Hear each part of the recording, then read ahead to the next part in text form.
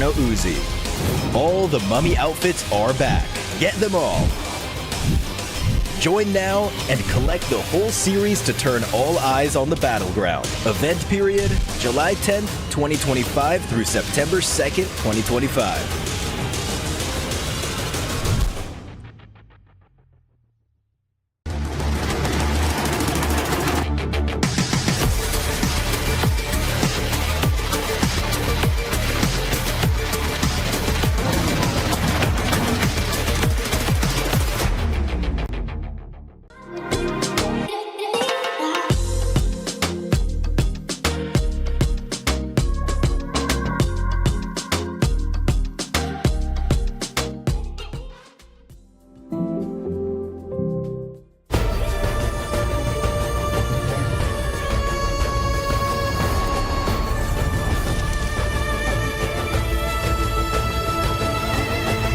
This land is calling.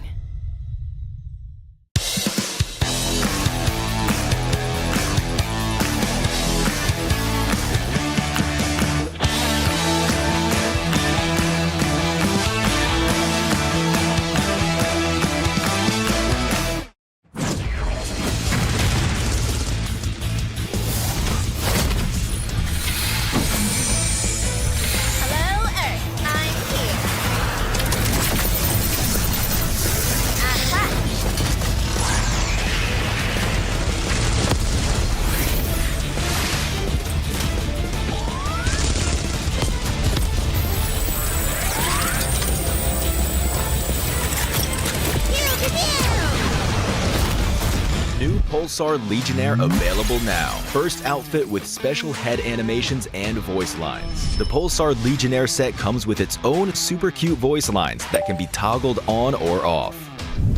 What happened? Bye, friend. Hello, Earth. I'm here. It also features the upgradable Hyperion ship DSR and Jet Reaver glider with special animations. Experience parachuting like never before. That's not all. Even more rewards await.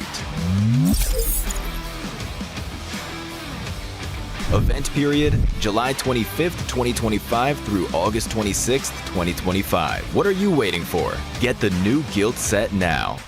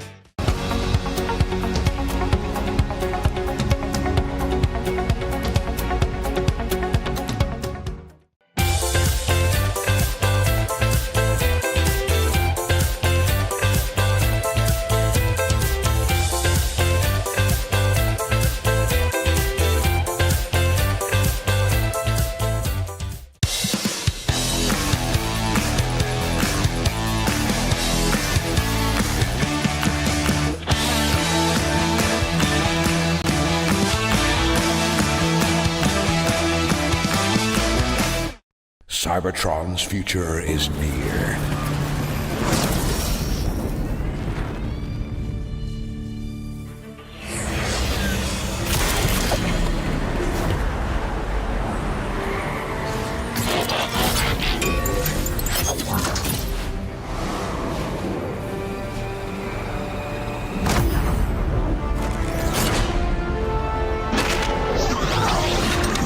Autobots, roll out!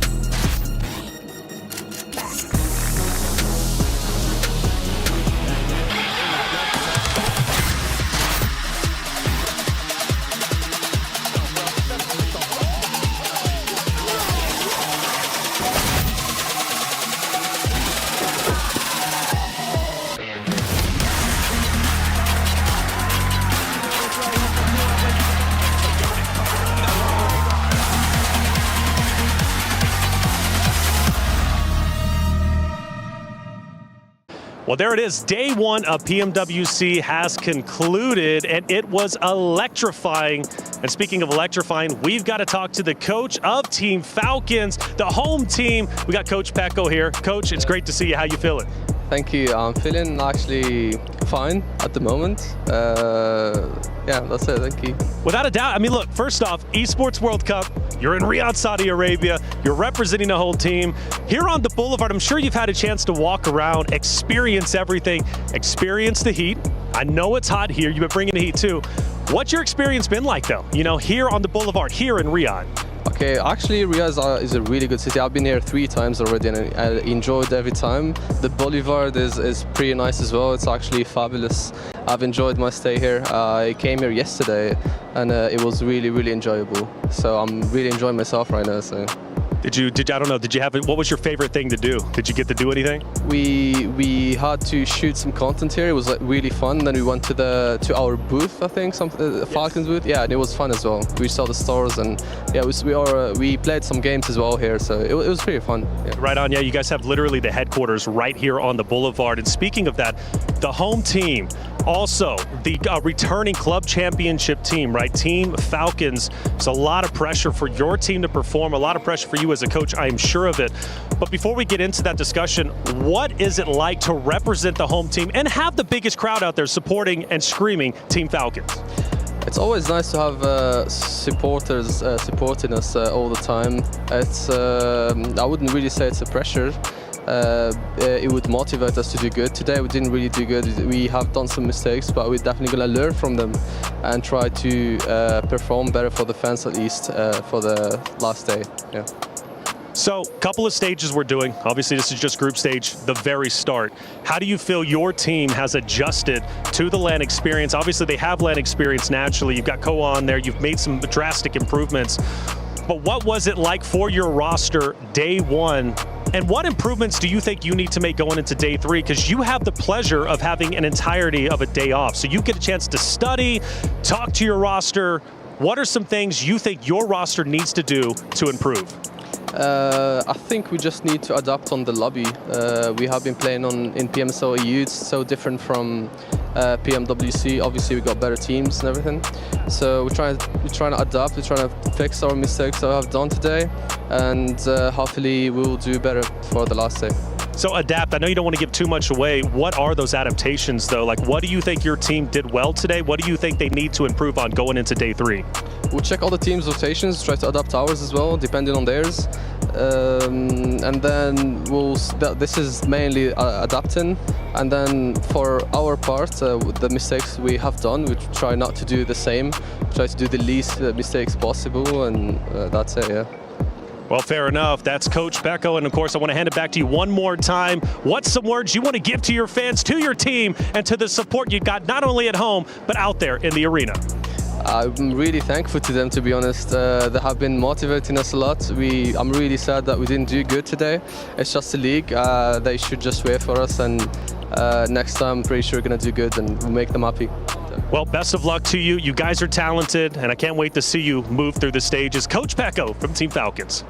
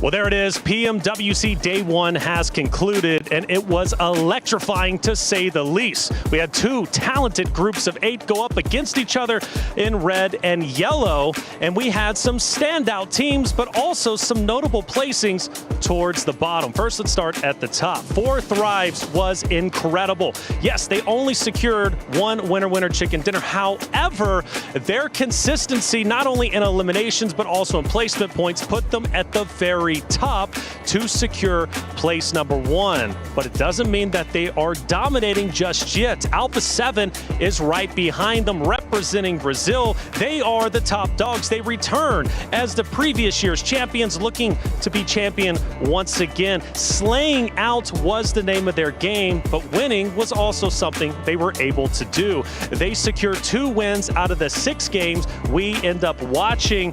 But another team that was very notable was DRX. Highly consistent themselves. They started off the day with the win, and they would go on to win yet another game, and in fact, get a 2nd and 3rd place finish, finishing in top 3. They are a roster that could very well sink the ship for a lot of others, like Alpha 7 and potentially even 4 Thrives. We'll have to see what they do when they return to that very stage. But of course, we talked about positives. Let's talk about a team that needs to improve. Team Falcons, the home team who had the biggest crowd in the venue. Team Falcons, 12th place. I know they're not happy with that result, but they did show that they have some high potential. I think they're going to return even stronger when they return on day number 3. At the end of the day, if your favorite roster was towards the bottom, no worries. There's 6 more games remaining for both red and yellow, respectively. So plenty of time to come back and overcome adversity. Day 1 of PMWC was incredible. So many heartbreaks, but also some powerful moments from the teams you know and love. It was just the start. We've got plenty more to go, but we've been tasked with the, I think, impossible challenge for casters to just wrap up day 1 in 2 words. Mind if I give it a shot? Go for it. Okay, so 2 words, gonna be hard like I said, but for me, I look at 4 Thrives, taking the charge, taking first place with the winner chicken dinners plus Elands, but they had a challenger. It was Alpha 7, the top dogs who are looking to take it all once again. So for me, Chaos Unleashed will be my 2 words to describe day number 1. Do you think you can one-up me? I don't know about one-upping, but I'm going to give it a go. It is certainly a difficult tournament here for a lot of teams, and I think most notably for the Falcons and Regnum Kaya. Finishing out the day with a chicken dinner for Regnum Kaya, but they were a little bit faltering. So my 2 words, false start. Ooh. It is hot out here in Riyadh, out here on the boulevard, but we are ready for Group Green to come into play. We'll see you guys on the battlefield.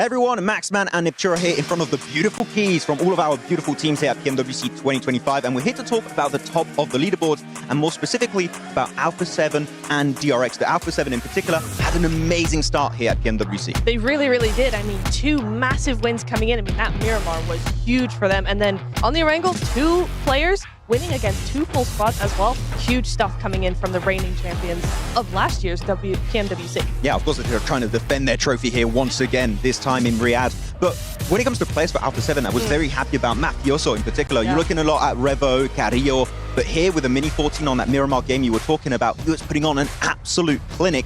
And I do wonder if we can see that happen again on their 2nd day's worth of play, because let's not forget, they're not playing today. They have that break, which is very important for teams to fully use to do research to get ready for their final day.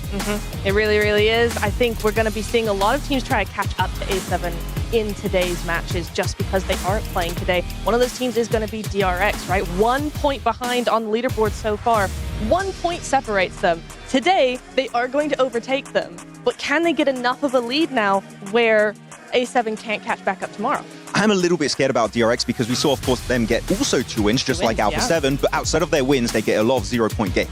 And that is a little bit scary because their bad games are very bad. I want to see some better bad games, which I know can sound a bit weird, but just a few eliminations, a few placement points, they would be looking very comfortable to make their way straight into the grand finals here at PMWC. Though another team that I think is going to be interesting to mention here that maybe didn't quite perform on the same level as DRX and Alpha 7 is Team Falcons that had, I think you said, a good start, but did tend to fall off a little bit towards the end. Yeah, it was a really good start for them. I mean, we talked about it after game 1. I was really impressed with how they played. They came out guns blazing, but then they kind of just fell off and it kind of just went down from there. And it was really unfortunate to see. Maybe tomorrow they can bring that back up, but we did talk to the players and the coach after the games as we were all heading off back to the hotel, and they did have a few things to say about the Miramar, didn't they? Yeah, it's mostly about scouting, getting information and knowing exactly what kind of play you want to make based on that information they gathered. So I think the scouting is going to be focused on quite a bit more going into their second day's worth of action. So you know what? What position can Falcons be in? Do you think they can make it right into the finals? I would hope so. I think they definitely can. If they can get the scouting back in order, then yes. Yeah, I heard Pekco can do amazing magic tricks. Hopefully he can do a magic trick also in the game. But with that said, we're going to go and throw it right on over to 7 and Blank. Well, thank you, Max and Aptura. I'm glad you guys got a chance to talk about those teams. Now, let's talk about Fourth Rise because that team is currently in first place by just 1 point over the defending champions Alpha 7. I am having to walk so slowly because of you and my long legs. But yeah, Alpha 7 were behind by 1 point versus Fourth Rise there. We were doing fantastically well yesterday. A great team coming out from Pakistan. I think a lot of people were very surprised. And Noki, what an unbelievable turnout by him on that final Miramar. Not even just Naki, I mean, Sleepy from Horror Esports. He was able to get MVP, over 3,400 damage. That was impressive. And also Falak, even though he has been playing for a very long time, I feel like he's finally starting to come into his prime. And he was able to agree with me on that. I mean, in one match, when they actually ended up getting the chicken dinner in Erangel, he ended up with 7 eliminations. Yeah, crazy stuff. Falak, one of my favorite players in the whole world. But in the meantime, let's head over to Veracity and see what she's been checking out. Welcome back once again, everybody, to the STC Club Championship update. We've just closed out our 9th game title here at the ESPORTS World Cup 2025, along with the 9th unique club to walk away victorious. We had none other than Basilisk and Cyril walking away with another victory under his belt, which I know is pretty impressive in itself. In second place, though, we had Virtus Pro, the 2-time runners-up, adding significantly to their club championship points, making them fully eligible for prize money now. We also had Team Liquid and Cure walking away with their very first podium here at the ESPORTS World Cup, and they're currently tied for 6th place. In the side of this Team Falcons camp, though, they secured themselves a 4th place finish, but they still have yet to walk away with a victory in any of our game titles at this event. Only time will tell whether or not the reigning champions will be able to make it happen. So let's go ahead and find out. Well, thank you, Veracity. Yes, we're going to get started here with day 2 of PMWC at EWC 25. Yesterday, we had plenty of surprises. I mean, Fourth Rise from Pakistan, as we were mentioning earlier throughout those videos, finishing in first place and getting really, really close to Alpha 7. But before we even dive into all of that, how are you feeling, Naptura? I'm feeling very good about everything that's gone on so far. Very good. Yes, Max, I know. No, Team Spirit's not here. Hey, okay, for the record, he said it first. It wasn't me. Yes, even though Team Spirit's not here next year. Anyway, yeah, I'm feeling really good about today in particular, based off of what we saw yesterday. Coming into today with a new group, but also basically all of the teams that were in the top 5 minus A7 also coming in as well. I think it's going to be very interesting. Yeah, like after today, some teams will already have secured their spot for the finals. I think we're all in agreement on that point, but some other big teams going to be joining the battlegrounds today, right? Yeah. Thunder Talk, you got your Alpha Gamings. A lot of people going to be supporting them today, so are very excited to get in these games today, 7. Could it be the docketing happen again? You know what? We'll wait and find all of that out. I'm hoping that it doesn't end up happening, but in case you did miss day 1, let's take a look at the Kriya top plays from day 1 because we had a bunch, and I mean talking about this player, Fourth Rise Falak. He was able to put up 7 eliminations as we mentioned earlier in just 1 match. He ended up popping off, Max. I mean, come on, it's Falak. Right now, the uncontested best player in Pakistan, okay? The guy has that MVP potential, unless I pick him, apparently, like in the PMSL CSA finals. Quite unfortunate. But it's good to see other players rise next to him, like T24 has always been looking really good here, Neb. But especially Noki, securing that game almost on Miramar. final 1v3. Didn't go quite the entire way versus Alpha 7, but he got so close. I was very impressed with his individual performance yesterday. Yeah, I think in CSA we saw a lot from T24, we saw a lot from Falak, but we didn't really mention Naki all that much. He's really shown a different side to himself, I think, in at least yesterday, in the last 6 games. I mean, it's in this very game that he got a very near 1v3 clutch against A7. So, like, A7 won that game, but Naki, man, he was kind of the star of the show on that game. Yeah. We saw a highlight. I saw a clip somewhere on Instagram, I think from Alpha 7. They were having their reaction. Oh my God, we're about to win. Yes, we're about to get the second win. And then all of a sudden, Naki just started popping off the other players. And they're like, Wait. It might not go as smoothly as we talk. But let's look at some of the Crunchyroll reactions from day one. We had DRX. 2 wins. Nobody expected that. Alpha 7, 2 wins as well. Honestly, I was not expecting that because of the caliber of gameplay that we expected to see here at PMWC. No, I think it's a really unprecedented sort of result that we're getting here for 4 games to be won by 2 teams at this level in this lobby, as you said. And especially, I think, not to be that person, but coming from Alpha 7, who historically don't do anything until later on. You know, they kind of are slow to start. You said this, 7. I'm using your own words against you here. I said they are slow to start historically. Yeah. So I think it's cool that we've got now 2 wins coming in from them as well.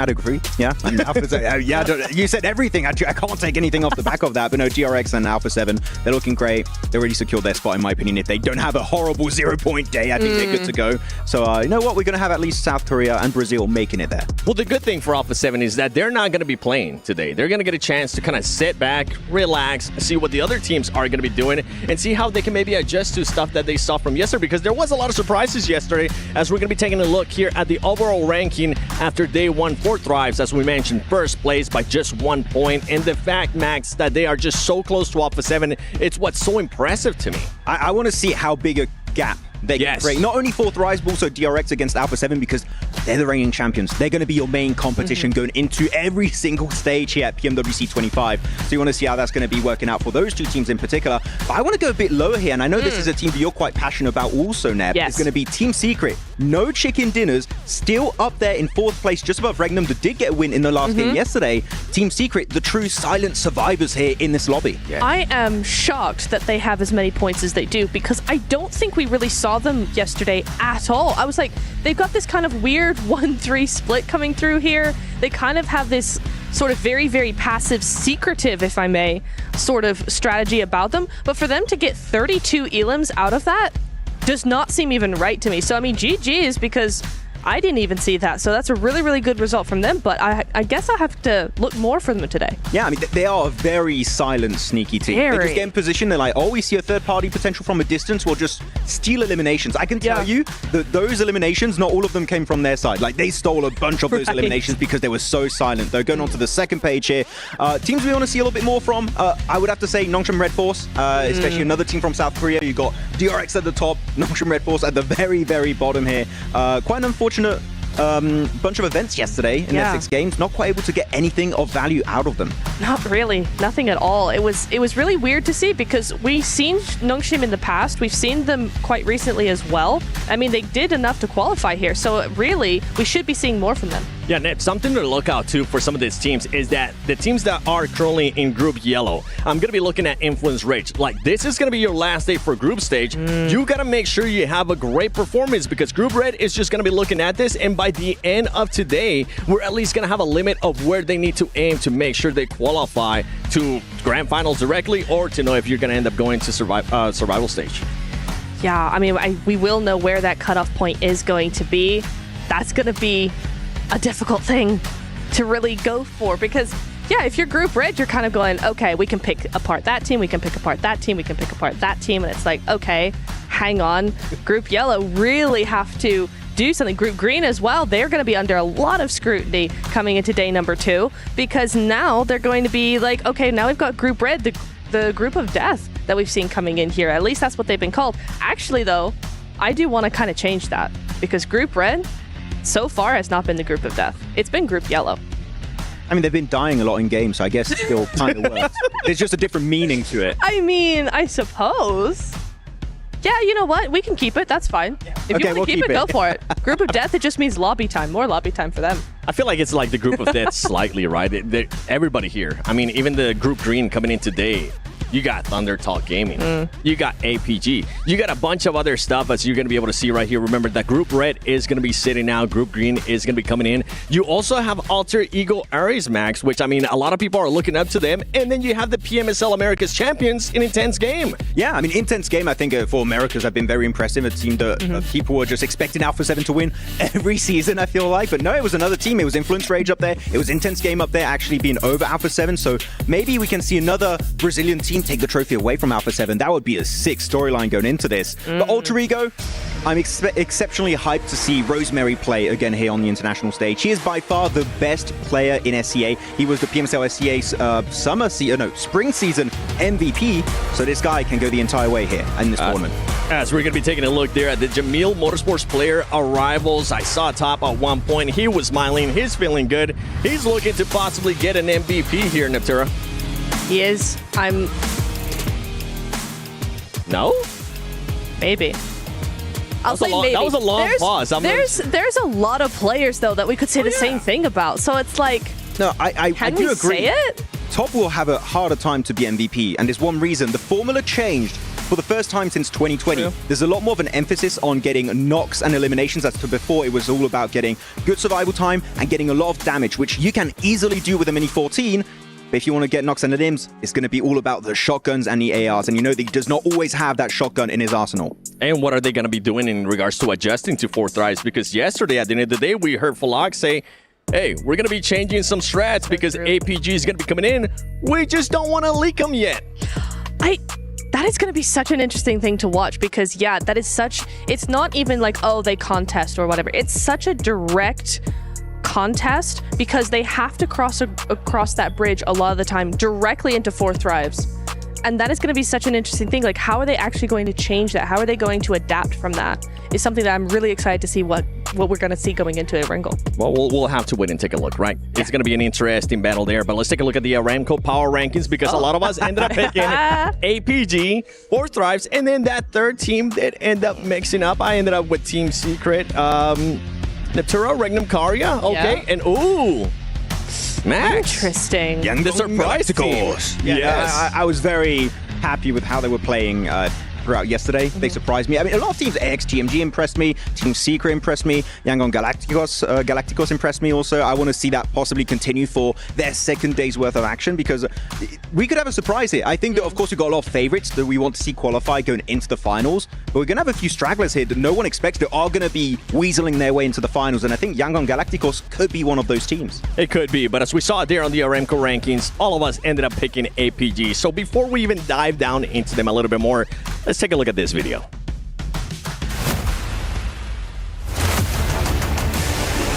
They go by a new name, Alpha Gaming, but this roster has been grinding for years. At its heart, the core of 4 Miracle Vibes, who put up a strong performance in the group stage with a 3rd place finish, ended up 12th overall at PMWC 2024 after struggling in the main tournament. This year, they have fought through the toughest lobbies, and now, with the rebrand, with a reloaded lineup, they are aiming for global recognition. They have brought Top, formerly of Star Wars Esports and Team Falcons, one of the most fierce fraggers in the region, aggressive, unpredictable, and clutch. And leading them all is Doc, the IGL, the tip of the spear and the team's top fragger. He doesn't just call the plays, he makes them confident, calculated, and deadly in pressure moments. Seal and Reefus are powerhouses of their own, and together they become one of the scariest teams in Central and South Asia. At the 2025 PMSL CSA Spring, they left no doubt. 216 points in the survival stage with 3 chicken dinners. 170 points in the finals and 2 more wins. They walked away as champions with the title, the prize, and a ticket to PMWC. Now they head to Riyadh. For Doc, it's a chance to lead his team into history. For Top, a shot at a global redemption. For Seoul and Reefus to show just how dangerous they are. This isn't the star of their story. Alpha Gaming is coming, and they are not coming quietly. Well, Max, I was kind of hinted at it there at the beginning of the show. Neb, you kind of heard it too. Is the docketing going to be happening? And you know what? Before we even get a yes or no, explain to the viewers what the docketing is. Okay, for those who did not watch PMSL CSA, docketing is a very important thing that keeps happening for Alpha Gaming, which is Doc being like, sorry guys, I'm going to go 500 meters away from the rest of the team and do my own thing. And usually that results in him going out early or his team getting squad wiped. And because of that, the survival time goes down, they don't win games, and it really hurts them. That's what happened in PMGO, right? He got MVP, Doc, and the rest of his team was so low on the ranking. It was just a crazy bunch of events happening back to back to back in every match. So Doc, hopefully no docketing. Hopefully he sticks with his team, which he was doing in PMSL CSA, but he didn't do too much in the Hong Kong Invitational, and that does scare me a little bit. I think it comes down to this. If the docketing doesn't happen, they're slated to possibly win the entire thing. Exactly. If the docketing happens, it's not good, guys. Doc MVP, but no trophy. Yeah, basically Doc MVP. He secures that. That's good. Okay. The rest of it, the rest of the team is like, okay, cool. Have the MVP. That's fun. Quick little theory here, because we did see in the interview that 4 Thrives have a game plan to take care of Alpha Gaming. What's Alpha Gaming's response going to be to that? Because they saw that interview. I can tell you, they saw that interview happening with Taylor. Ooh. What's the game plan? Right? Probably the thinking about it. They're probably going to be thinking about what's going to be happening in the bridge, because that's what Falak from 4 Thrives was saying too, right? They always end that meeting in that western bridge. So I'm pretty sure they're just going to be adjusting those strats. I'm hoping, though, that when we end up going into Sandhawk, I don't want to see as many hot drops. Do you want to see hot drops? Yes. It's fun. Boot camp. Ooh. Okay. Alpha Gaming. And? I'm not sure. I think someone's going to try and contest it on the rotate around them. Maybe Influence Rage. Yeah, it is a team that does end up going there. But I mean, as we're getting started, Sandhawk, I'm looking forward to seeing who's going to end up winning that first match. I'm looking forward to seeing what some of the new teams now from Group Green are actually going to be doing, because that's going to be the big surprise, right? Are they going to be starting off slow? We did have some teams yesterday where they started off very hot and then it slowed down, and vice versa. But with all that said, I'm ready for Sandhawk. We're all ready for Sandhawk. I'm pretty sure you are. So let's send it over to the stage.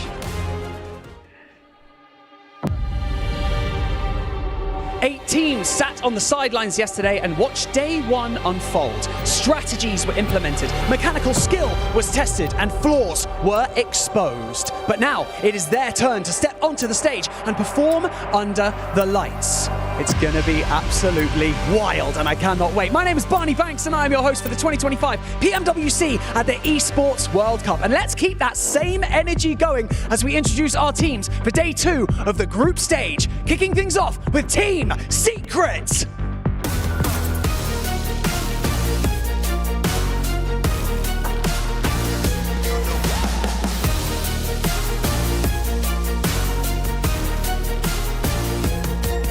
Hinotrope Gaming.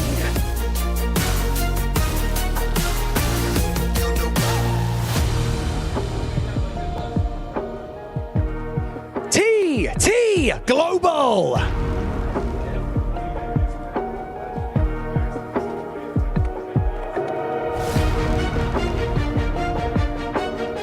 Intense Game.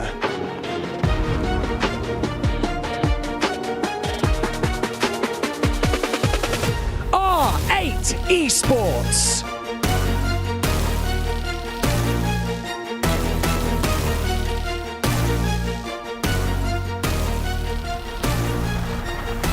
Alter Ego Eres.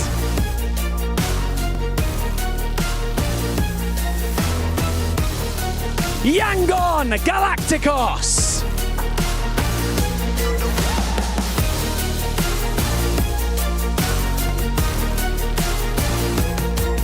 EDA Esports.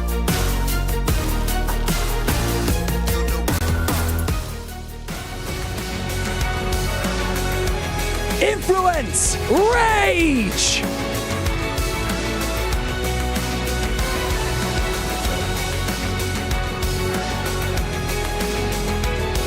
Regnum Carrier Esports.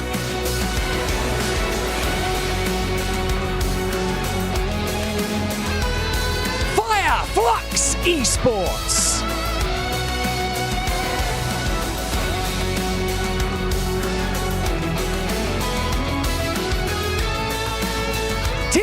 Team Vision!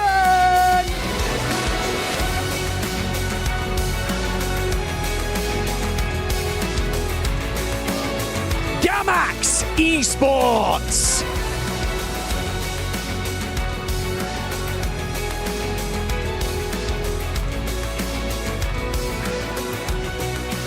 DRX!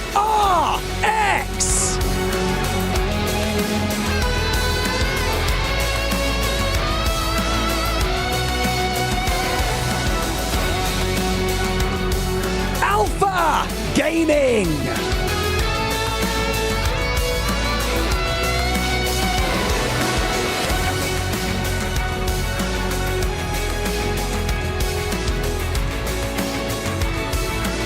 And finally, 4 Thrives Esports!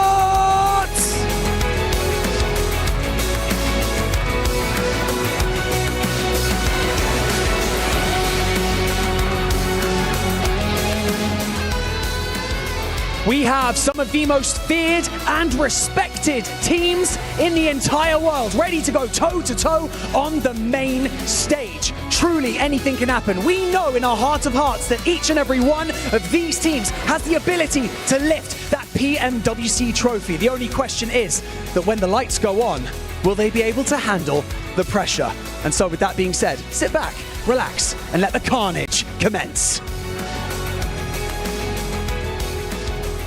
I love that we have 4 Thrives there at the end, as they are currently the team that's being hunted down by everybody else.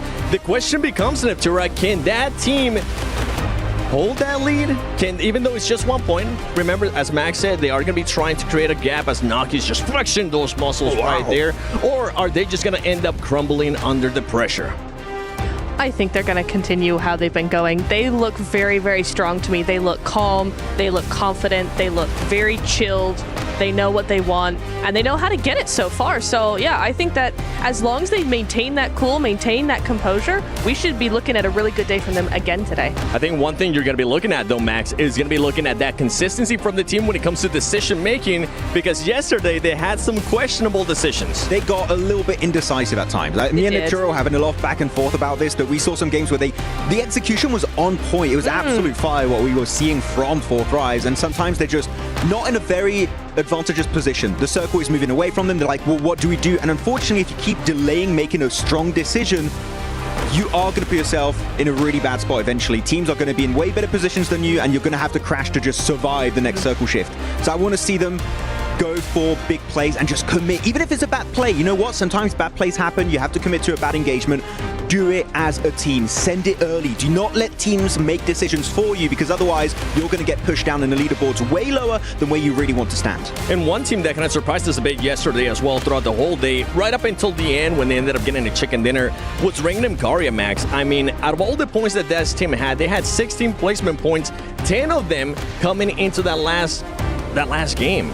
They cannot allow that to be the same case here going into the last day of group day for them. I'm going to be also a little bit critical about Riyadh on that one win of yesterday. Yes. I think the reason why they won it is because of a DRX mistake, where they gave the high ground position for free. Sure, Silas saw that there was a mistake being made, like, oh, I can capitalize on this position. I can take the high ground away, and off the back of that, we get rid of Team Secret, we get rid of DRX, we get the win at the end of the day. I do love that execution, but it was kind of given to them. I want to see PMG at Riyadh here. That is the Riyadh level gameplay I want to witness in these matches, because if they do that, this is a team that can take home PMGO trophies, PMWC trophies, PMGC trophies. They can win global tournaments if they bring the absolute S+ tier gameplay. We just haven't seen it just yet. And if to another team, I mean, DRX, that's one that just kind of comes to mind, right? They ended up getting those 2 wins yesterday. Outside of those 2 wins, it was only just 5 placement points for this team. Are you looking for them to change anything, or just keep doing what you're doing and hope that you get another 2 wins today?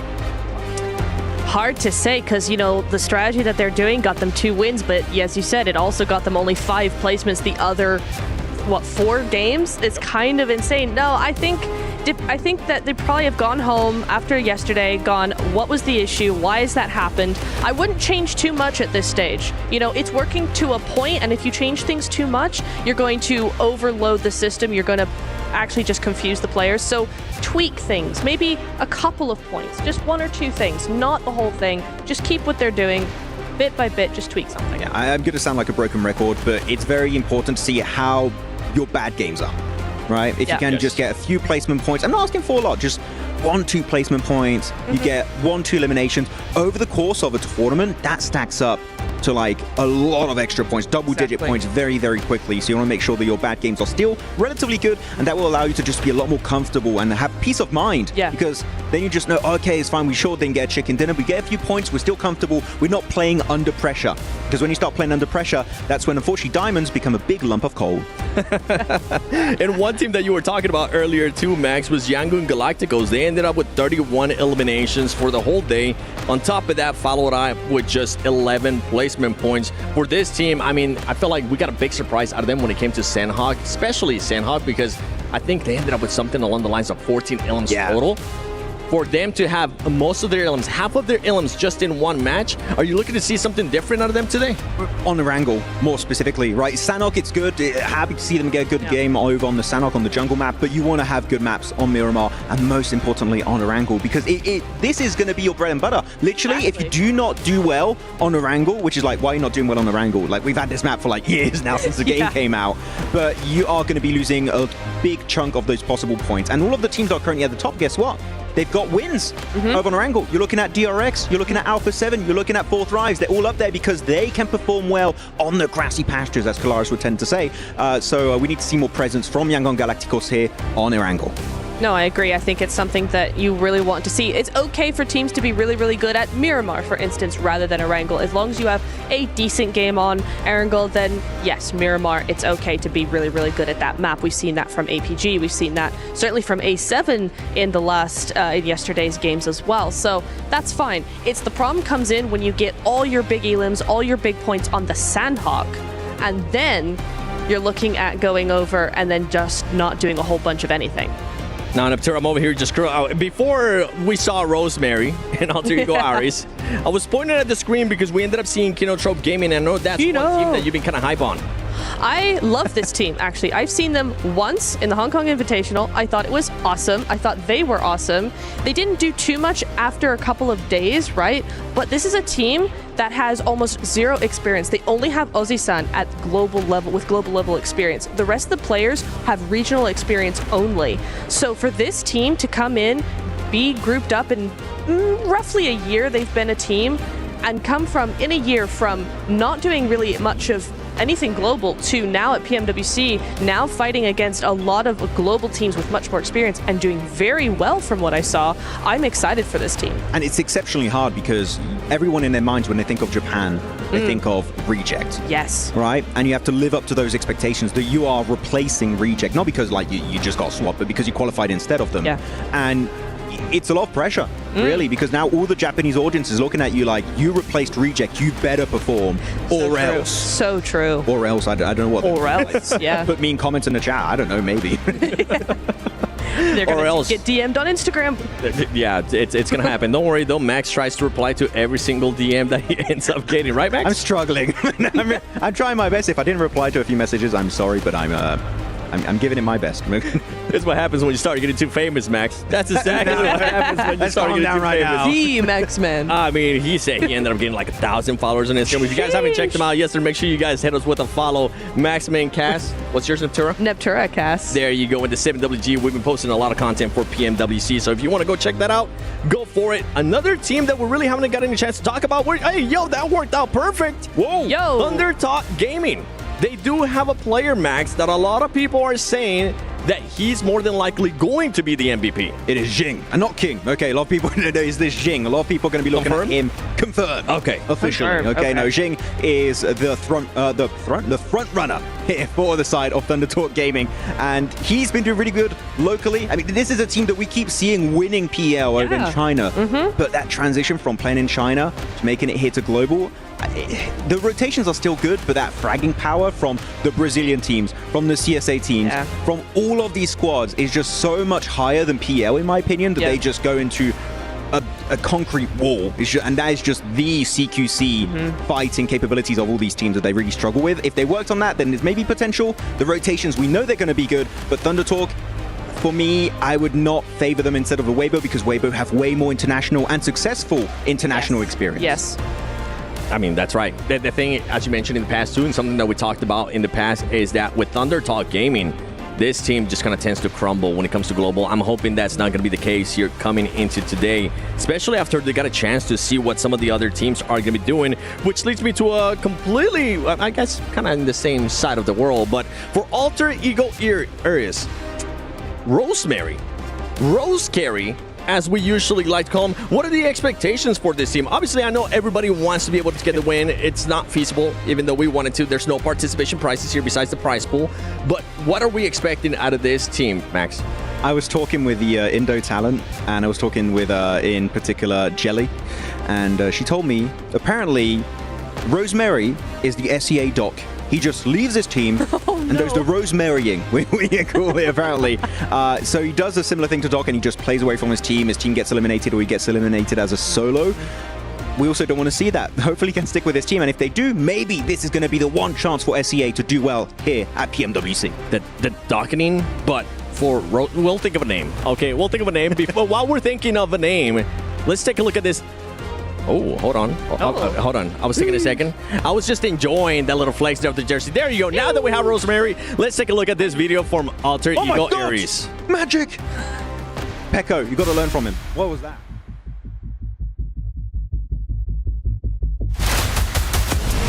Perasaanku kembali ke Riyadh sangat seneng karena dimana tahun kemarin kita gagal untuk ke Riyadh, dan tahun ini kita dikasih kesempatan lagi untuk main di sini lagi. Menurut aku, performa tim aku selama saya berkarir di Alter Ego banyak yang up and down-nya, banyak yang masalah-masalah yang kita lalui, dan puji Tuhan kita masih bisa mengatasi itu semua dengan apa yang pengen kita capai lah. Jadi kita mencari chemistry bareng sampai di mana kita mendapatkan hasil yang lumayan bagus, dan disinilah kita akan membuktikan semuanya gitu.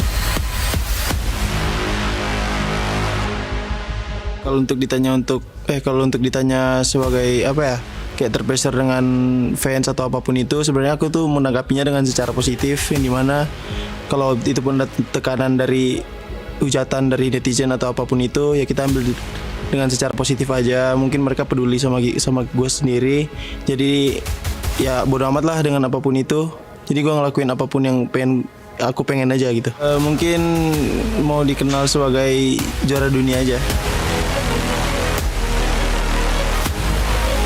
Yang bikin tim aku pede karena dimana kita udah membuang waktu banyak, waktu latihan apapun itu, membuang semua energi kita buat ngelakuin hal yang terbaik, dan inilah hasilnya. Makanya di sini kita bakalan coba ngasih yang terbaik dan membuat Indonesia bangga lah sama Alter Ego juga. Untuk fans Alter Ego dan fans aku sendiri, terus doain kita, support kita, mau kita lagi di atas atau di bawah, tetap semangatin kita aja terus, dan percaya kita aja di sini bakal ngasih yang terbaik buat kalian. Thank you.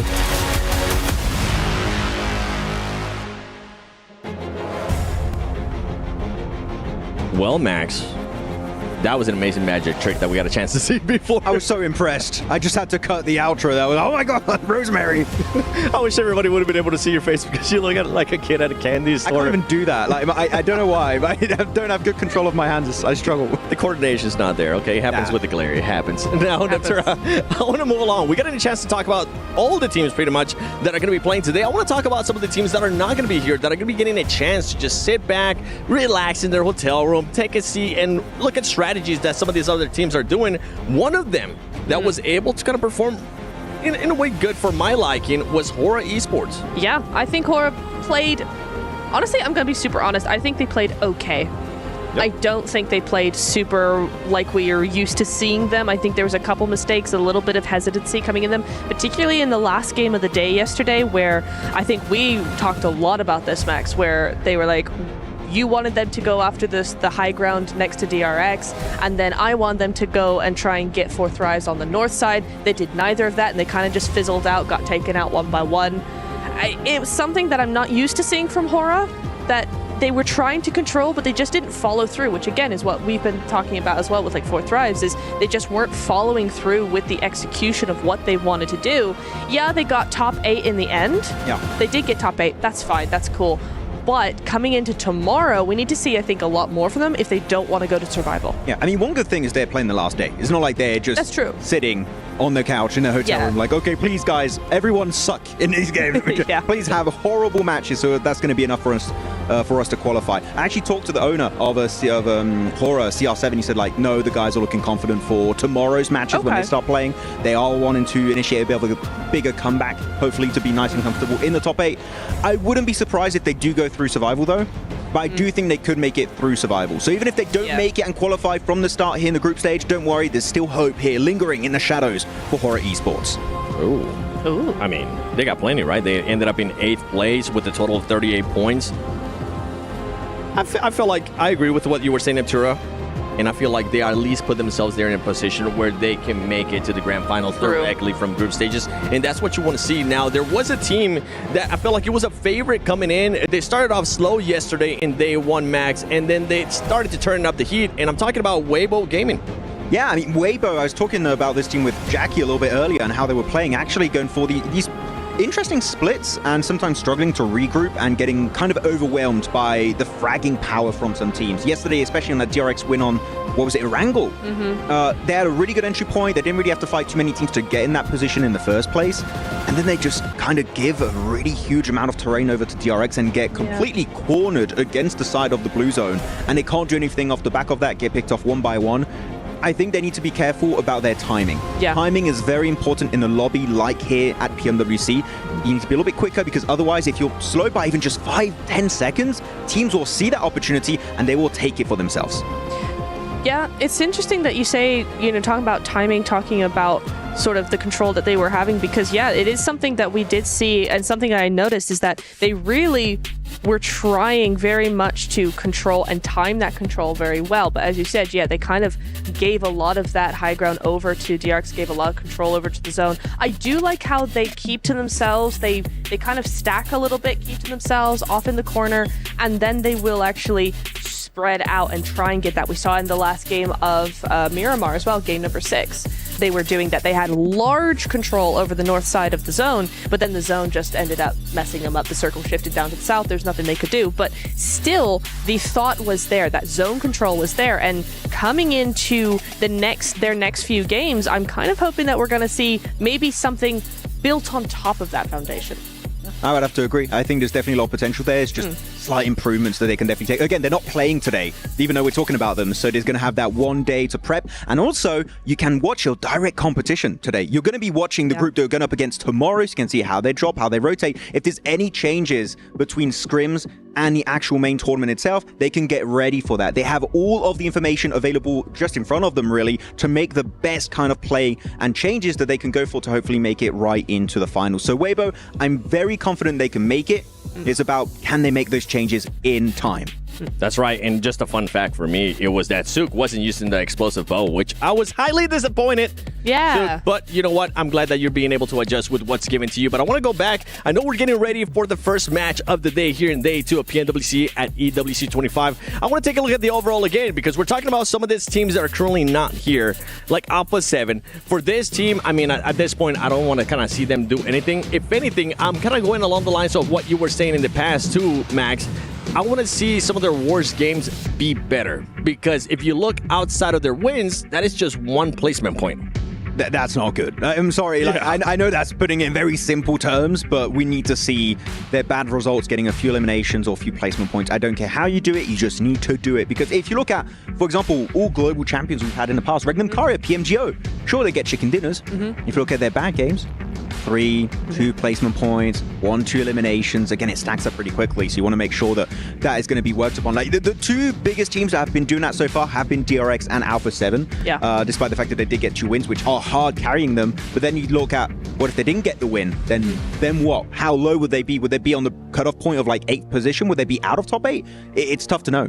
But maybe is that part of the strategy, though? Because in some ways, when you have a group stage like this with a rotation of groups, you have to think about the mentality. You have to think about maybe different strategies coming into based on if you're doing day 1 versus day 3. For an Alpha 7, for a DRX, are they looking maybe at going, we just want to go big or go home, get as many points, big wins, get all that momentum, get all the craziness out of the way, and then once they have that gap initiated, then they can use their second day to kind of just flow through, just kind of glide on that. Okay, but I'm going to tell you why I'm scared about my point I just made about inconsistency. I'm looking at DRX in particular. Sure, they got 2 chicken dinners. Remember the circles they got. The one Erangel, the one Sanok. They got gifted amazingly good positions from pretty much phase 2, phase 3 going forward. You're kind of right. If they didn't get the circle, would they have still had that good a game? Would they get in top 5 or top 3, get a few eliminations? If they don't get good circles for an entire day, which happens to teams, I think they would be way low in the rankings. I think they would be on the second pages. Whoa! So I want to see them get a game where the circle is not quite in their favor, even though, again, they're not playing today. Talk about a Dr. Suleiman Al-Habib hot take right there, Max. Let's go over to the second page, though, because I want to see where some of these other teams are also going to be at. I mean, you got Influence Rage currently in 8th place. That is a team that is also going to be in their last day of group stage. I want to see them be able to do a little bit more. I think this team, I honestly thought that Influence Rage was going to be outperforming Alpha 7 coming into the first day. That is not the case. Actually, I'm really happy you bring up Influence Rage because we're going in Sanok on this first game. Instead, they drop in boot camp. Alpha Gaming usually like to drop there. Boot camp.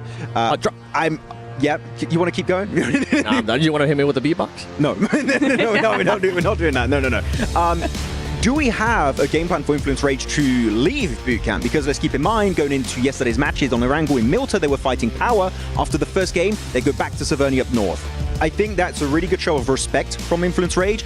I would like to see that happen again on Sanok because sure, it's only 1 Sanok per day. It's not going to hurt you that much if you go out early because Alpha Gaming are very, very strong in bootcamp. I think that it would be to their advantage here to maybe go somewhere else, even around bootcamp if you want, but don't drop in the city itself because it's messy and teams are ready to third party. Actually, that makes me go on to another point. Back in MENA, we saw R8 constantly third partying teams trying to leave bootcamp. So that might be a similar game plan here that you're fighting bootcamp. We wait for the fight to cool off a little bit and then we third party because we have all the resources to take the fight. We have 4 players. You might be down to a solo, a duo, a trio. We can easily take those points early on. Do you think we're going to be seeing that hard drop? I think we are, yeah. I think so too. How about you, Natura? Yeah, I'll go with that. Yeah, I think with the way that these teams usually tend to play, I think they're just going to be fully committed to it. I don't see APG, even though it is their first game, I don't see them doing anything different here. There was a team that we were talking about earlier, Weibo Gaming. I want to take a look at this interview from this team first.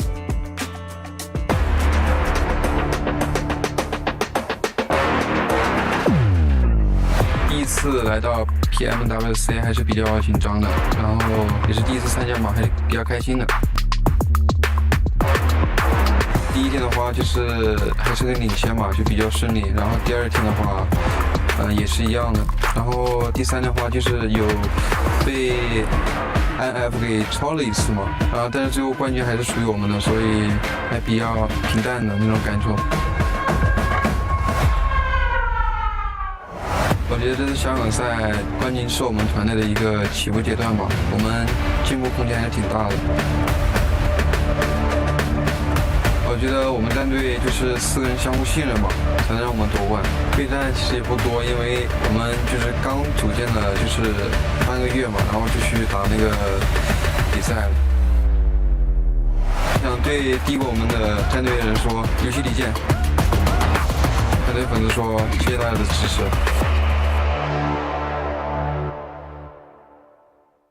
Biraz small güzel olmuş.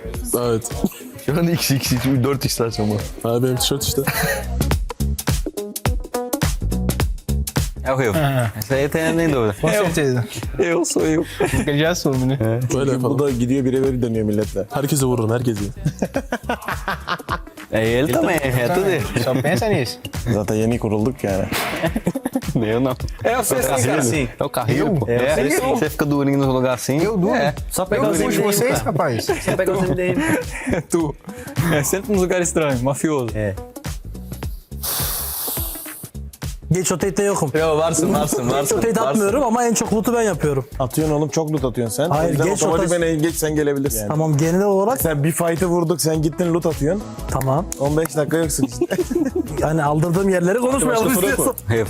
Ele, disparado. Não. O cara dorme 15 horas no voo, é ele. Não, mas é diferente. Não, pô. não é diferente, não. É diferente. Claro, é ele. Para de mentir. Ele dorme Nem mais que você eu. acredita nisso, Ele dorme mais que eu. Você não, dorme mais você que eu. é louco, ou tudo que esse cara Você dorme. dorme mais que eu. Você. Para, eu tenho dormi mais 4 horas hoje Eu tenho só. mais facilidade de dormir, mas você dorme mais que eu. Meu amigo, você dorme 15 horas no voo. É você, é o mafioso. Mafioso. Não. O Revo.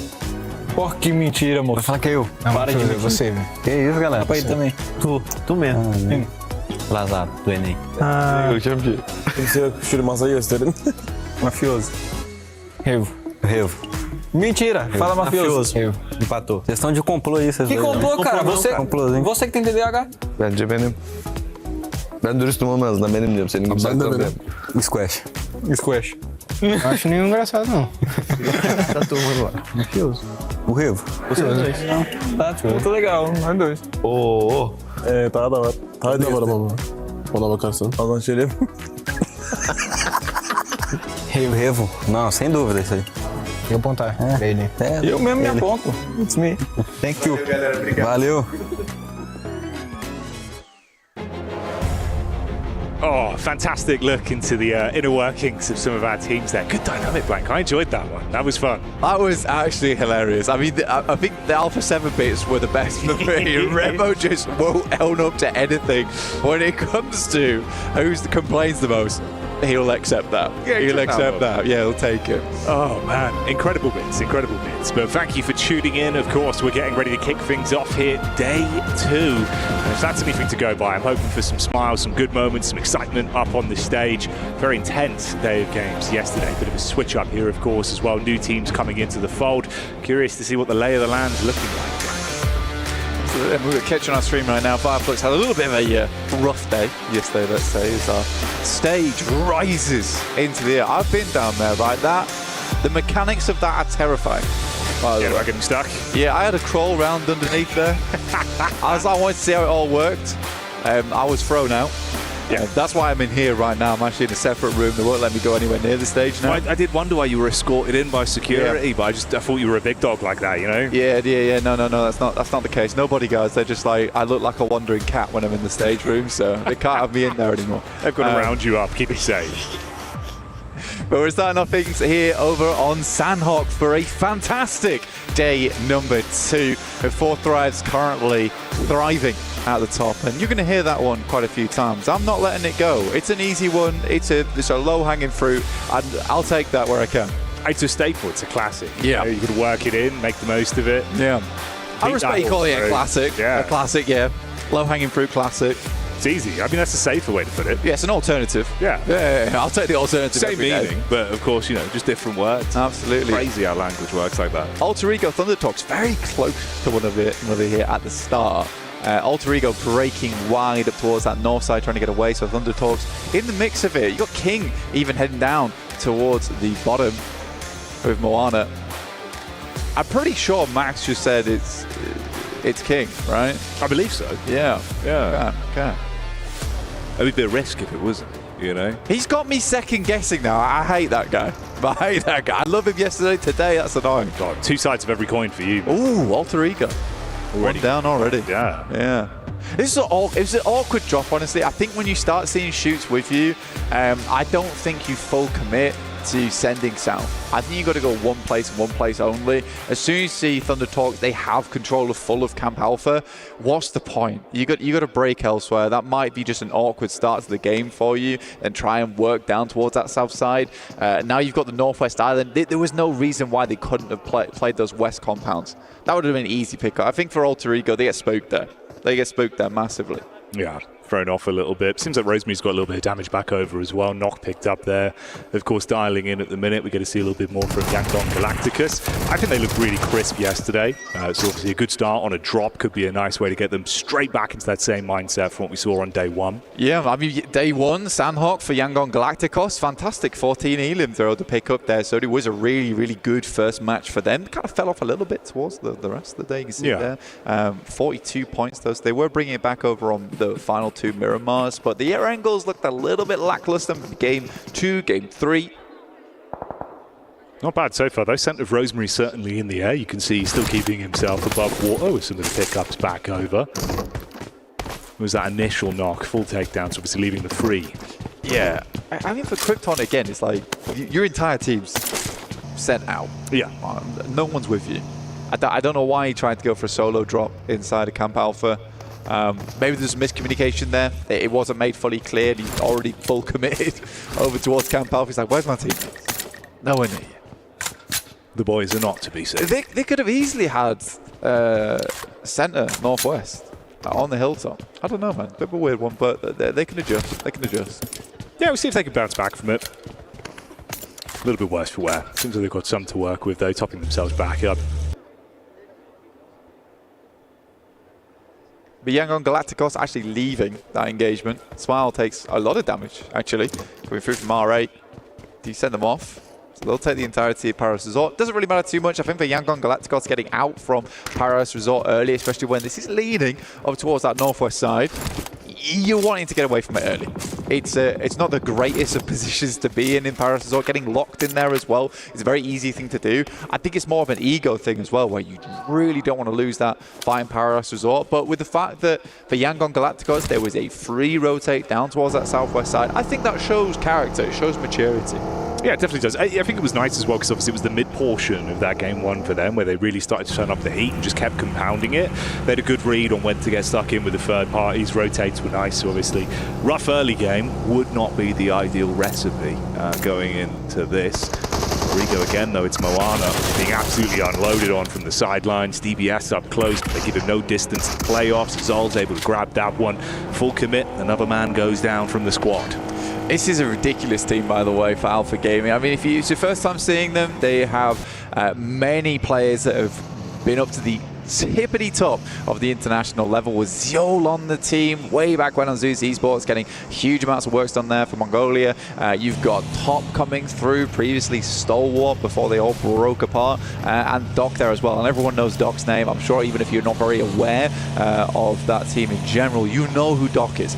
He plays in most internationals. Very, very, very strong player. Now, I do worry though, because it's a team with a lot of personality on board. His Vision though moving in over towards Sandhawk. This is Vision grouped up, looking to rock together. Go for the burst in. DBS is bringing the baseline as the beat comes through. Bit of a shot back over from Vision. 2 knocks instantly onto them. Marcelo up close towards the window side, just baiting off his teammates' contact, looking for the close range engagement. And it's not ideal for Team Secret. 1 by 1, ripped to pieces. And yesterday we saw them performing far better when they could play passive blank. It felt like if they were able to play from a distance, it was good. Here it's a rough early start.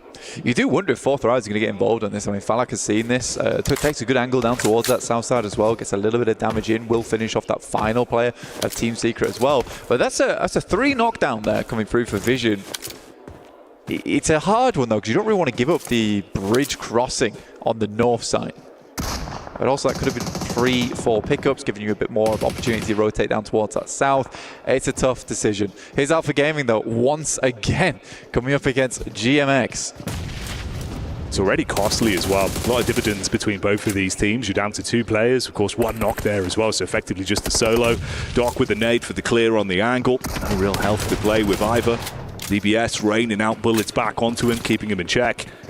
Even if they come away from this, you're going to be so low in terms of what you've invested into it. They'll run back into it. Mate. It's not gone off yet. Not gone off yet. Oh, he's gone. Oh, my days. That is... that's an interest. I thought we'd at least just commit at that point on the double take. I was like, okay, that's a mad play. It's not gone off. He's just going to straight the building. But instead, he's just stepping on it over and over again, going for the bop it maneuver. This is not footy. You can't kick that thing away. So, yeah, Alpha Gaming, though, they do lose 2 players. Just Top, as well as Doc remaining on the team. Pretty strong combo to have. But as a 2-player unit, not ideal. So already losing Team Secret and Gamax and a total of 14 players. 7 minutes in the match. This is getting hairy real quick. You mentioned it as well, of course, with Vision potentially getting dove down on by the 4 Thrives roster. It seems that they are throwing out a few bullets their way to keep them in check. Zone on the move. Yeah, that's a decent shift for 4 Thrives, 100%. And Falak was having a look in. You're right. You're absolutely right. He was having a look in down towards that south side. But now I would say their position in the circle becomes way, way, way stronger in terms of real estate. You do have this difficulty, though, Jackie, I will say, where you've got 2 players over towards Hatin. You've got T24 as well as IQ down towards the southern compound on the bridge. You're a bit fragmented right now. If they feel like they can hold all that area, sure. I suppose we'll see if they do overcommit to it. Seems like Falak's still curious if they can actually get anything from it before they back up and play a little bit more for the long game. Could be a risk you run into. You had Rosemary up on the hill as well, just taking shots down, and he was able to find some impact there, of course, towards Alpha that got pushed up on. It was a rough early fight for them. I think losing 2 from it, considering how they were hoping, obviously it'd just be a quick smash and grab, it's not ideal. They haven't made out like bandits. Yeah, it was 2 fights back to back, right? And they were just forcing that position on the south side, which can actually be a really, really strong place to play and keep you in check for a long time, because it's the slope that comes down from where APG are currently playing down towards Kinotropa, just making it in now. Thunder Talks currently playing in the Watchtower. You got Intense Game looking their way. But there's another shot coming through from Rosemary. Doing some great job on these pot shots. 600 damage already into the match here. Lovely stuff, because I think Kinotropa was trying to find a little bit of presence here, playing up on the cliff tops, but they're disconnected now. They're quick pop-ups as well. Actually, the shots he's been hitting, you can see how crisp he is from distance, which is nice to see he's still on it. Finding influence here, considering obviously the rough opener they had going into this. Dive in of the top, Silence getting aggressive. Got the nade ready as well. 3 seconds on the cook. I don't know how he just keeps doing this. Yeah, absolutely is dominating. Just from that one position on high. He's been given so much freedom to rip his way through anyone that dares to step up. Oh, that is going to sting. Smited back down to the ground. Up close with the DBS. You feel the full force in your chest on that one, Blank. That's decent coming through from Intense Game. Very respective of their region as well, right? It's a very aggressive region that Intense Game playing. They see an opportunity, they're going to take it. And they only lose Rafa as well for it in the process. Adrian, very, very strong player on that team. Really, really good fragger. But it's nice to see that Rafa and Silence also having a lot of success there in that engagement. So 4 elims so far coming through for Intense Game. But yeah, Alter Ego, it looked bad. It looked bad. They had to have a bit of a reset there and try and find some compensation. They didn't find all of those knocks and flushes, but Rosemary's certainly been putting the fear into these teams surrounding them. You love the heads-up call as well, obviously, just playing off one another, have the respect to play from distance, just go for those more solo maneuvers. They're not just thinking, okay, slow this one down massively, look to rat it out. They're actually keeping themselves involved. They've got the gun skill for it, bro, so it makes sense. Like, even with a rough start, just see what you can do, play your own game. It looks a lot more confident as well from Alter Ego. In the past, you see a lot of these teams coming through, especially previous iterations of Alter Ego, a little bit too passive. And again, it reminds me a lot of Sook from yesterday, where he was just going for plays where in that moment, it was the necessary play to make, but it was risky. So they go for this 1-1 split here coming through from Alva as well as Rosemary. And you're right, they were playing off each other very, very well. Fourth Rise, they don't over-egg the pudding here. They play Hatin. They've got Noki in the back line there. Influence Rage is on the way from that western side. So at this point in time, I'd quite like to see Falak pull himself off from this position. I think it's just more worth his time to hold Hatin and give up the ghost on that compound. Just hand that over towards Vision. They can hold your south side. Yeah, it's a good call instantly as well. You can see they've got the audio from this. So as soon as they've got Vision, call for the backup, like you said, they reposition from it. They're not going to guard towards the circle edge there on Vision. And you can see everyone starting to make their move over. It's DRX that are close behind Influence Rage on that crash up towards Hatin as well. Yangon Galacticos back on screen. Sandhawk Demons, but a little bit quieter in this one. DRX are backstabbing over towards Influence Rage, using the shallows to get the car across, but for how long will RA be able to hold on to this one? They're heading over towards the compound that Vision would have desperately liked, but Vision is late. Rosemary still finding impact in the elim feed as well, keeps it going, but let's see if they've got crystal clear vision on this one, or if in hindsight it'll be problematic. Getting the nades ready for the burst over. Meanwhile, looking rough as well for Fire Flux as they're being burned down, but still get a knock over onto Lil Boy. So at least some influence there back over onto the Rage squad.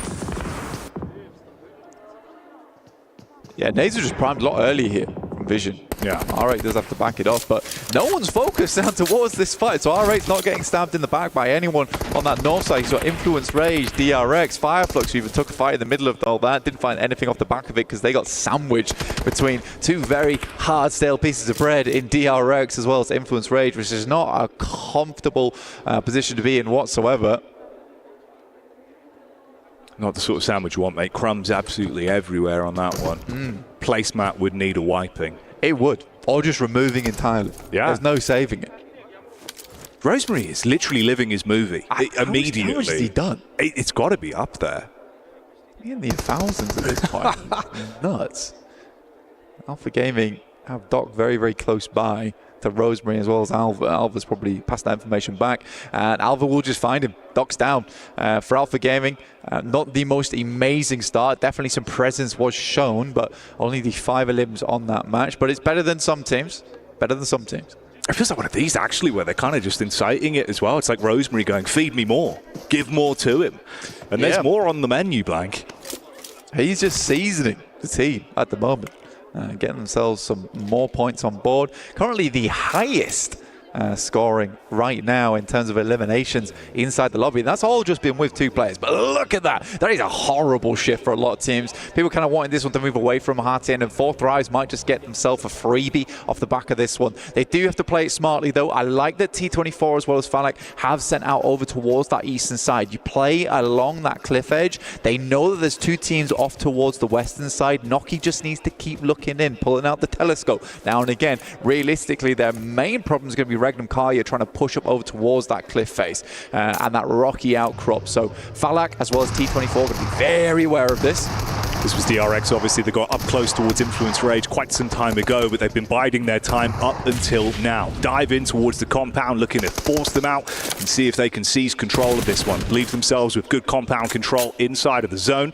Dive in instantly, find the first pickup, and start to at least secure themselves some cover to play with. Vision as well, popping back up. That's the delayed fight between them and R8 that's been going on for quite some time.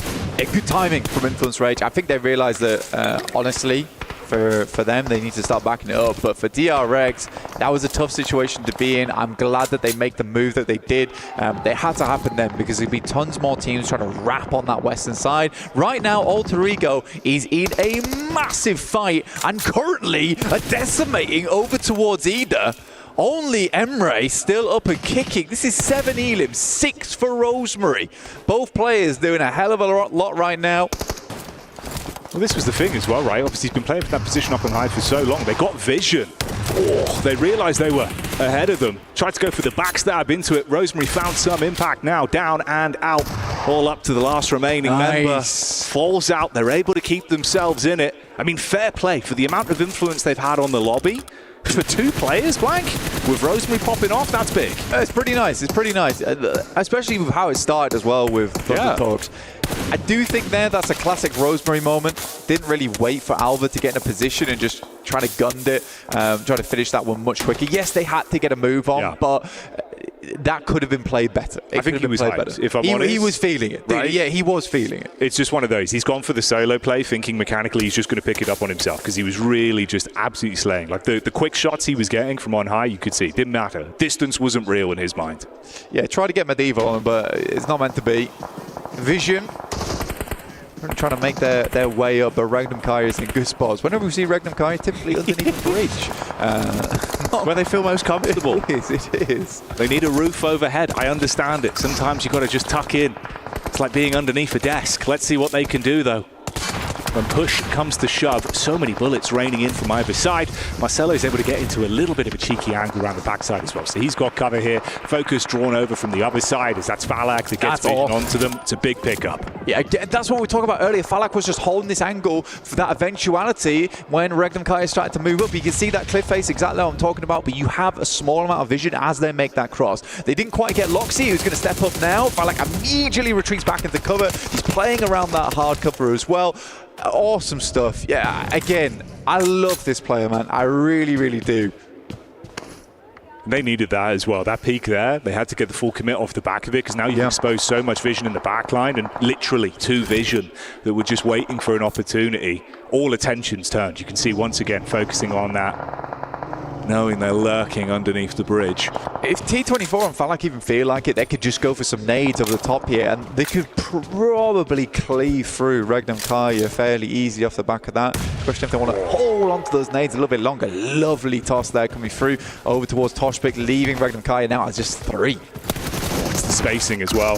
You're right on the money, Blank. They've got to try and push up and fight together on this one. Baiting out the crosshairs. Volt from the back line gets one straight in between the eyes on Silas. There's the damage back from Falak as well. Finding the opportunity, the third party onto it. And Vision go down. Getting the steals on that for 4 Thrives. I mean, they've been playing pretty passive this game, but just still finding those moments where they're keeping teams at bay. They make the good decision. Noki and IQ play over towards the northeast side where they can extend their timeout as long as possible. But there's a clear reason for this. They're holding that northeast side for the players coming up from the pontoons on that northern edge. And then you've got T24 and Falak playing off one another perfectly over towards players that might be coming up from that bridge. So they've got all the angles that they were worried about closed down. They know that Influence Rage and DRX are taking a lot of attention from one another.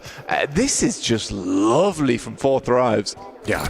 Like you said at the start of the show, mate, they've been thriving. Once again, it's happening here. Decision-making is crisp. Silence goes down.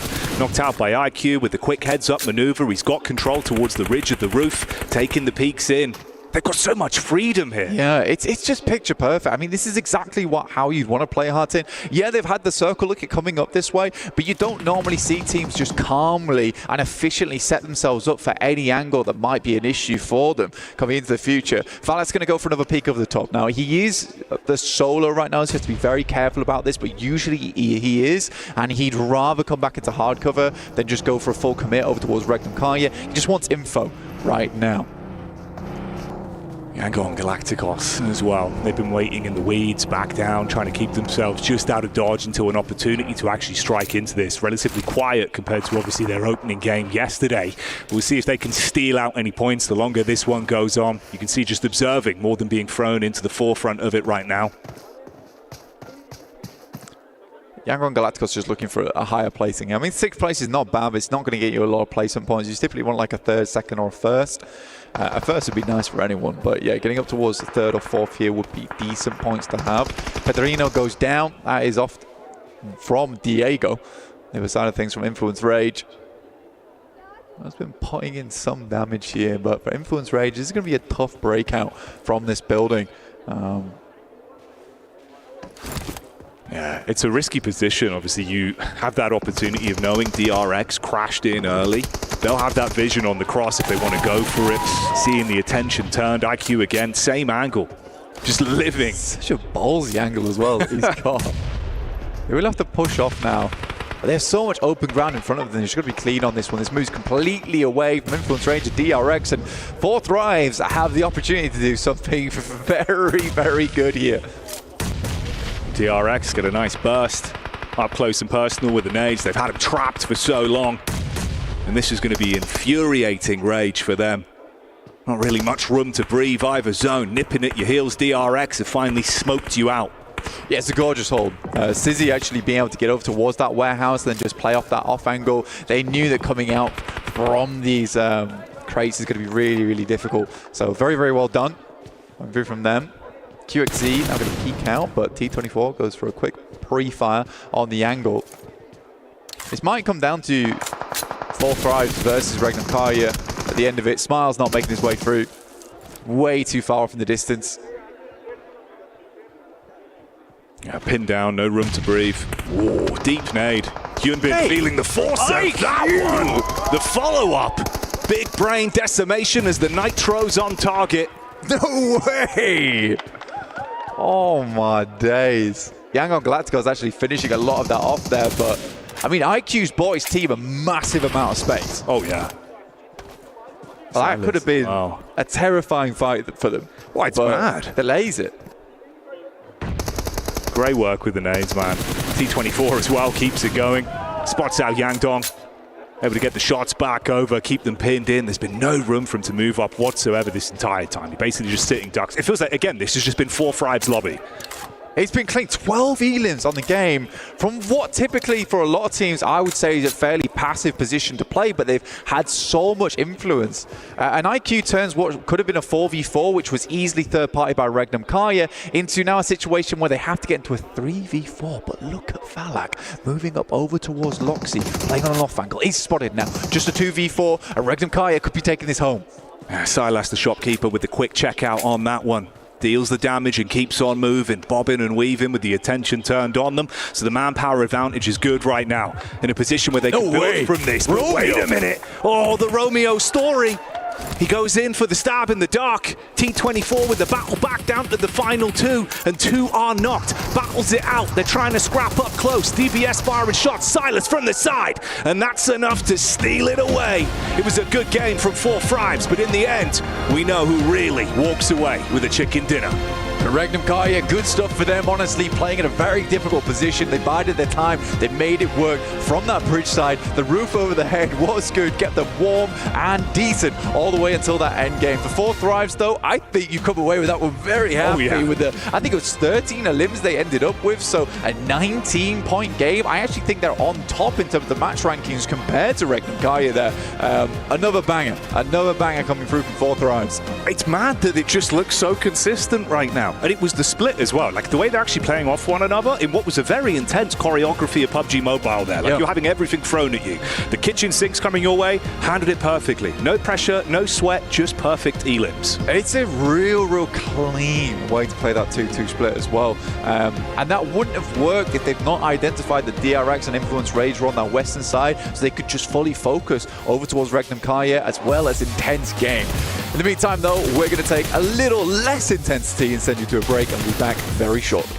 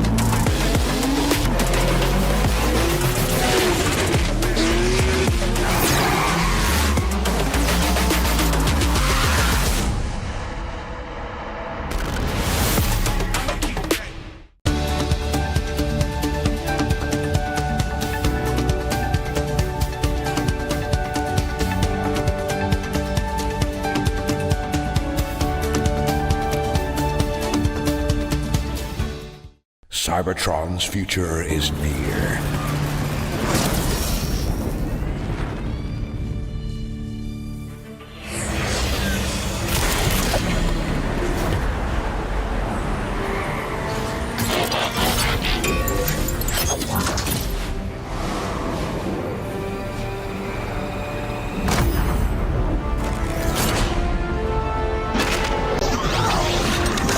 Autobots, roll out!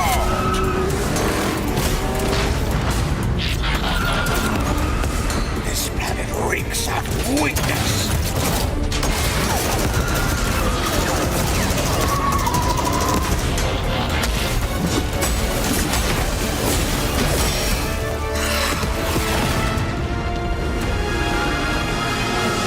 Your courage reignites my spark.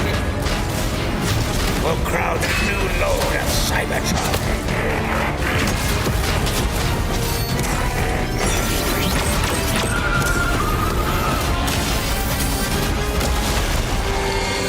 Roll for freedom. A victory for all sentient beings.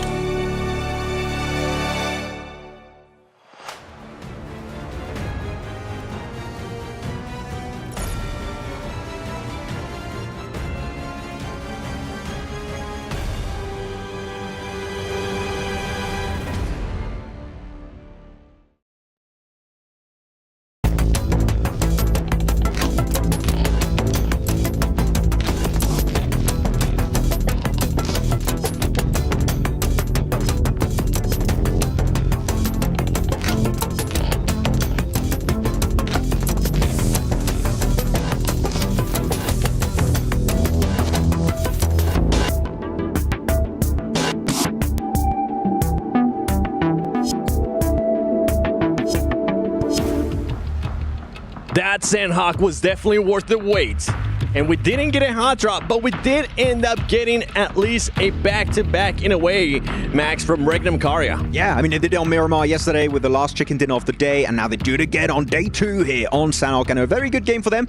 It was going towards Hattin for a big portion of this game, but the one team that decided to not go to Hattin ended up getting the chicken dinner by holding the portion under the bridge, which, as we saw, was the main reason why they were able to get that chicken dinner. And one thing that we were enjoying, that we were talking about during that match, Neptura, was that split that Regnum Karya was doing. It was an interesting split. It really was. I liked it a lot. I thought it covered all of the bases that it needed to cover, right? You had 2 on one side of that river. You had 2 inside of zone. They were just making sure nobody came around. The other good thing about that is that high ground, that compound on the wrong side of the river, let's say, actually does a really good job of getting as much info as possible down to that south side. So they were able to know a lot of what was going on in that circle. Yeah, I mean, because of that, they gave themselves 15 points, second top team when it comes to overall points this game, because look at that, 4th rise, 13 points. Okay, they're in the finals, guys. Can we, yeah. We're good? I think Pakistan in the finals, let's go. But no, Regnum Karya said they were able to scout, saw that spot under the bridge. Oh, it's free.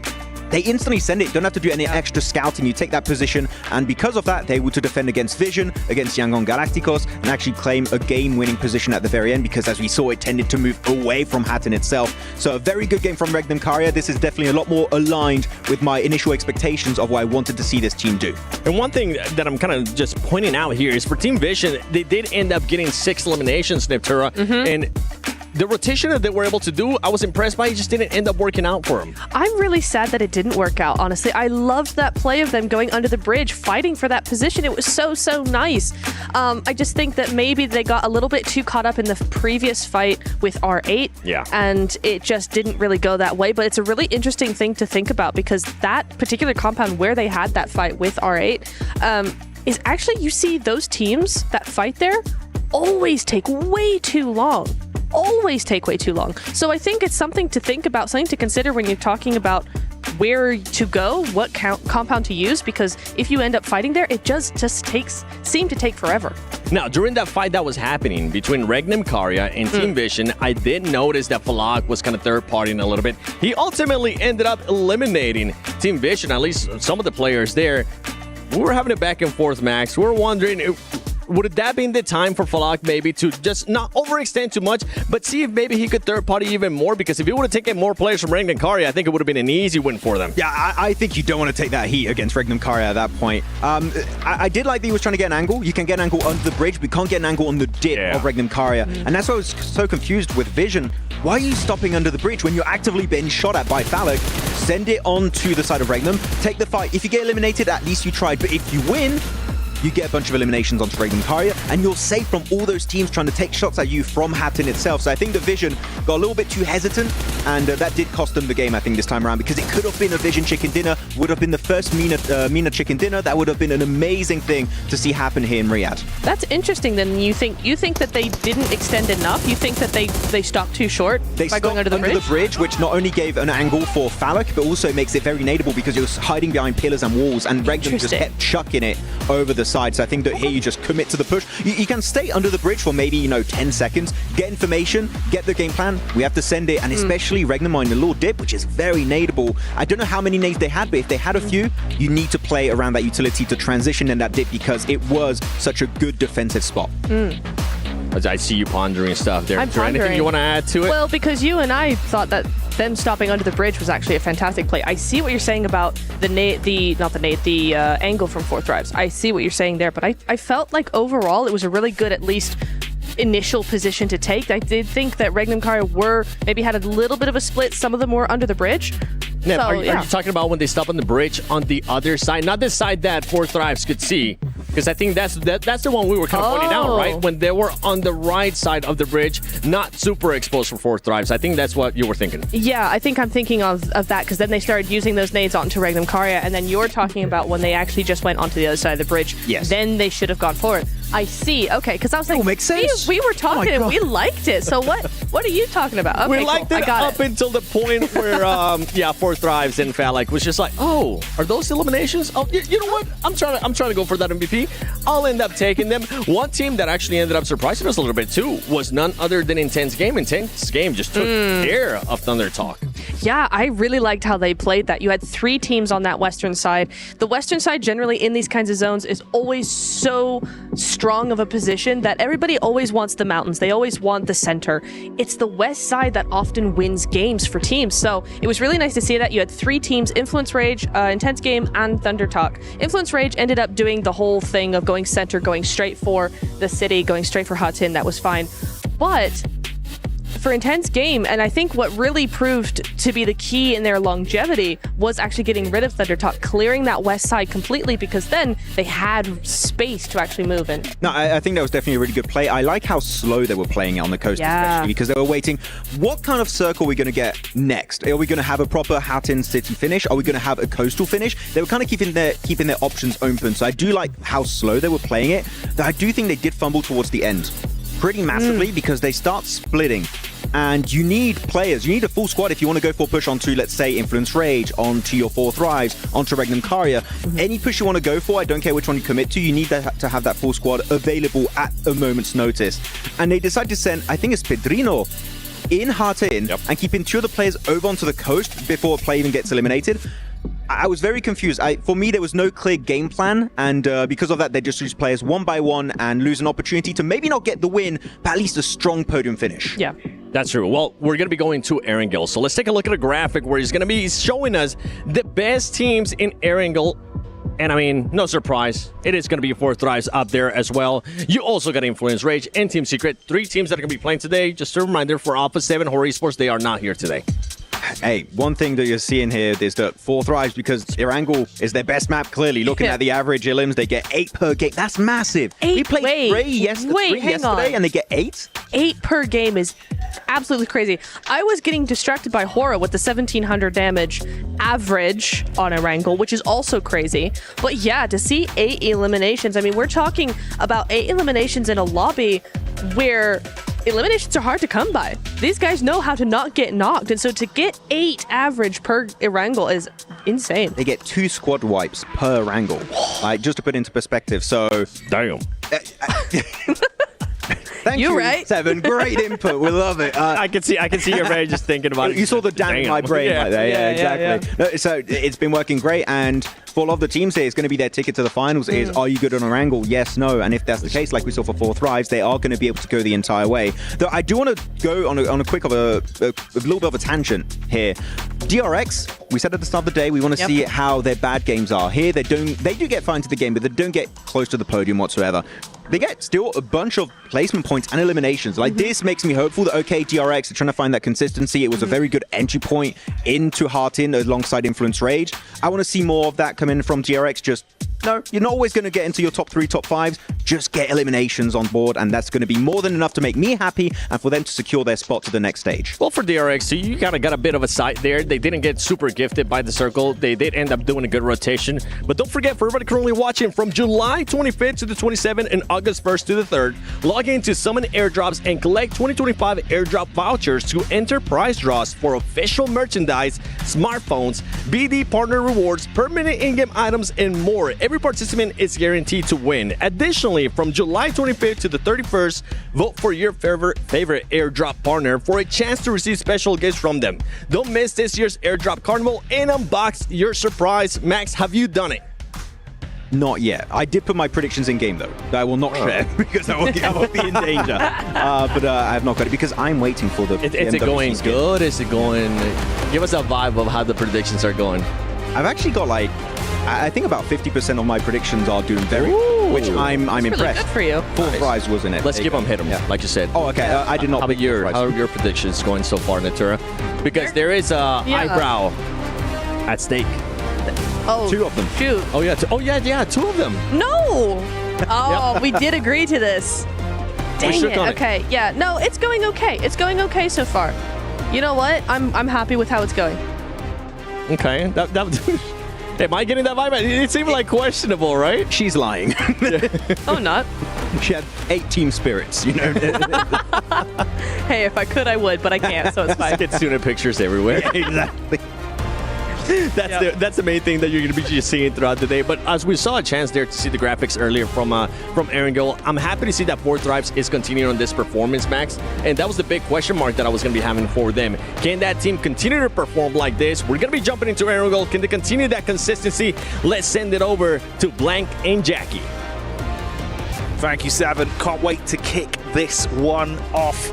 It's already been damn exciting. First game, Blank, good build-up. And of course, if you want to know more in depth, why not check out our official map feed? It's now live. Head on over there and get that read that you need. Absolutely, the read that you need on the speed of these rotations from these teams. Because obviously, for the first time ever at EWC, we are sharing the map feed here with you. We've been doing it throughout the year, slowly rolling out a little bit at a time. But we really just wanted to share with you the inner workings of all the teams. Obviously, me and Jackie have been looking at that damn screen for a while now, locking in, making sure you guys know where the teams are. But now you can take a look into the inner workings of PUBG Mobile as well. So make sure you check that out over at PUBG Mobile Esports on YouTube. Enough of that though, we're going to head over towards Erangel itself. Oh yes, follow your favorite teams and get ready for the scenes that we're going to be witnessing here. Game 2, day 2, the action is heating up, but who will be beating the heat? That's the question and the tagline, and a lot riding on it. Already some interesting developments from game 1 in terms of the early explosive hot drops that resulted in a rough start for Alter Ego that somehow turned into the Rosemary show, hoping it won't be as bad of a start, but an even better finish for them this time, Blank. That's what you hope to see here. I think a lot of fans for Alter Ego, some really good players on side. Alva's been around for a long time, as has Rosemary, but two players that did fantastically well in our last match. I'll tell you who is beating the heat, though. That player that had managed to create a small wall of water bottles in front of the camera. Not sure if he's hiding his face or just trying to make sure he stays hydrated. Either way, happy for the guy. In the meantime, though, we're heading over towards Georgia Pole from down in Sosnovka. Alpha Gaming out early, alongside with Ketch from Fireflips, but Influence Rage are in position as well, alongside with Thunder Talks. I imagine they're heading over towards another Upmire here. It's a good system, though, mate. You build up the wall of the water bottles that are slightly cold. The air will then blow that almost as an artificial AC. So maybe that'll even pull them off. Cracking the lid a little bit. Yeah, that's what I mean. Just a little bit of cold air from it. So he's either going to play really hot because he's kind of been like actively cooled. Yeah. Or he'll play worse because he's cooled off. This is really big though, and teams will have to cool off real quick because it's going to be a hot rotation down towards Sosnovka early on here. Influence Rage, Thunder Talks and Alpha Gaming already here. This is big news for them, but this is quite a lot of teams for us. I mean, recently we've more only seen maybe 1 or 2 teams over towards Sosnovka early. So Influence Rage, Thunder Talks and Alpha Gaming very pleased with this one. 4Thrives and Very Pier, they have a very quick rotation they can make down towards the south ridge and that little hillside that looks over towards the west and the east. But again, we saw how well 4Thrives could hold on position last game, so I hope they can do the same here, because you will have teams coming in from that western side and the bridge. Yeah, sway over the bridge, get that done with early. I think it's interesting as well, you do actually get Alpha up close towards Influence Rage to kick this one off. Obviously, Alpha in the previous matchup, bit of a rough compound crash, right? Losing 2 players early. Might have been a bit of a better story for them. I think that actually was Rosemary as well that got the third party from the ridge onto him, right? Just cleaned up. That's crazy, yeah. We see a little bit of a Alter Ego highlight there as well, opening it up. We get their vision to start. See how it develops. Hopefully it's a big game for them, bro. It's always exciting. Feels like it gets the fans going early. It does, absolutely does. They've got a very, very good fan base, I would say. Got to actually cast over in Indonesia too, and it is incredible. The energy I can imagine. from that audience was unbelievable. Truly stunning and electrifying, just as it is here at the EWC for PMWC. 4Thrives currently ahead by quite a bit here on 75 points, but DRX not too far behind, 64 points. Now, I would say Regnum Kai after that last game have really dragged themselves out from the small rut I'd say they're in, comparing them with the caliber they have, right? 57 points here is really, really good to see for Regnum Kai, and a team that I expected to do well. You do hear a lot of teams at the moment saying this kind of doesn't matter here in the group stage, but I would go ahead and say this is very, very important. You're getting a direct spot over over towards the finals, not having to deal with the pressure on you that happens in that survival stage. You don't want to be there, man. You really don't want to be there. No, it's so much free information as well. You know, where you kind of get that overview. A couple of days off, you get to watch. Yeah. Exactly. Like the difference of going into it in terms of prep, like it's unbelievably helpful. I suppose there is an argument for obviously keeping yourself warm the entire tournament. Yeah.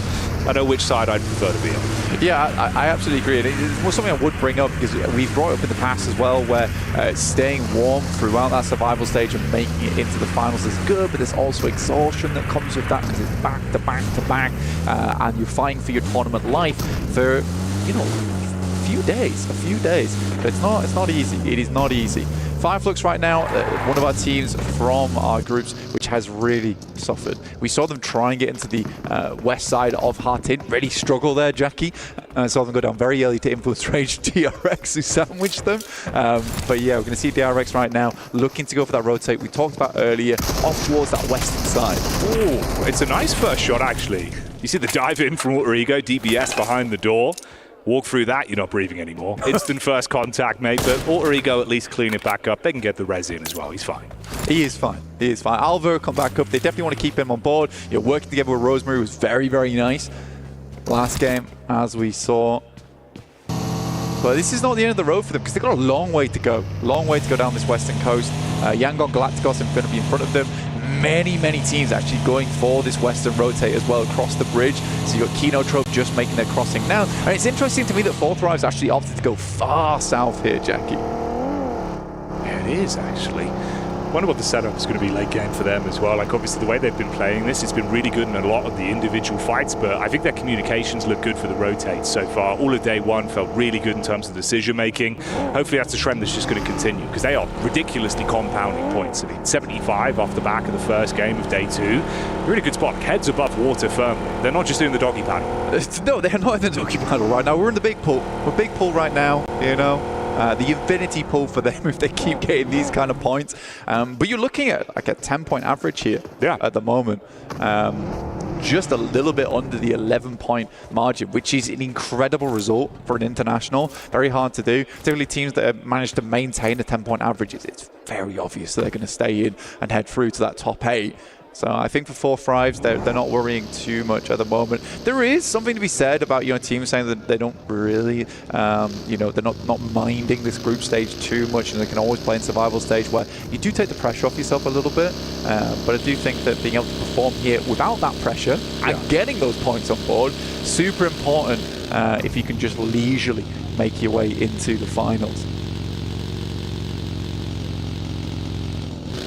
Do you wonder for Yangon Galacticos as well, if it was more of sort of, you know, playing to the best of their ability yesterday early, and that's going to obviously taper off because it felt like there was maybe some opportunities in game one here. You know, it didn't really seize the day too much to really squeeze as much potentially as they could out of. Here it might look like they might even get nipped at on the heels as well by Alter Ego towards the back line. We'll see how that develops. Obviously a big shift, everyone making their move over towards the zone now. It's a wild amount of teams. You know, having 16 teams, 63 alive here, and the majority of the squads are in Sosnovka. This is sort of a different stage we're seeing here. You're right, by the way, getting nipped in the heels by Alter Ego, coming slightly late towards Primos. Managed to find one of the players there over on Yangon Galacticos. And even finding Smile as well. This is a good turnout coming through from Alter Ego. They don't blow up the boat either, so that's an option for them if they want it.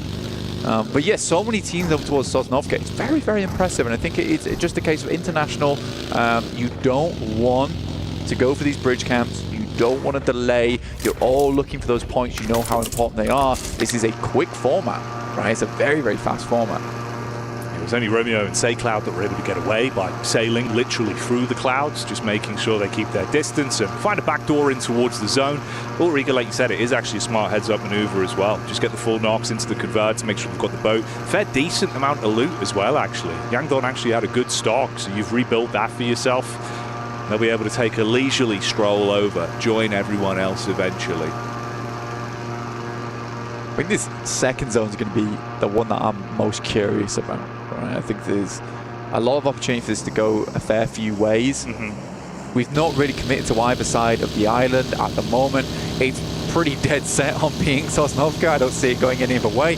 But sending far out towards that eastern side massive amount of water in this one as well. Fourth Rise can be very pleased with themselves that they headed south to give themselves a comfortable rotate off towards that eastern side. They could even make a really, really quick swing over towards Nova Repnoia, set themselves up in the buildings early if they wanted to, because this is only going to come closer into the map, you know, unless there is a crazy option of it moving far west. I do think for Fourth Rise, heading towards Nova Repnoia right now, or at least just outside it, would be a good idea for them.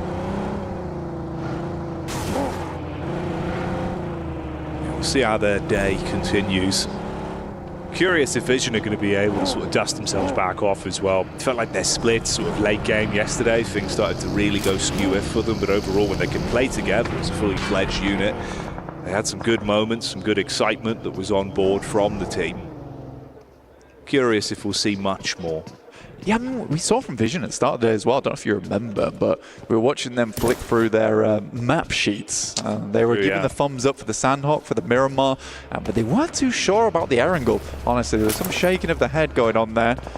Thumbs down. There's a thumbs down. There was a thumbs down. And it shows humility at least. They realize where their problems are. Hovercraft in play here for Regnum Kaya.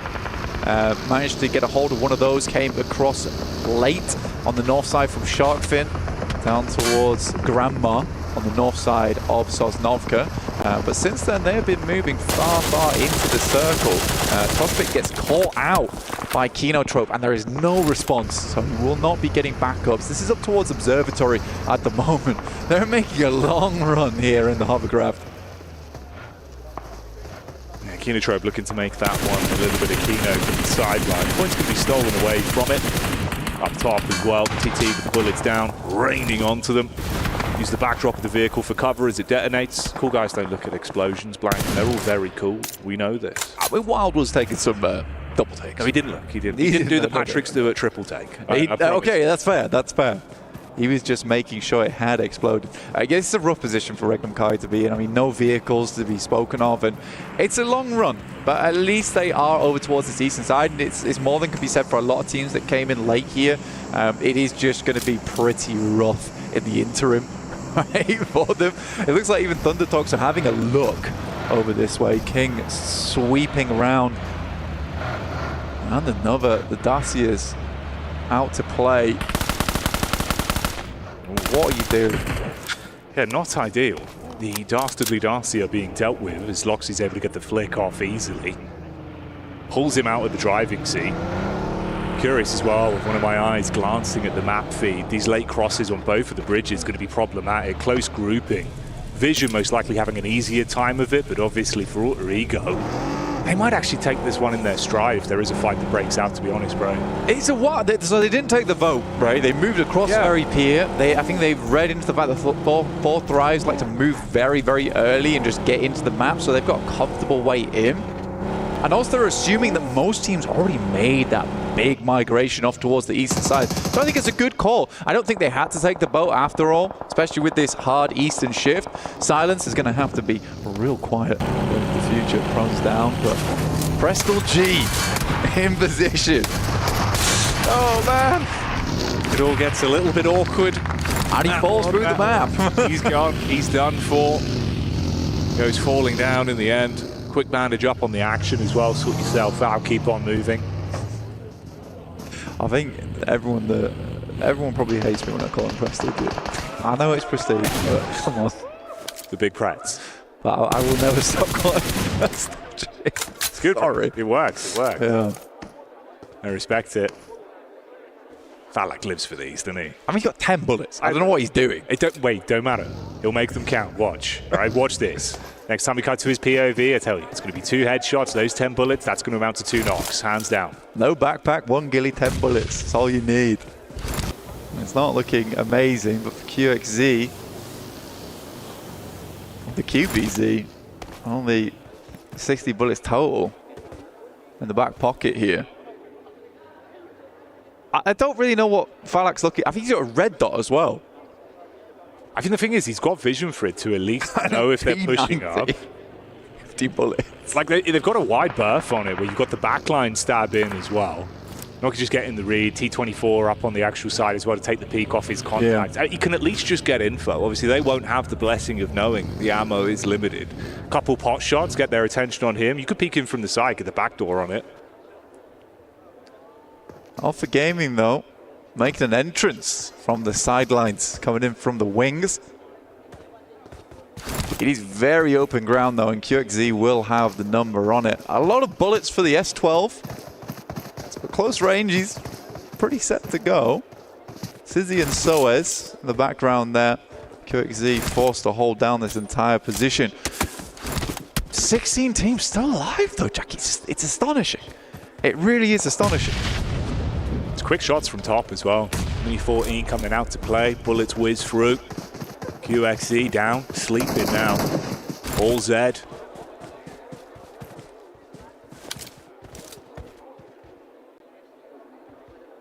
Fourth Thrives will have to move out here over towards the northern side. Give the ghost a nice, a cruel circle. We talked about how Vision had been a little bit slow to the party. Turns out they turn up just in time. Well, the dinner plate's full of food here, but there's a bit of a saviour coming through from the circle for them as they cross that north bridge. They'll likely want to hold out Gamax, though, as they move in from that north side. R8 similarly making a very late rotate here. Team Secret coming in behind them. Playzone even just takes down for Heater, so yeah, he's not going anywhere. Wrap him up in his hot here and send him home. Yeah, just filling on that one, unfortunately for him. Not going to be the meal deal he was hoping for. So punished by the timings, you were saying, the party analogy, it just comes back around. And really, you are right, felt like Vision kind of have gone in as the guest of honor. They can set themselves up potentially for the position you've fallen into now. And there they are, actually. Good connection across, just playing on the edge, keep them inside of the blue and rip them to shreds with the bullets, Blank. Yeah, it's been a VIP entrance, 100%. Straight on the red carpet across this bridge. And into position. So got to send her up, and I think for Thunder Talks, actually it's a bit annoying. I think they could have just held Observatory. I mean, Regnum Kaya weren't in really any position to challenge them, and if they were up towards Observatory, had that amount of sightlines to work with, cleared out that south side with 4 players, then moved in a little bit later and just ignored the fact that Regnum Kaya existed, this could have been a lot better of a game. Rejoin now with Alter Ego as well. It's Rosemary once again that's finding influence. Ooh, wow, that is rough. Quick shot. Beautiful work with the DBS. Big Papa pump, mate. Yeah, S12K there, look lovely. Moana, though, doesn't want to let this end too quickly, but in the meantime, Alpha Gaming have spotted a weakness on the sidelines. Shots back over, trying to dip into cover to stay alive. Moana making moves at least on Najol, so Alpha lose one, reply back over as well, ripping out quick shots. R8 feeling the brunt of the damage, but Alpha also struggling to contend with this. Fights breaking out across the map as well. Regnum Kaya taking head on against 4 Thrives. Influence Rage even popping up into the commotion. Yeah, 4 Thrive just out. Weren't able to make that position happen on that south side despite being on the map so early. Rosemary able to find Doc there. The Alter Ego still alive into this one. 18 lips on the match. What's happened? That's what I mean. I don't know how they do it. They just seem to make it work. Put it together even when they're in a really rough spot. And this is back to sort of deja vu, right? Alter Ego, 2 players left to try and pick up the scraps. Finishing off the last of the GMX boys on the cross as well there. That's Vision closing down the chapter they started on control of the bridge. The top and the signature Mini 14 making this thing look real nice. As Reef is to go down in the middle of the road. Laura's in, spots him lacking. This is a tough circle, man. It actually is not very fun to play. Got a lot of the map cut out on that south side because it's just staged hilltop. Thunderdog's currently controlling that one. And they're hoping for a sudden shift. It would make for a very fun game. And an entertaining game for us as well. Team Secret, we saw them on the stats earlier. Very successful on Erangel so far. See if they find that same kind of success later. We do get a little bit of a southern shift. Keeps Thunder Talks in, but you got almost this Crescent Moon wrap for a lot of teams on the northeast side. The highlight there of some of the fights as well that have been going down in the meantime. For top, barely alive, sliver of HP, got to top himself back up literally and keep himself in the fight. Similar story over for Team Secret that have been playing quite a late game on this one. Most of it's been rotation through the blue, so finally we might start to see what they're made of. Influence Rage consistently popping up. It feels like they're always trying to find some kind of control inside of this game. Getting as good as they get though at the minute, down to just 2 in the battle of attrition. Secret forced to play medic as well, get their players back up here. It's interesting, it was actually the rotate from Rosemary and co as well, resulting once again it just being him, the main man. They took a head-on fight versus Vision, did not go well. I wouldn't count him out though, Blank, even as a solo, room for him to sort of show us what he can do. I think it's a big shot. Willing to get in the vehicle though, get gone. Like Morado on the road. Heads over towards top, thinks second about it. Playing behind the monster truck here, and Rosemary's just going to double down here. Drops the deck. Oh, yeah, a little bit of an aggressive play there. Adrian will find that alter ego out. Despite that, you know, a 7-point game to start off with into an 8-pointer without really getting all that far into both games as well. It's pretty good. And then comes Vision over towards Kino Truck. Regnum Kaya on the side, and that's one player down immediately. Nades underneath the fence as well. No protection to play with as the legs are blown out. They've got to get up close and personal. Response back, Nade the compound. Volt looking to get himself in once he's topped up on the HP and avoid the sideline from Regnum Karia. Meanwhile, from distance, Diego gets Vision on them. Battles back, few shots over. Volt's POV with the DPS up close. Looking to make some noise on this one. Volt's in for an electric finish here. Shing actually on the top side. Taking some good shots now. Diego's just going to keep sending those pot shots through. And they don't know. They don't know the angle. Kino Trupp suffered to it.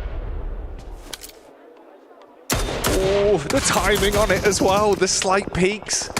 Diego's living his movie right now. Like, you've got prime time Vision straight in. It's uncomfortable for them. So Vision trapped on the back. You've got to hunker down. It's a great angle for him.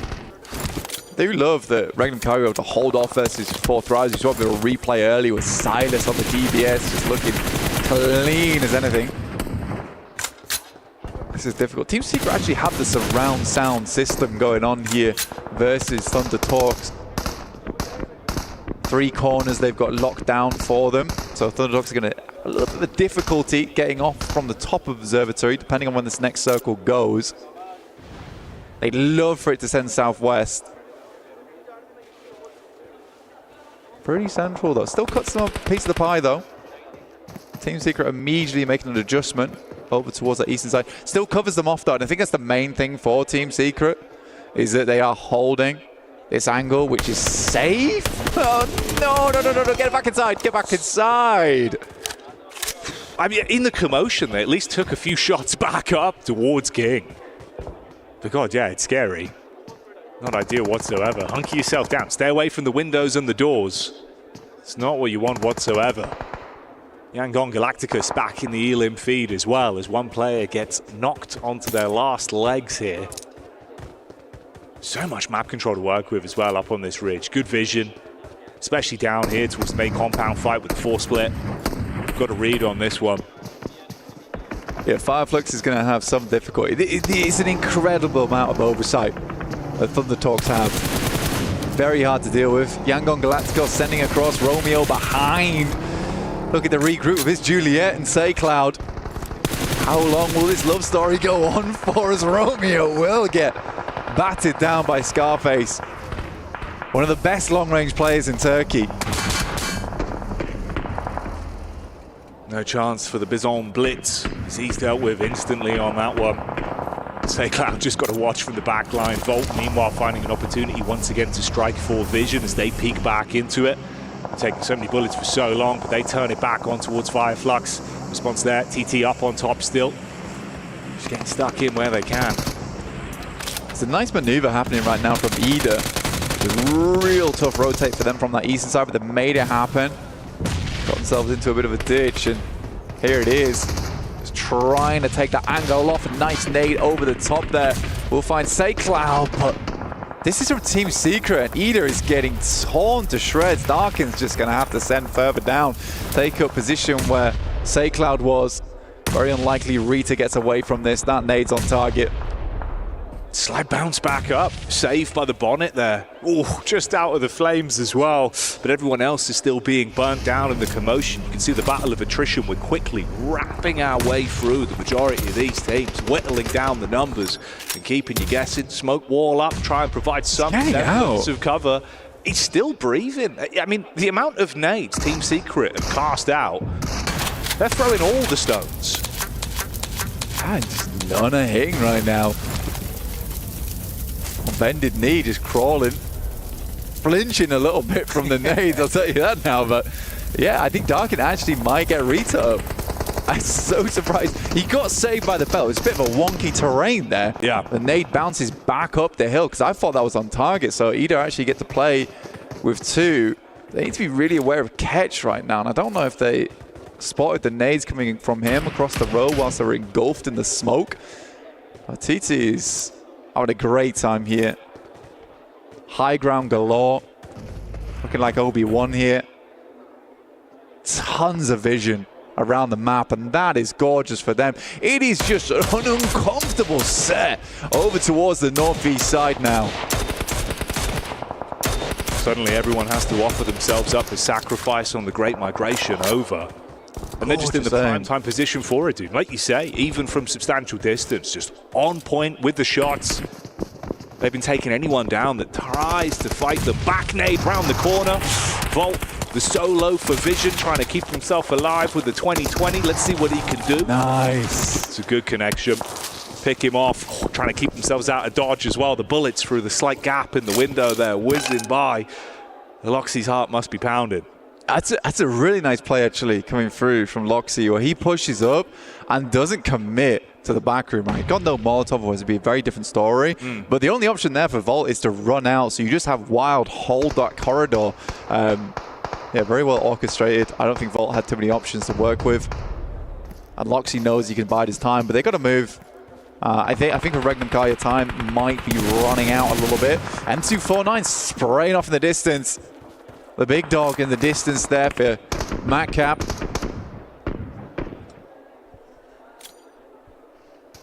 Really just trapped behind the tree. Hoping for a cook nade right on target. The three-pointer potentially. Not seeing him. That's rough, bro. As soon as he pushes up as well, realizing his days are numbered, you get the shot back down from who else but TT. They've been absolutely given free control of this high ground for so long. And you're right, it is the Anakin storyline, mate. It's over for them. Like, the way they've been playing this, no one's had a chance to upset. No one's been able to force them off this angle. It's been tough. I mean, the thing between Thunder Talks and Regnum Kaya right now is a tree. That's it. Which is obscuring the vision. Good shots from Ching as well. I mean, the fact that they moved down on this as well is very, very nice. They know they need to start getting some new angles. Regnum Kai goes down, and TT get themselves up to 12 elims on the match. But still, Team Secret have set themselves up nicely here inside this Wizard Tower. It was one of the few safe positions versus TT. Unless you run outside and think you're invincible, which you absolutely are not. Well, I mean, they didn't get punished for it, so at least, you know... There was panic stations, though. Yeah, it was bad. Like, it was terrifying, mate. But, hey, you got to live in the present moment, haven't you? And they're still living right now, at least. One of the big storylines for me, at least, is just Ida. I mean, the fact that they made it across with Darkin and Rita, it was a tough time. This could be a nice nade as well. Heads over towards King. A substantial amount of damage, but that was the last one in the pocket. We'll just send a Molotov across to delay. Best he can do. No damage found from that one on the side. So Rita currently is safe. M79's been brought out now to unleash a bit of smoke, a bit of the mist. Looking for the prime on the That's nade. That's a good one, actually. He does throw off the vision. Come on, yes! He actually makes it work for the first knockback over. Surprising stuff. I thought he'd fall instantly on that. I really like that. Yeah, that was good. The way he angled it as well. So realistically, you're only playing against one player at a time.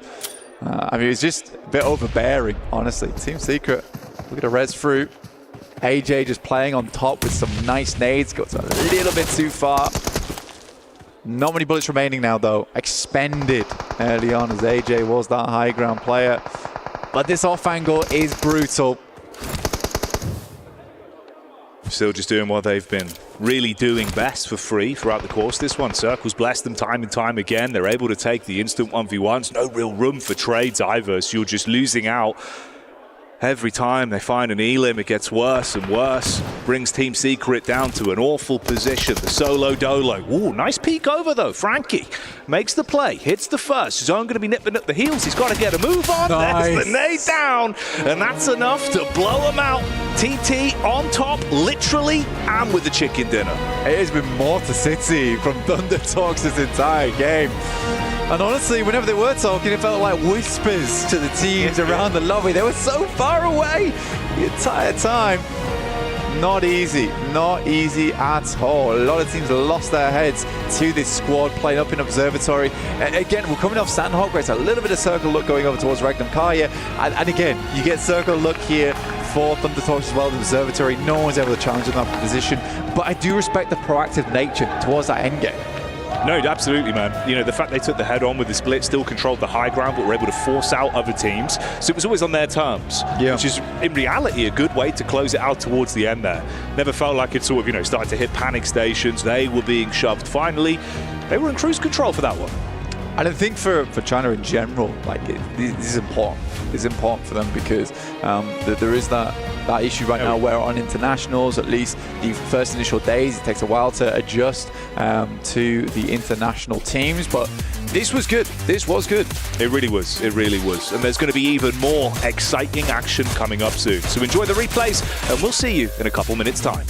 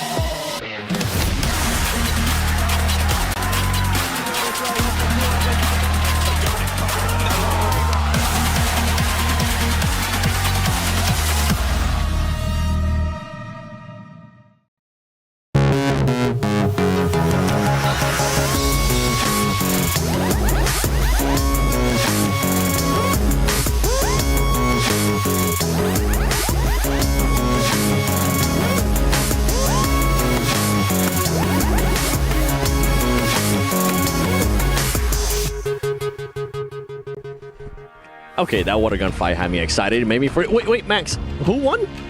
The viewers, because that was a great game. That's so cringe. You made me do that. You were making me want to do it. I'm not gonna do it. But you know what? Thunder Talk Gaming.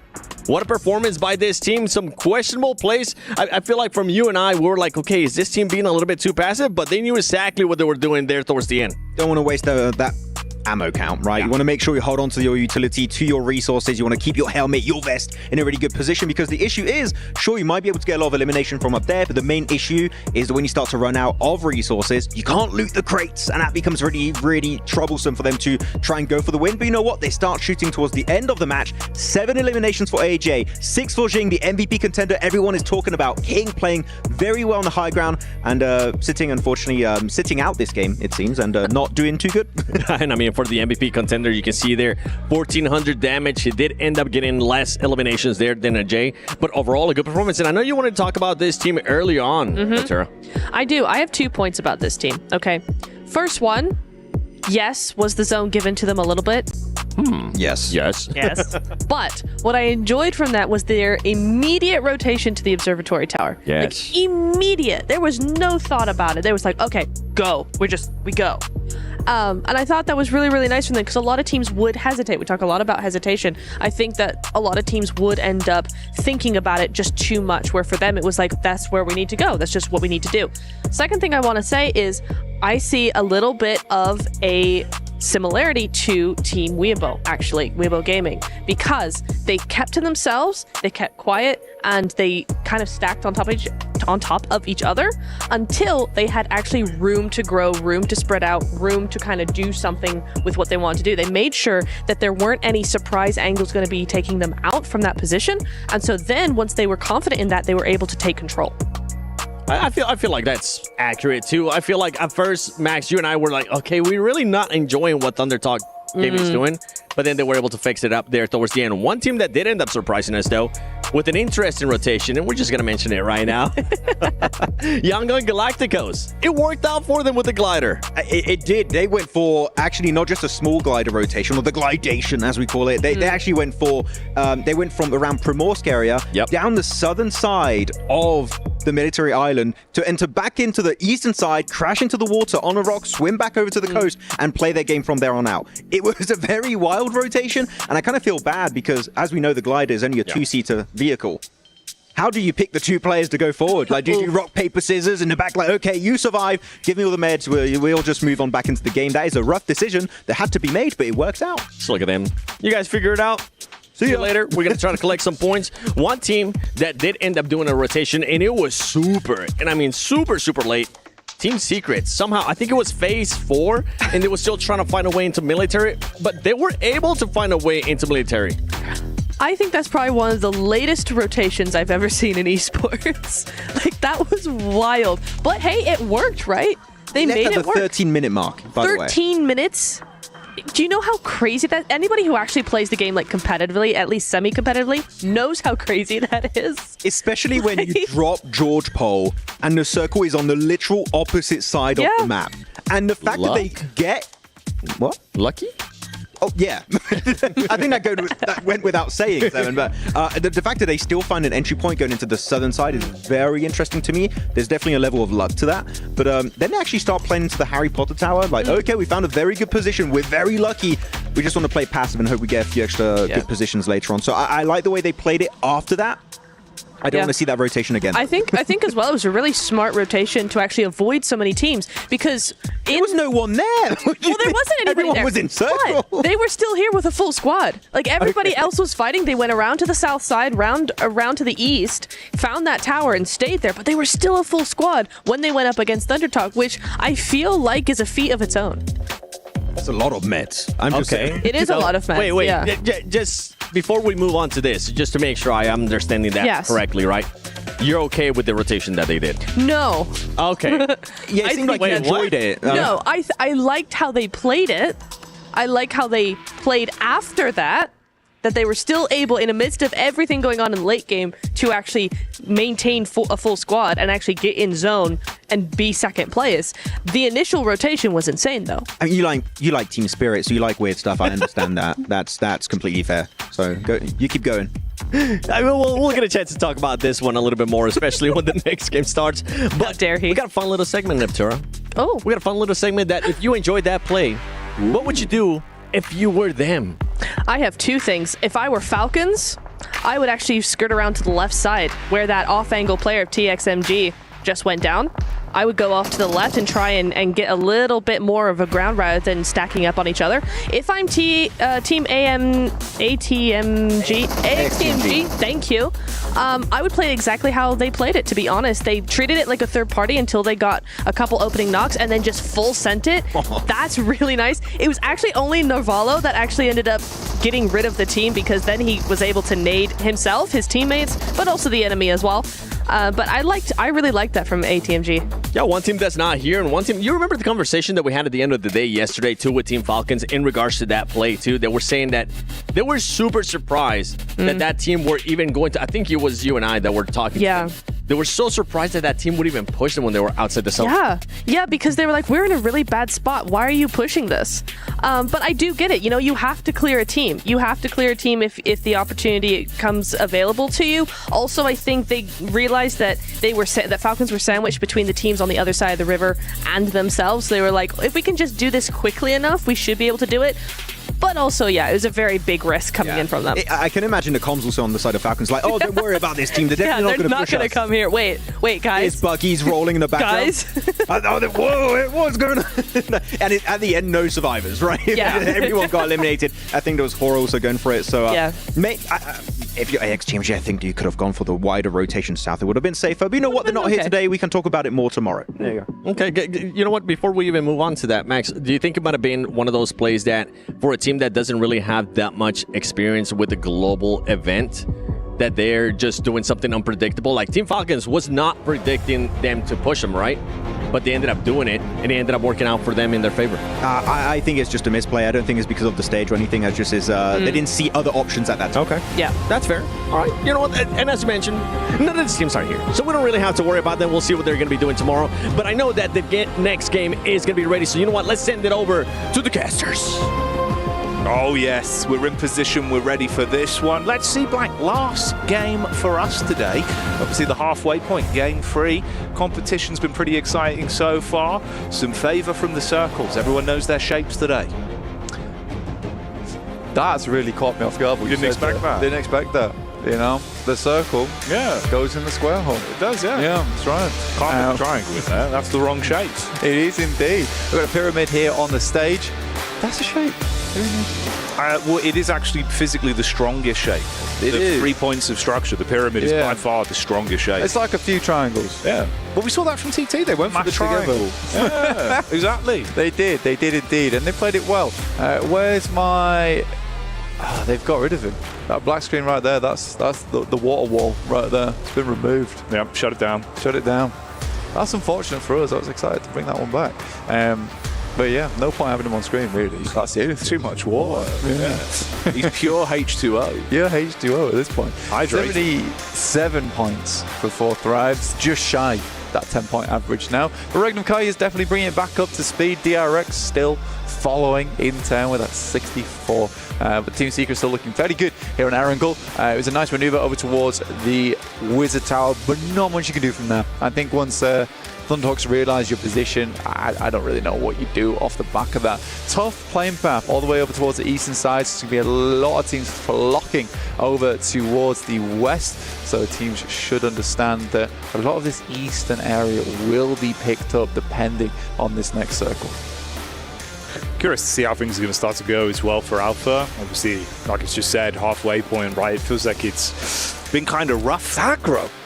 They've been diving in, bro. Like, it's not been ideal. First 2 games, I think, you know, some of the issues they've run into, just losing so much. God, look at the numbers on this, though. Hang on, Falak. God, he's up there. He's blasting. He absolutely is blasting. Good for him. Yeah. Good for him. Suk for 396, 4 meters off the max. That's a lovely target to set here early in the tournament. 4 meters shy of the big 400. Yeah, big. Very, very big. At the moment, we've got IQ and Falak as our top naders with 4 and 3 apiece. Makes sense, really. Very, very good when it comes to that combat using the ordnance. You get a western shift on the circle. Now, I think this is important to bring up as well, purely because we did have that eastern plane. A lot of this area on the western side completely free. Yeah. North George open, South George open, Hospital, Gatka. So if you want to get a move on early, heading over towards that side, there's a lot of free areas to be taken. Kino Trope picking up Pachinki. Falcons are not playing here. They're observing today. We had a nice interview, reflection earlier, talking to Pekco, basically asking him what their ideas were today, what they were going to check in on. And I think that Kino Trope drop in Pachinki is definitely something they'll be looking in on, and whether Kino Trope will give it up when they play against one another. It's looked a little bit shaky as well for Kino Trope. You know, they've had some opportunities where it feels like they see the one chance, the eyes light up, full commit, and then everyone just gets taken down from the side. So it's not really been the absolute cinema you might want for the Kino boys.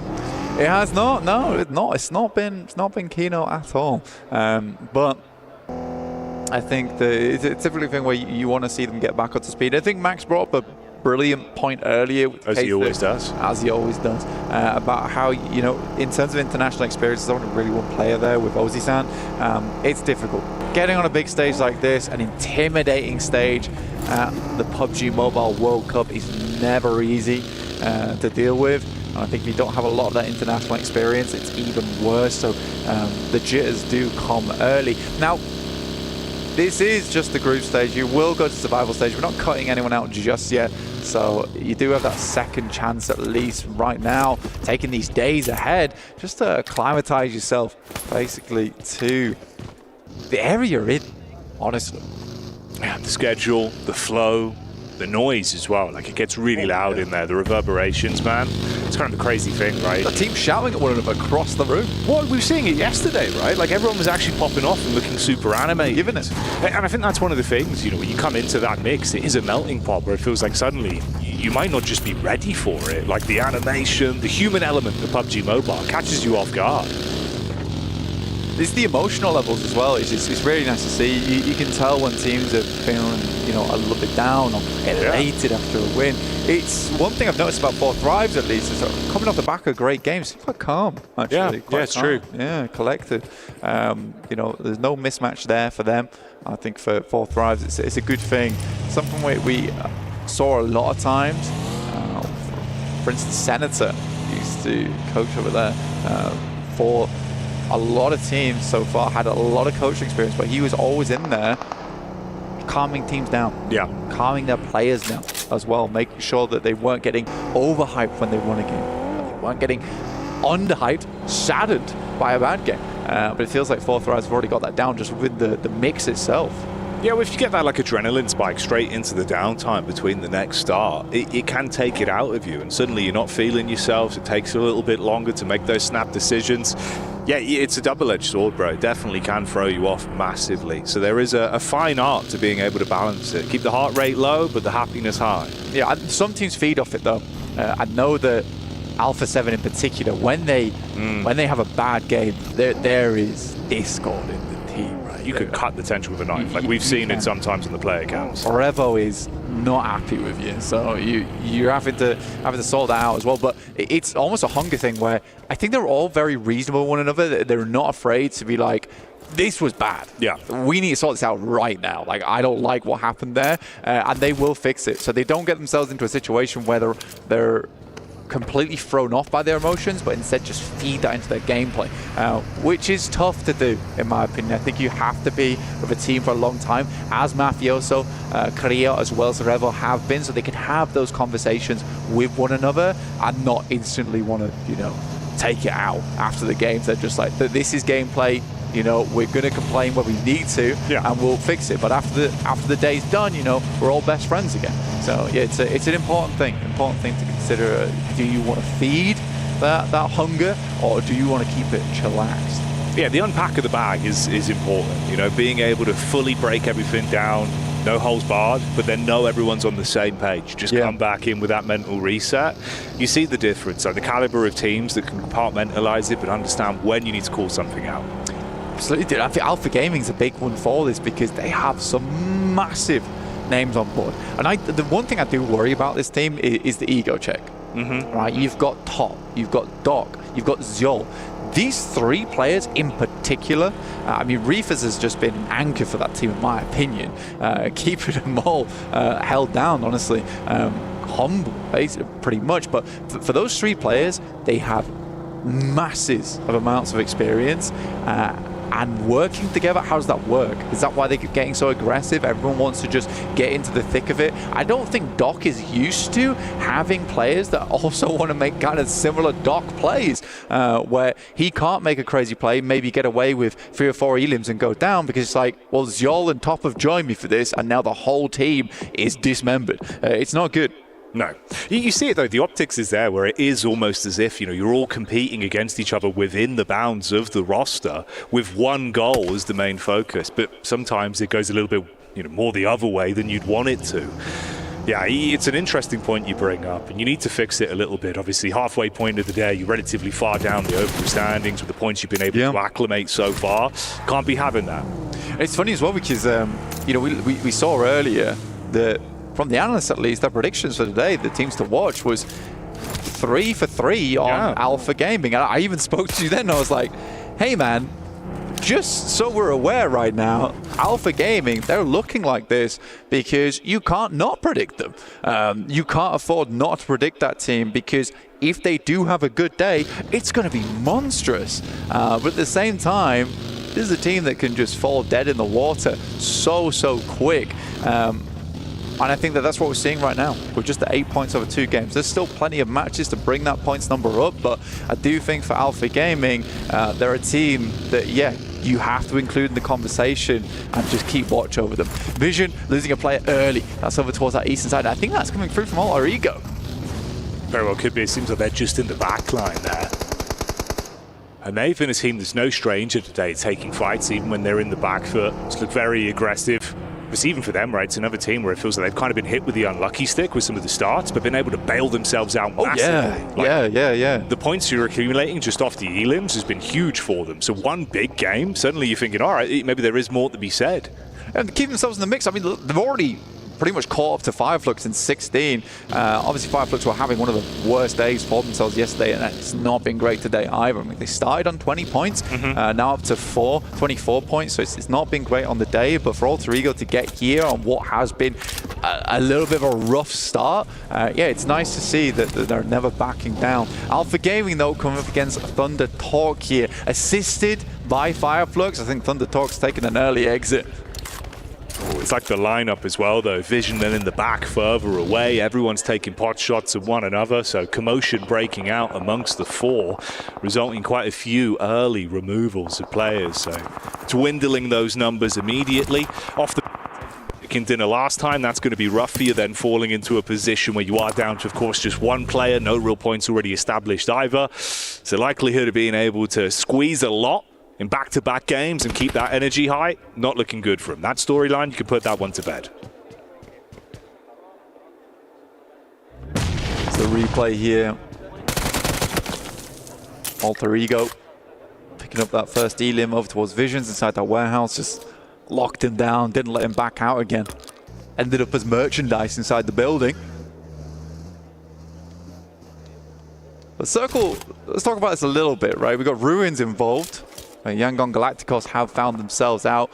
Watertown, where you've got Regnum Kaya currently playing. A lot of fielded area down towards that south side and cut off on the west in terms of rotates, with Everest being that super massive high ground. So it's a bit of a weird one to come into, because you either got to go through Pachinki, the fields where 4 Thrives are playing, pass through School and Rozok. It's not an easy circle to be moving through, at least on those outer edges and sweeping. There's a lot of cover in those areas. Equally, you don't really want to find yourself over towards Headshot Hills, which is towards the center here, too early and get it spotted out. So this is very good, much going to be a little bit of a passive first 20 minutes of the game, I would say. You're probably going to have some scrapes here and there around the map.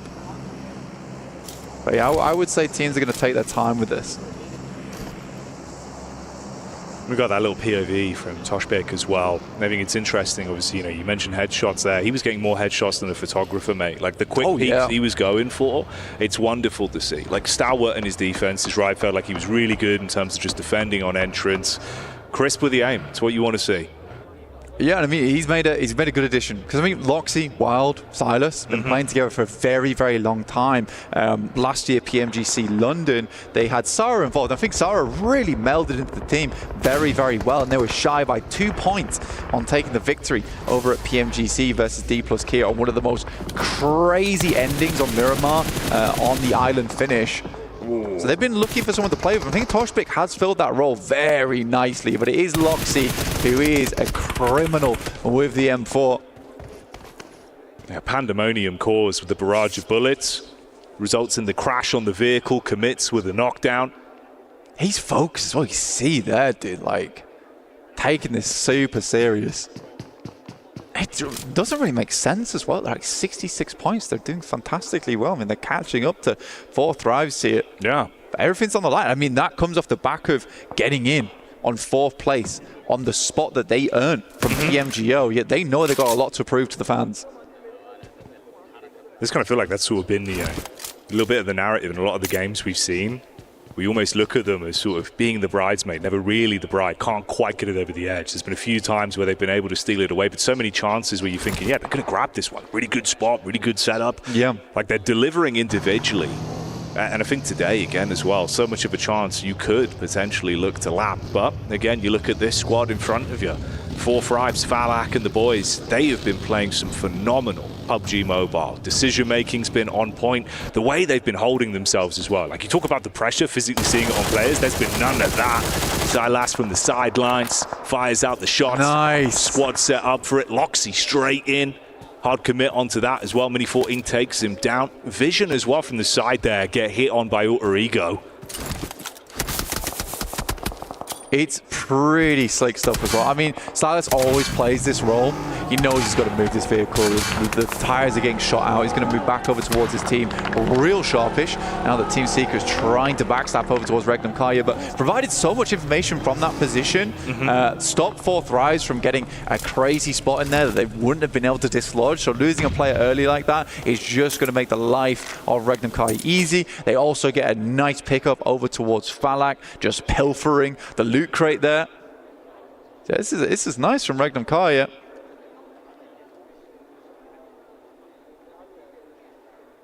It's vintage Team Secret from what we've been seeing as well. Throw themselves into these positions and really dial it down. Slow down the pace, look for an opportunity. Never really seem to be the squad that goes into kicking off. They're just playing for the backline, right? Once someone else presents the opportunity, makes a mistake, then they get involved. To a degree, we've seen that passive play work in a couple of the games over the split yesterday. I don't know if it's been as clean today, to be honest. I mean, again, you bring it up here, and we've seen it a lot in the past, the PUBG Mobile. You're so right in terms of that passive gameplay. It really reminds me of Inco Gaming, for instance, who have made it through a lot of events just by playing that passive gameplay, taking a center position and just allowing teams to come to them and watching the carnage unfold around them.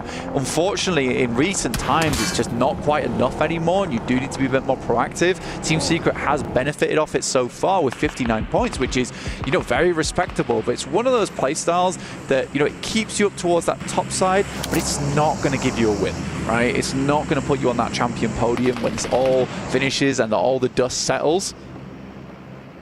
That's the only thing I worry about for Team Secret. That's the thing, I suppose, is how long does that go their way? R8 with a dive in. Up close and personal here. Good so far up against IG. Able to handle themselves nicely on the crash towards the ridge side. It's a little bit of cover to work off as well. Restock themselves. Made over the top though. That's Volt setting himself.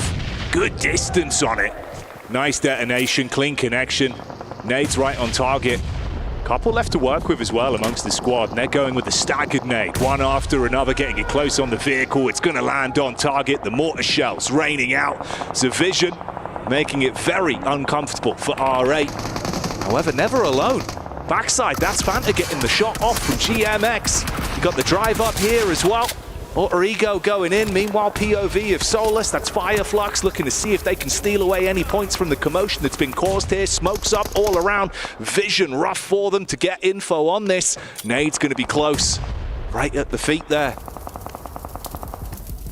Keep this calm though for them. Scarface looks to move forward. Little underhand over the top side. There's a lot of damage over towards Prestige. And he will go down. But that's the Gamax off in the distance, are stolen away from Scarface. Kedge is res back up again, so Fireflux can continue to play it. They need a whole lot of points here, Jackie. It's not looking good for them. Vision managed to find themselves a bit more cover over towards a compound off in the distance there, but in comes Alpha Gaming. And will this be a moment where Alpha Gaming suffers, or will they take it to Gamax here? They get one res off, one is down, but they're swift with it. It looked like a huge nade, but it's going to be more the plays that are made up close and personal. Gamax, struggling on this one as the dive comes in from Alpha. They clean up. The Doctor's here.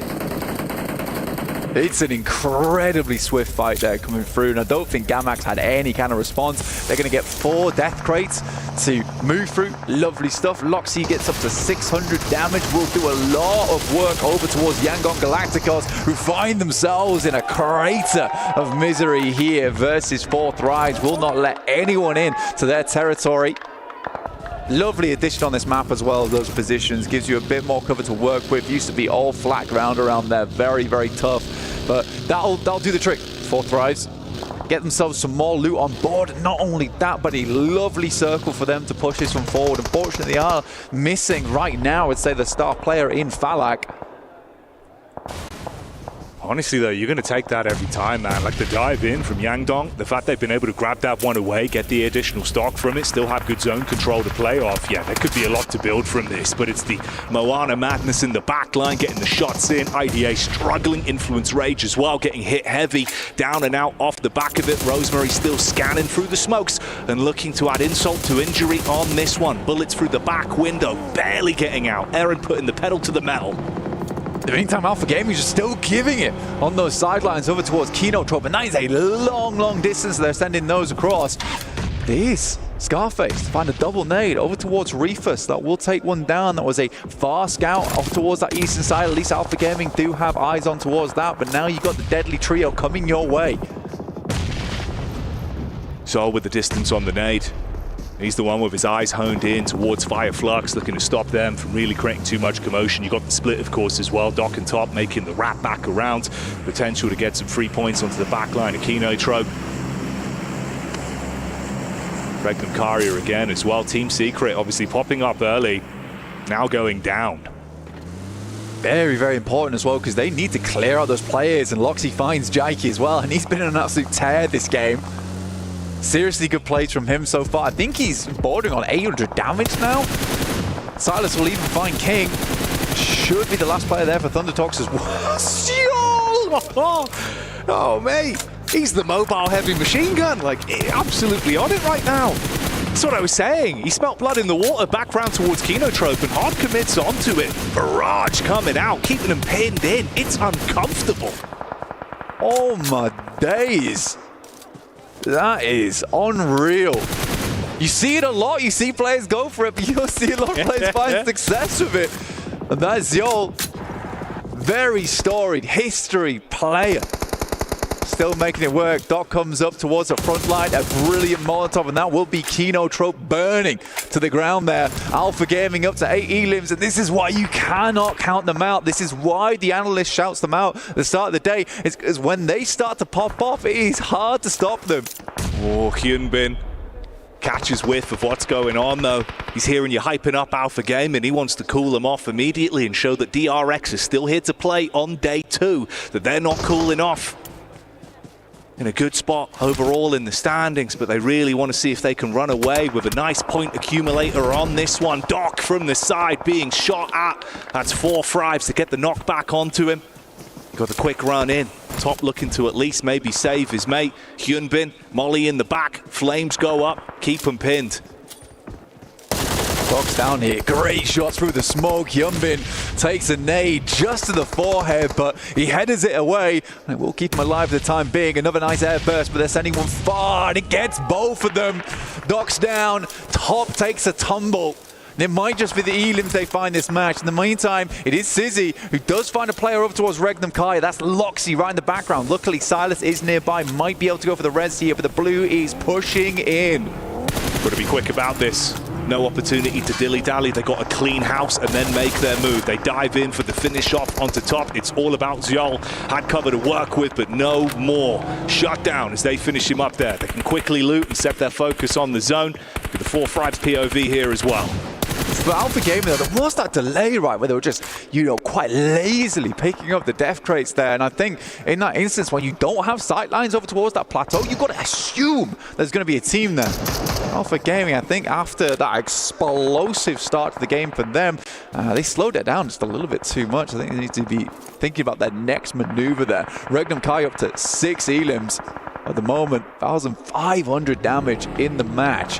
There's Noki finding one over towards Ketch as they were trying to rotate over towards the backside of Vision. Fireflux is really being trapped between a rock and a hard place. DRX on the move after their stop to loot. Just in the back of Regnum nade over towards them.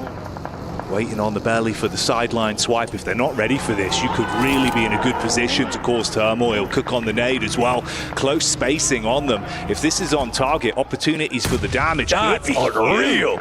Massive nade in, opens it up, commits off the back. They've got the nade primed as well, so it's opportunity for Regnum here. Up close with the DPS defense on the front line, looking for more. Through the smoke, bullets go out, it connects. Toss pick down. Silas got a big jump ahead of him now. Tries to go for one more, but it's Rosemary. Looking to get into the fight, it's a Rose Hail Mary. 4 Fribes as well.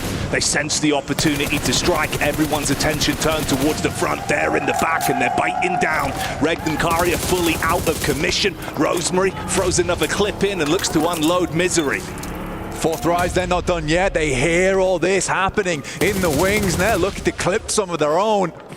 Sizzy on the barest amount of HP. Any of those nades start to go a little bit left and they find a lot more. Regnum just getting impaled from both sides. This has been 4 Fribes with the eyes in the back of their head as well. The amount of fights they've been able to realize are worth instantly engaging off. It's been clean decision making. Again, another big game for Elims individually as well. I mean, 6 right now in the lobby. Still in a great spot overall for the outcome of the game of how they've been playing. It's such close grouping as well. Alter Ego, DRX, and 4 Fribes all on top of each other. It's a good third party they come in for as well, because they know as a 3-man unit, they don't have the massive amount of firepower that some of these other teams had in that moment. So they take their opportunity. They know we have to have some kind of influence here. As soon as they see Alter Ego on that high ground, they back it up and they'll just let them pick up the remainder of the boys over on DRX. Sizzy down low, DBS in hand.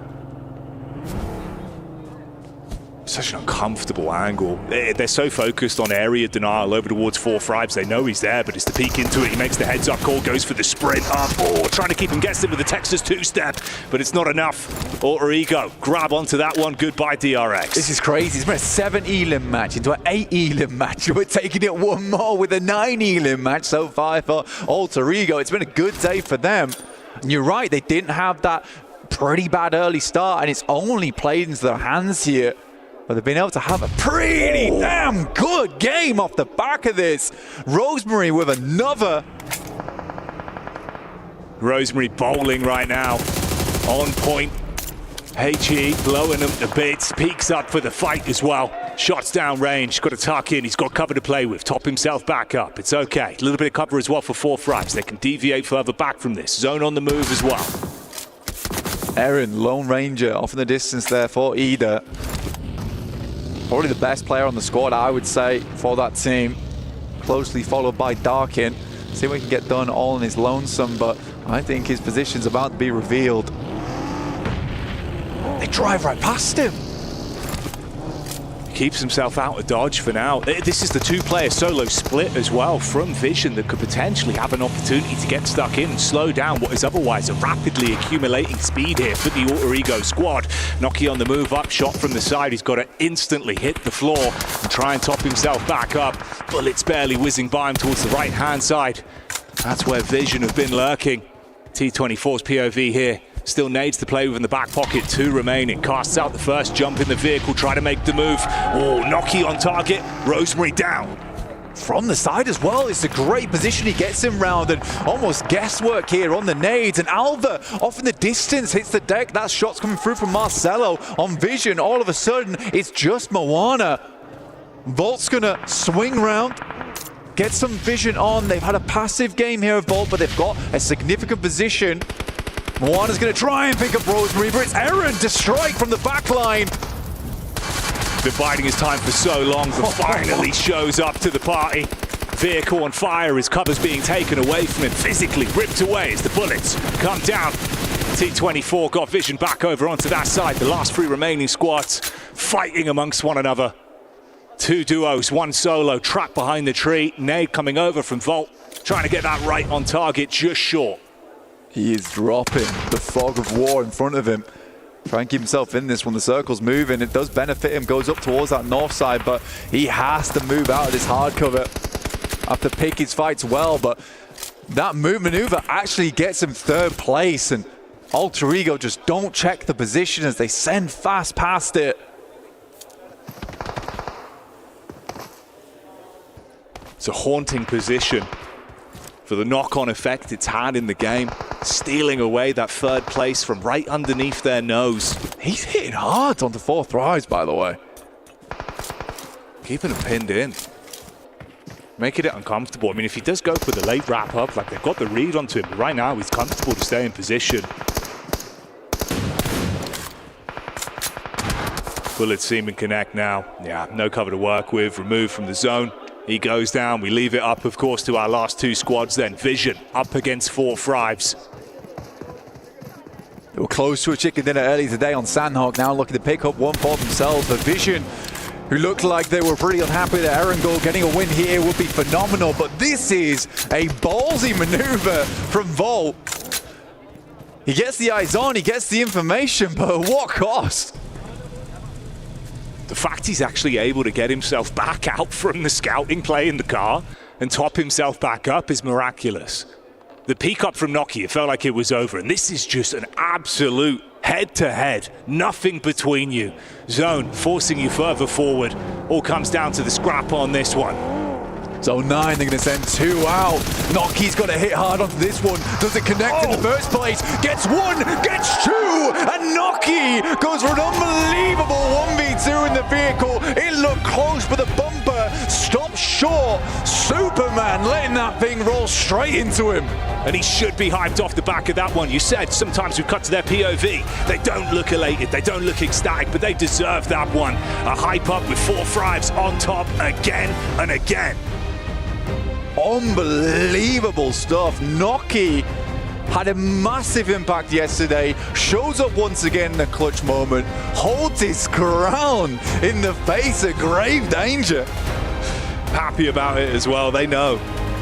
Hell of a play. Heads up maneuvers, man, it's crazy as well. The amount of altercations where they were able to find points for free.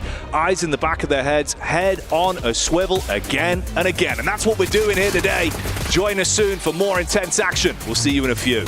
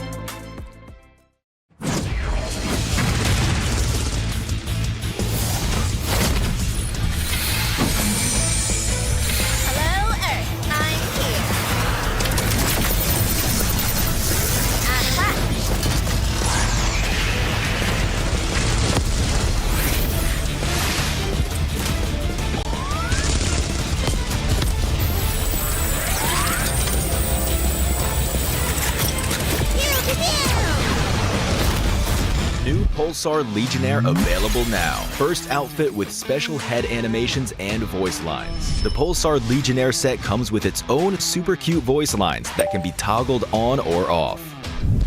What happened? Bye, friend. Hello, Earth. I'm here. It also features the upgradable Hyperion ship DSR and Jet Reaver glider with special animations. Experience parachuting like never before. That's not all. Even more rewards await. Event period, July 25th, 2025 through August 26th, 2025. What are you waiting for? Get the new guild set now.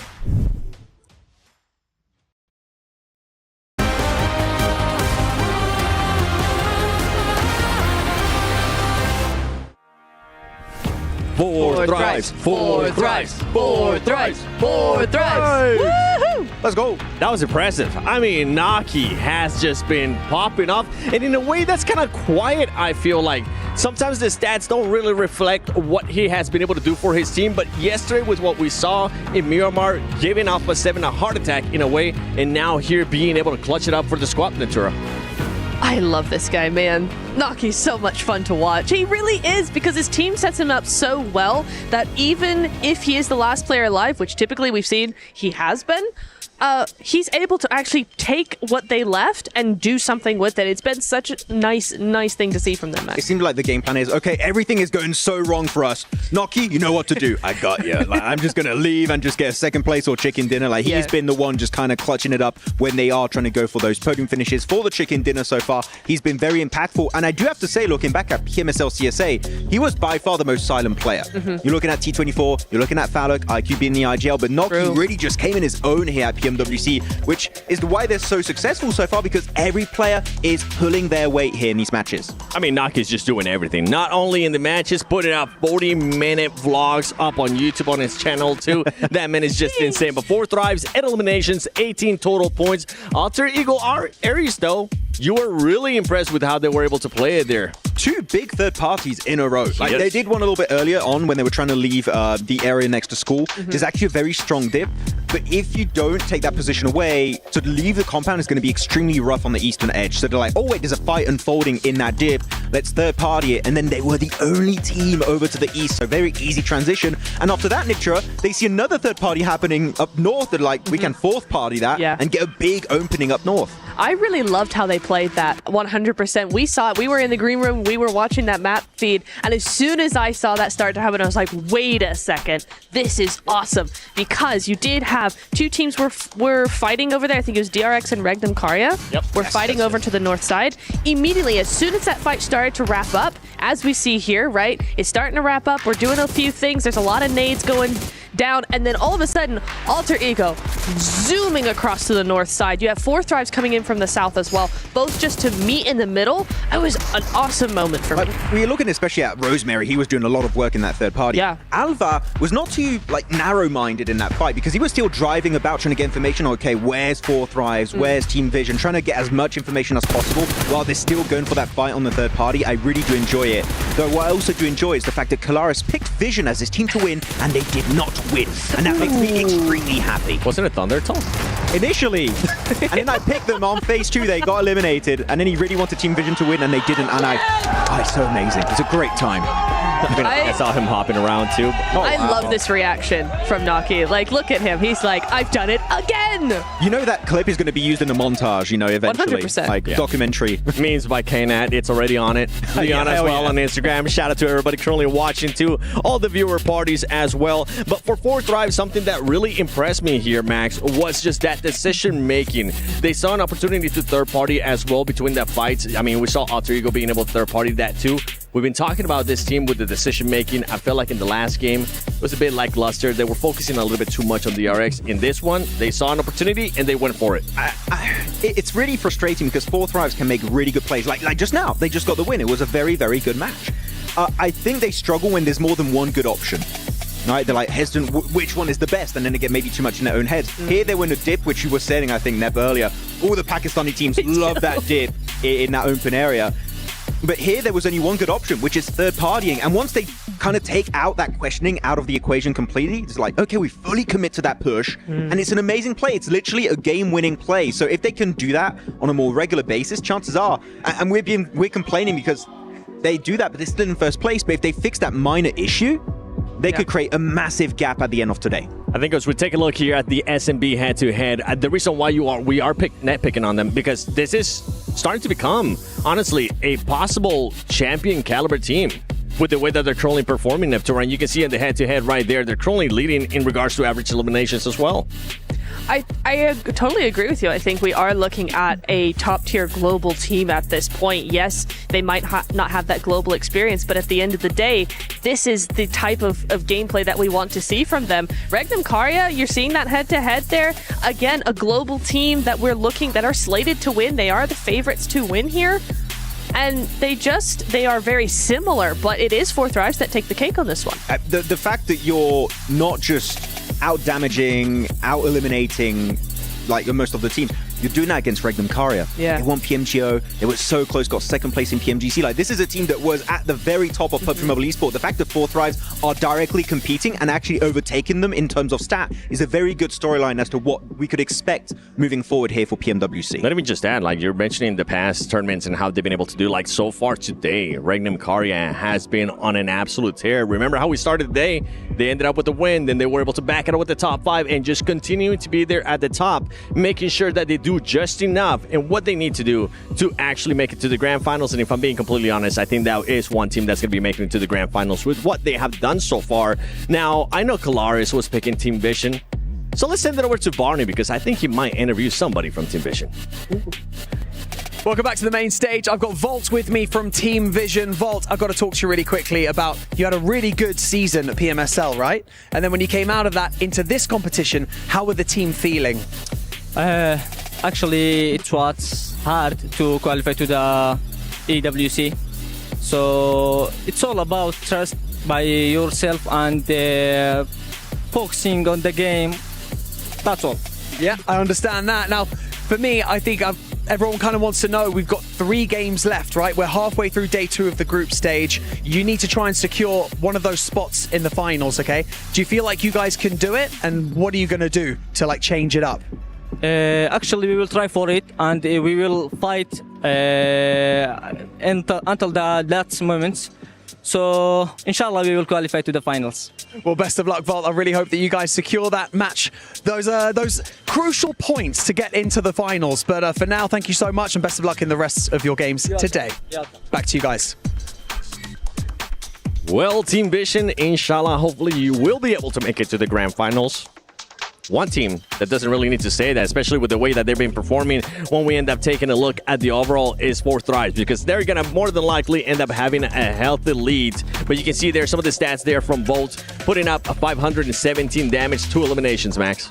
Yeah, I mean, really good presence from this guy. Again, one of the top players going into PMSL CSA. He's been learning a lot, especially from Never Alone on this team. So he's been improving really rapidly. Initially to go into this tournament, so I'm very happy with his performance. I do think that maybe here they did go a little bit too aggressive on that fight in the southern side of their compound. I think there was going to be RA, there was also the side of Intense Game. I think they did stay split a little bit too long, which did cost them to lose a player, then a second player, and they just don't have the numbers to go up against 4Thrives for the chicken dinner. But there is a lot of potential here, especially when you think about it. You look at MENA teams, you're looking at Power, you're looking at R8. Those are the big heavy hitters of MENA. And the fact that here Volt and also Team Vision have been doing decent here and every once in a while is a very good setup for what's to come. But the thing is, when we take a look at the overall, look at Team Vision, currently in 7th place, 48 points, and look how close all of those teams are. Now, if we go there towards the top, 4Thrives, my goodness, 25-point lead, Neptura. I love this for them. I know we keep going on about 4Thrives, but I do love this for them. I don't think anybody... I know, right? Nobody expected this from them. I mean... to be completely...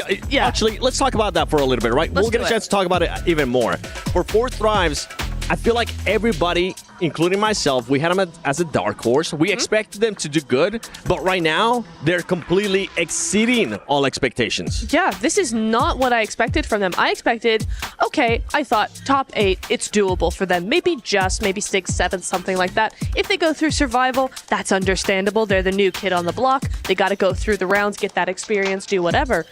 To be top of the leaderboard, and 20 points ahead of everybody else halfway through the second day of group stage is kind of insane from them. I don't think anybody expected it, not even their own fans. Let's be real here. I think it's a surprise for everybody, and what a great surprise it is. It is, and I mean, also we saw Regnum Karya, DRX, even though DRX hasn't had the gameplay that we saw yesterday, Max, in regards to those 2 wins, they're still being able to maintain themselves there towards the top. Yeah, exactly. I mean, sure, they're not able to get themselves chicken dinners, but they're still getting a few placement points, a few eliminations. They're getting into the late game, which is what I personally wanted to see after yesterday's 6 matches. So I'm definitely happier with their performance. Would I still like to see a DRX win? Oh, hell yeah. We just haven't gotten to that point just yet. Going on to the third page. Here, we're seeing, of course, teams trying to catch up a little bit. I haven't seen much from RA. Just a lot of fights that have been a little bit topsy-turvy. I want to see a little bit more presence in these fights. You know who I'm talking about. RA, okay? Somebody that I want to see what they're currently up to is going to be Barney and Veracity. I've heard that they're currently up to no good. Welcome, everybody, to the PUBG Mobile World Cup at EWC. My name is Veracity, and I simply couldn't stay away from this gorgeous stage. But don't worry, you're in great hands. I've booted Barney off for now. It's just me and you. We kick things off today absolutely incredibly. 4 Thrives, what a performance from them. After third partying none other than Team Vision and Regnum Karya, the final fight then came down to Regnum Karya and 4 Thrives themselves. Despite Regnum Karya walking away with a winner-winner chicken dinner in that one, thanks to those sweet, sweet elimination points, 4 Thrives rise to the top and absolutely dominated everybody else. Match 2, though, was at... Hold the phone. Veracity, you ain't kicking me off my stage and doing the host rejoin without me. So I'm going to take you through what we did on map number 2, because we headed to Erengel and a spanner was thrown in the works almost immediately because we had a south circle all the way down in military base. And that caused a surge of rotations by land, by sea, and by air. And it was at the very end that Thunder Talk Global went head to head against Team Secret, who had rotated all the way from George Pole, by the way. And Thunder Talk Global, they managed to secure that winner-winner chicken dinner and 26 points. That means 16 eliminations, Veracity. You know what, Barney? That's enough out of you. Ciao, ciao, Bella. Are you serious? Match 3 is where it all really kicked off, because we almost saw the return of none other than the Dockening. Unfortunately, they weren't able to make it work on the Alpha Gaming side of things, but you know what did happen?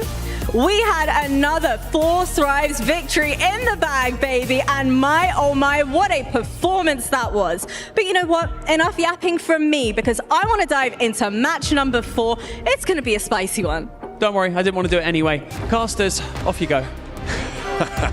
Barney up in the skies, heading on into map number 4. We're having a great time here at the PMWC. What a way to close down that last match with 4 Thrives, another chicken dinner. They are having a blinder. 4 Thrives are incredible. They come into this tournament, we've got expectations that they're going to be good, but not great like they currently are. They're leading the pack, and one of the beautiful things about 4 Thrives is, well, they've got that clutch ability. Nokia has been absolutely insane. He clutched yesterday against, or almost clutch, I should say, on the Miramar matchup against Alpha 7. We lost our minds thinking he was going to take it all. Hey, we'll see you later, my boy. It's great seeing you out there. We'll send someone to get you, I'll be honest with you, good-looking guy, looks like a Greek god out there. But hey, at the end of the day, Nokia is insane. He really is. Almost clutching up against Alpha 7. And, well, obviously that clutch against Vision in game number 3, just the map previously. You've got to give him credit where credit is due. 4 Thrives doing everything right. But there are some other rosters who should be put on notice. Absolutely. There are a few teams who have yet to engage the afterburners here. Not including Thunder Talk, of course. Yes. Who are currently on 28 points. Although most of those points are from one match, but you know, we'll gloss over that. But there are certainly a lot of teams who are still to make their mark. After their first 3 matches, we're looking at the single-digit teams, right down at the bottom end of the tables, 21st to 24th. These guys are having a bit of a shocker. Hopefully they can stand up. A team that was put on notice up towards the last game of yesterday was Regnum Karya. I thought Silas was stretching it out before this match because they have been lifting heavy so far today. They have really sent themselves up towards the top end of the tables. Right now, I believe they're in 3rd place on the overall standings, and they have been having a massive resurgence, which is great to see. I was worried about them at the start of today, at the end of yesterday. They didn't look like Regnum Karya should, and they have managed to regain that throne. We were talking about it a little bit before, about exactly a third of the lobby will qualify directly to those finals. 8 out of 24 teams will be making it, so out of each group, you expect a third of each group to be able to make it through. Now, it's no secret that 3 is not a factor of 8, so you're expecting to be somewhere between 2 and 3 teams on average between these to be able to qualify. At the moment, we're looking at these top 3 teams on the tables. They are all from a group that is not going to play in tomorrow's games. This is their last day of games. That's right. And we have 3 very clear front runners. This is what we should be expecting, and the fact that Regnum Karya is in and amongst that group is good news for them. Without a doubt, you know, they ended yesterday super strong on Miramar with a tremendous win. They start today with yet another win. That puts them up in 3rd place. We talked about it, 80 points, most likely going to be the cutoff for top 8. Regnum Karya is just right there at 74. Just a little bit more to go. I have no doubt this next Erangel is going to be wonderful for them. DRX, though, we kind of talked about it offline. A roster that is great when they're doing good. We're talking 3rd place, 1st place, big elimination games. But then all of a sudden when they're doing bad, they're doing really bad. However, with that being said, DRX still manages to be in 2nd place. So the consistency is key. The big games that they're having, like we said, are tremendous, which means, hey, they're still doing okay. That's going to be a conversation, I think, going into the finals. But DRX just on the outskirts of the next stage, which is going to go totally north, right? So for all those rosters in the south, including 4 Thrives, well, they're going to have to work their way all the way up. And, well, sometimes it's not easy to do so.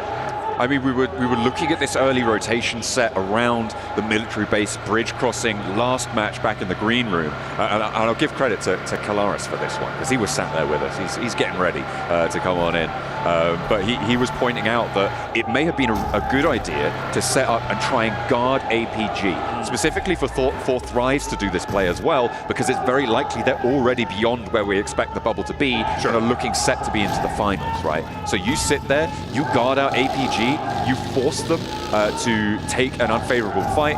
Not only do you limit APG's point scoring, a team that people are expected to do incredibly well, you also get in their head about all future rotations. So what Kalaris was saying is that this would be a massive, what's called a plus EV play, right? A plus expected value play for all you poker players out there. You don't familiar with that one. It will in general increase your ability to curtail the players playing behind you. You're going to have a good time of it. So not only are you going to increase your potential scoring, get 1 or 2 points in the engagement, APG are going to have their point scoring potential limited to boot. So it's definitely a strong option in the arsenal for 4th. Well, they have the chance to do that, right? 4 Thrives on the Western Bridge means APG might run into them depending on how long 4 Thrives want to stay in that location. I expect them to go ahead and move on up, but even still, if APG ends up taking that Western Side Bridge, I do think they might have a bit of a tussle a little bit later on, but at least as of now, still looting up 4 Thrives.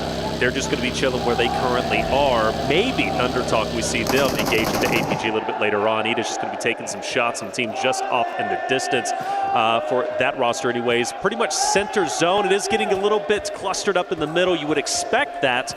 But as of now, everybody just trying to find their next location. Nothing too crazy happening at the moment. By the way, intense game for the first time here, at least, of course, for myself, looking at them coming out from the Americas region, looking for them to join the likes such as Influence Rage, Alpha 7, Brazil, have been doing a wonderful job representing Americas. Although Influence Rage currently a little bit further down than I want them to be, these next 3 games need to be powerful. I look for them to wake up during Miramar, but here on Erangel, it'd be an absolute bonus if they can pop off. But for intense game, as far down as they are, I know they got to tomorrow as well. I want to see them have a good game number 4, but it's up to them to decide. I mean, as we keep bringing up this bubble, it is so important, right? You're going to be looking to put up at least 40 points in a day in order to feel healthy, to be able to achieve a top 8 position. Everybody else is going to those survival stages, so it's not all done and dusted, but you do not want to be sat around those single digits, especially when you're entering the second half of your day. We'll see maybe if they can turn things around here or on Miramar, so potentially a map change could change that dynamic as well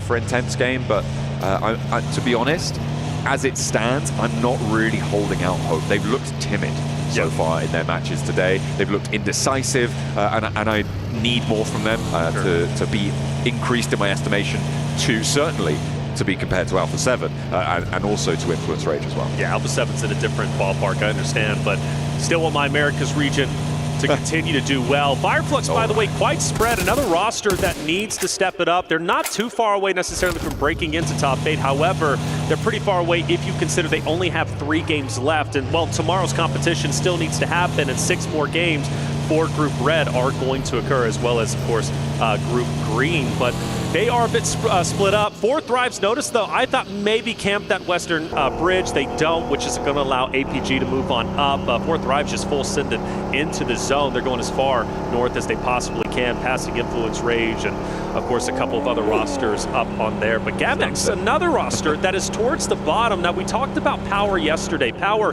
and their indecisiveness, not pushing fights when they need to. You see them getting stagnant, therefore getting third party, getting pincered. It just didn't go well for them. But I think this Gamex roster, I don't know, are they still getting their legs underneath them? What's happening to them today? They're just not. They're just losing fights. It's been pretty brutal for them. Obviously, they've only got 3 points today, and to be honest, there's not really too much to talk about with them at this stage. I'll be honest. They just have not been performing. Right. They're losing their fights. They're losing their engagements. And they can't allow that to happen. They need to be tighter on those engagements. Maybe, and there's several ways to it that one can address that. You can choose to fight better, or you can be stronger mechanically within those fights, right? And those are kind of the 2 ways that you can address that. And right now, they're kind of dropping the ball on both of those. They are following in the wake of 4 Thrives on that north rotation, going past the top of this observatory hill for Alter Ego up towards Stalber, and they will not get contested too heavily here. Alter Ego taking a backseat on this side. Taking a couple pop shots at 4 Thrives, again, who have made it all the way from Fairy Pier up north towards Stalber, potentially going even towards the shoreline, which isn't as contested at the moment.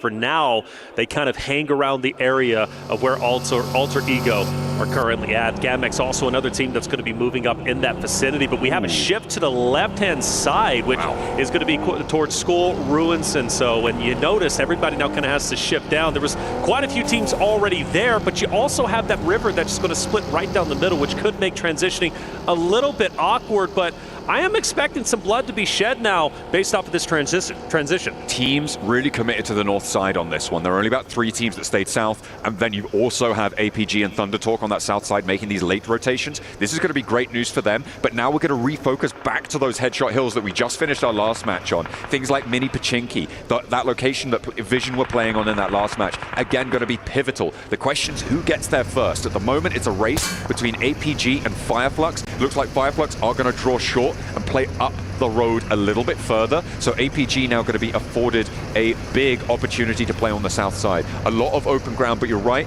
in terms of choosing, it is still potential to go north of this river. However, we're going to see probably about a 30-70 split from north side to south side in terms of the team presence on both of these edges. But I'm a big fan of what Fireflux is doing. You got Catch, he's got the hovercraft. First and foremost, that's going to be huge, especially if we end up in an open zone right late game, which is still a possibility. But they also find the hard cover. They're relatively central. There's a very good chance the zone could shift south and encompass them. They should be set up quite nicely to maybe cut off APG and the likes of Thunder Talk, who start to move in. Still plenty of distance between them, of course, but I do like the fact that Fireflux is set up as nicely as they are. Again, a team that needs a big break. This game needs to go their way. Only 3 more games left. They're at 29 total points. It's simply not going to be enough to make top 8 by the end of tomorrow's competition. Ida, Influence, Rage, kind of tempting each other a bit. Who wants to take the shots? Well, nobody just yet. We're still early going. Yeah, they're not quite getting stuck in right now. I'm looking at the map as well, and I'm seeing Gamax, again, kind of floundering a little bit. I don't think they know where they really want to go. They haven't made the play call. They didn't commit to their north side rotate behind 4 Thrives, and to be fair, the circle did push back down south, so I'm not entirely against it. And in fact, Alter Ego making the same maneuver out on that southeast side, but a lot of teams have made that same decision now. On the north edge of Potato Hill, it seems to be getting a little bit hot now. You've got Thundertalk, you've got Gamax, you've got Fireflux, and now Alter Ego joining in. Yes. It's gonna get dangerous. It is, and Thundertalk continue to spread out and go for this 2-2 split. Granted, they're still relatively close to each other, but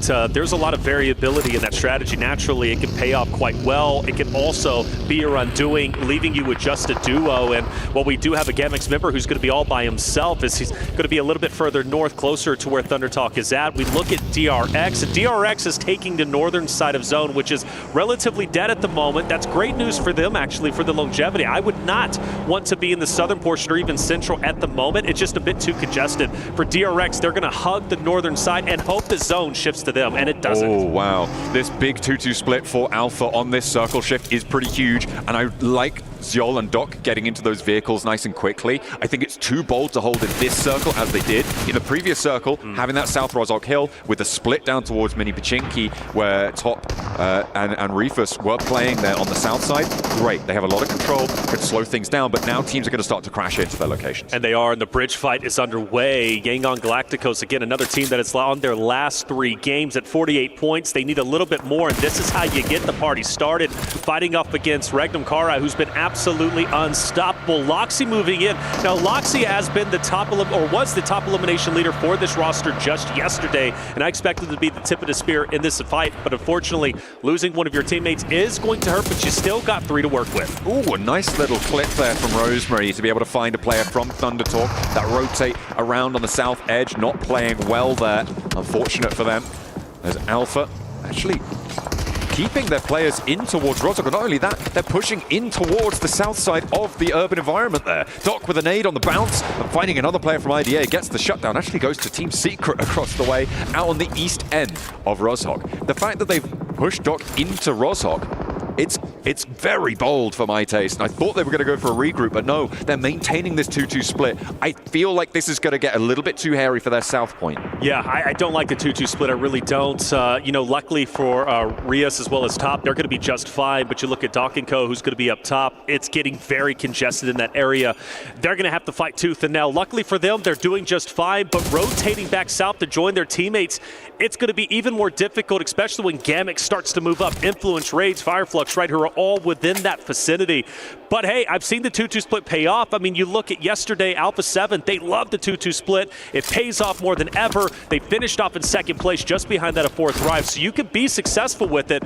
But luckily, it looks like, at least from our perspective, Doc is going to rotate down, but they still got a solo of Zyol who's going to be up top, so hopefully he'll be able to rotate down. But in the meantime, we do have Gamax, Alter Egos, and an engagement. Gamax have been holding them out for a little bit. Alter Ego finally find the opening towards that plateau that we saw be so pivotal on that vision situation in the last match. The same story seems to be unfolding here.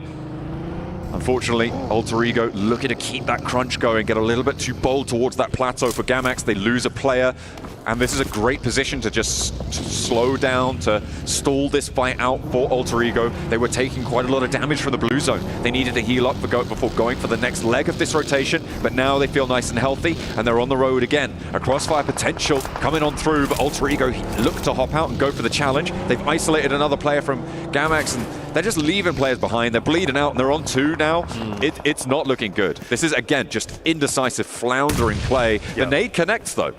Nade connects, but how much is it really going to help when you only have 2 players? And Alter Ego's not a team to back out. They've had a wonderful day so far. This is game 4 officially for them. They still have all of tomorrow's competition. But Chrono's gonna be wrapping around right, but it doesn't pay off. Krypton takes him right down. The revive should be in, and the last remaining player from Gamax, he's on the road again, but he's not even safe. He's taking shots into the backside, and he's actually full sending it out and straight into IG. Hey, IG know how this game goes, right? They've seen this happen on their own roster.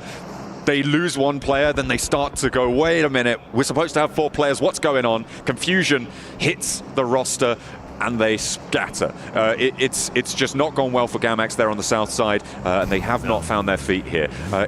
Hopefully, Intense Game can maybe do a little bit better, but they do have to push further forwards. They should be in with a couple of opportunities to do so, however. With this hard south shift, it goes back on in. The 2-2 split, as we hop back over to talking about Alpha Gaming, that 2-2 split did regroup now fully down to the south side.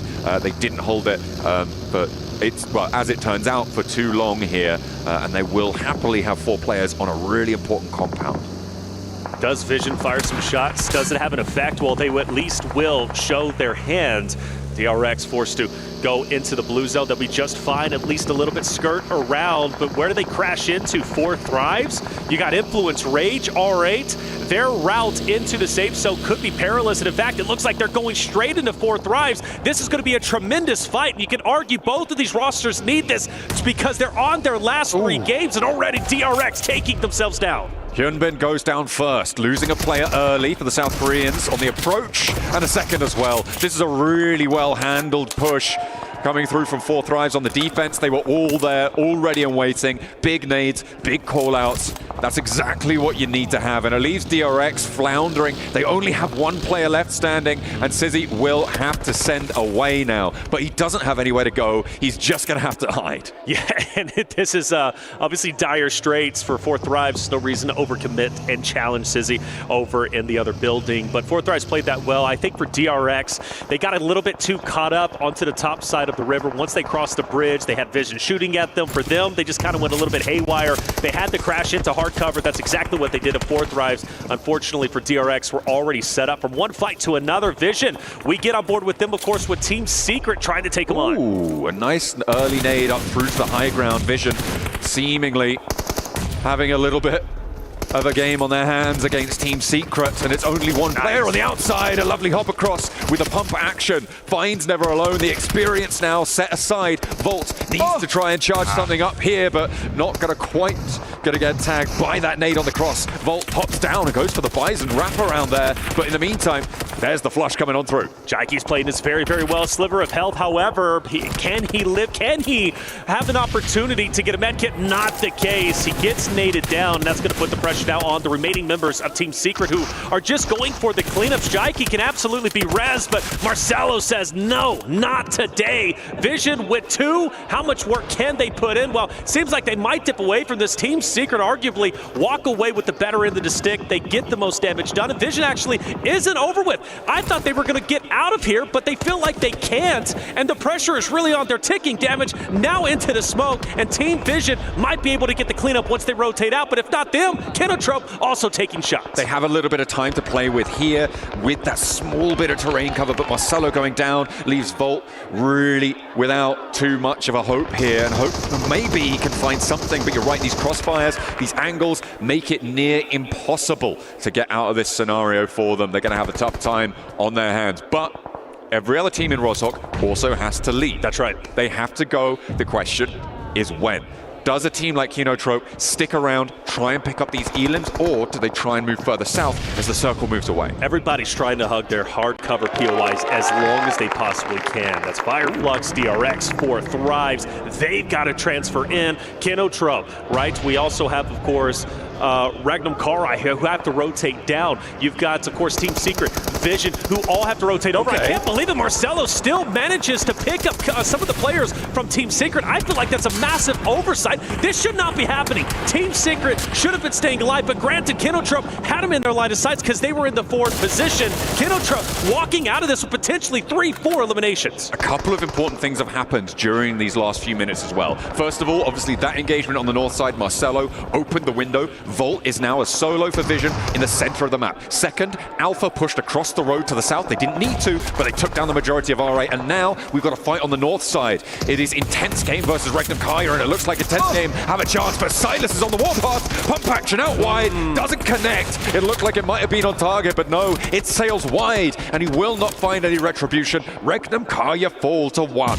There it is, a tense game, showing up and showing out. This is the time they start to come alive. Granted, only 3 eliminations, but plenty more they're going to be able to get. Plus, they should come out of this 4 strong, and unfortunately they don't. I thought they were going to be able to get the res, but just falls a little bit too short. But still, with 3 members, I fully believe a tense game is going to be just fine. 4 Thrives just sent into the north side of the compound that Alpha currently occupy. The fact that Alpha pushed down south and now fully wiped out RA, it's great. It covers their back. It may provide an opening for teams like Alter Ego to to flank in towards there, but they had their players towards the south because of that push, and 4 Thrives did not have to contend with the massive volley of fire that they may have done if Alpha stood on that north side. And actually, Alpha getting lit up, Doc's too far out wide, and Influence Rage is still alive with 1 player. Diego was there, and he was able to extract his pound of flesh. All right, on board with Thunder Talk, locking down the stairs and doing it quite well. That choke point, so critical. Obviously a replay from earlier, but for Thunder Talk's perspective, it's great to see them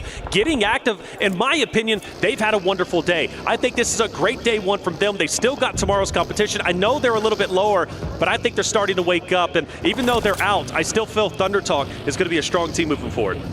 I feel like they have had a good day one. I feel like you could equally say they had a good match two, right? It is a majority from match two. 26 of those 28 points come from that one game. And right now, they haven't really proven to have the backup behind that. They were on top of that massive mountain on that military island position. They had a really easy time, frankly, of that game. And so, whilst sure, they're having a good day, they need to show more. Certainly to be in with a chance of getting towards those top 8. Kinotrope, intense game. They've been opposite of each other for a little bit, but it looks like Kinotrope might be nailing the final nail in the coffin on intense game. Only one more player remains, going to be Adrian, and well, he was way off in the distance for the longest time, trying to pop shots off as Rafa and co were fighting up close and personal with Kinotrope. And well, for Adrian, he's going to be one of the many solos that are still left. DRX, right? Team Secret Vision, all with solos. Meanwhile, Fireflux, you got Alter Egos, APG still looking very healthy with 3 members themselves. Kinotrope too, right? Winning that fight puts them at 3 themselves. And do my eyes deceive me, or is Rafa still, is he back up? No, he's bleeding out. But hey, Adrian does come in. He can still do a lot of damage to Kinotrope depending on how he plays this. His 2 nades are cooking though, and I don't think that Adrian's going to be long for this one. One goes short of the car, the other one goes behind it. Doesn't actually get the knock there. That should have been, but a little bit of a misplacement on the nade as they try and drop another one out wide. That should have hit. Goodness me, Adrian, the luckiest so-and-so in the game right now for intense game. Has the smoke blooming, has the vehicle, but at stage 6, that blue zone's going to start to do more than tickle. And Finale wants to try and put him down here. Remove that threat on the northern side. The vehicle connects the spray, and finally, Adrian is out of there. Well, good effort nonetheless. Dodging the nade, staying up as long as he did. Top 9 for our boys from the Americas region. We'll see how well they're going to do on the Miramar, which I think that's where they're truly going to wake up. We've still got this battle kind of stagnating a little bit between Alter Egos, APG, 4 Thrives. You mentioned 4 Thrives rotated in to get the hard cover. Very contested area.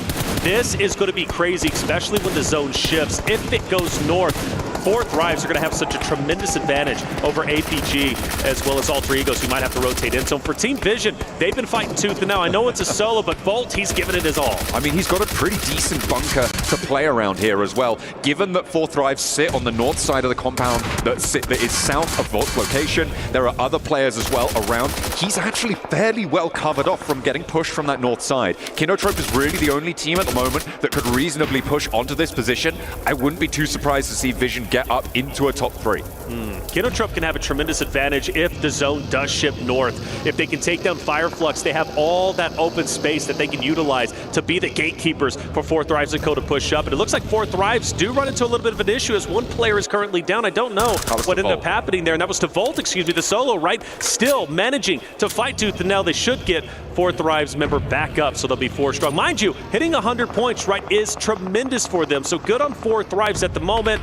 They are leading the charge and could very well take first place in our group play. Yeah, it looks like Volt might not be long for this one. Kinotrope certainly will be the team to displace him, but he has managed to get across here. That makes it so much harder for Kinotrope to spot him. Gets a little bit easier for the other teams, though. So Volt is currently dancing through a hailstorm, and it is a very unfriendly atmosphere in the middle of these hills. He will go down. That goes to Fireflux across the way. Kinotrope take up that mantle, and again, this position is quite strong. And now with a duo placed in here, I feel like it's just got a lot stronger. I mean, 4 Thrives currently have that north side playing up to 100 points. You're right, they're breaking that century.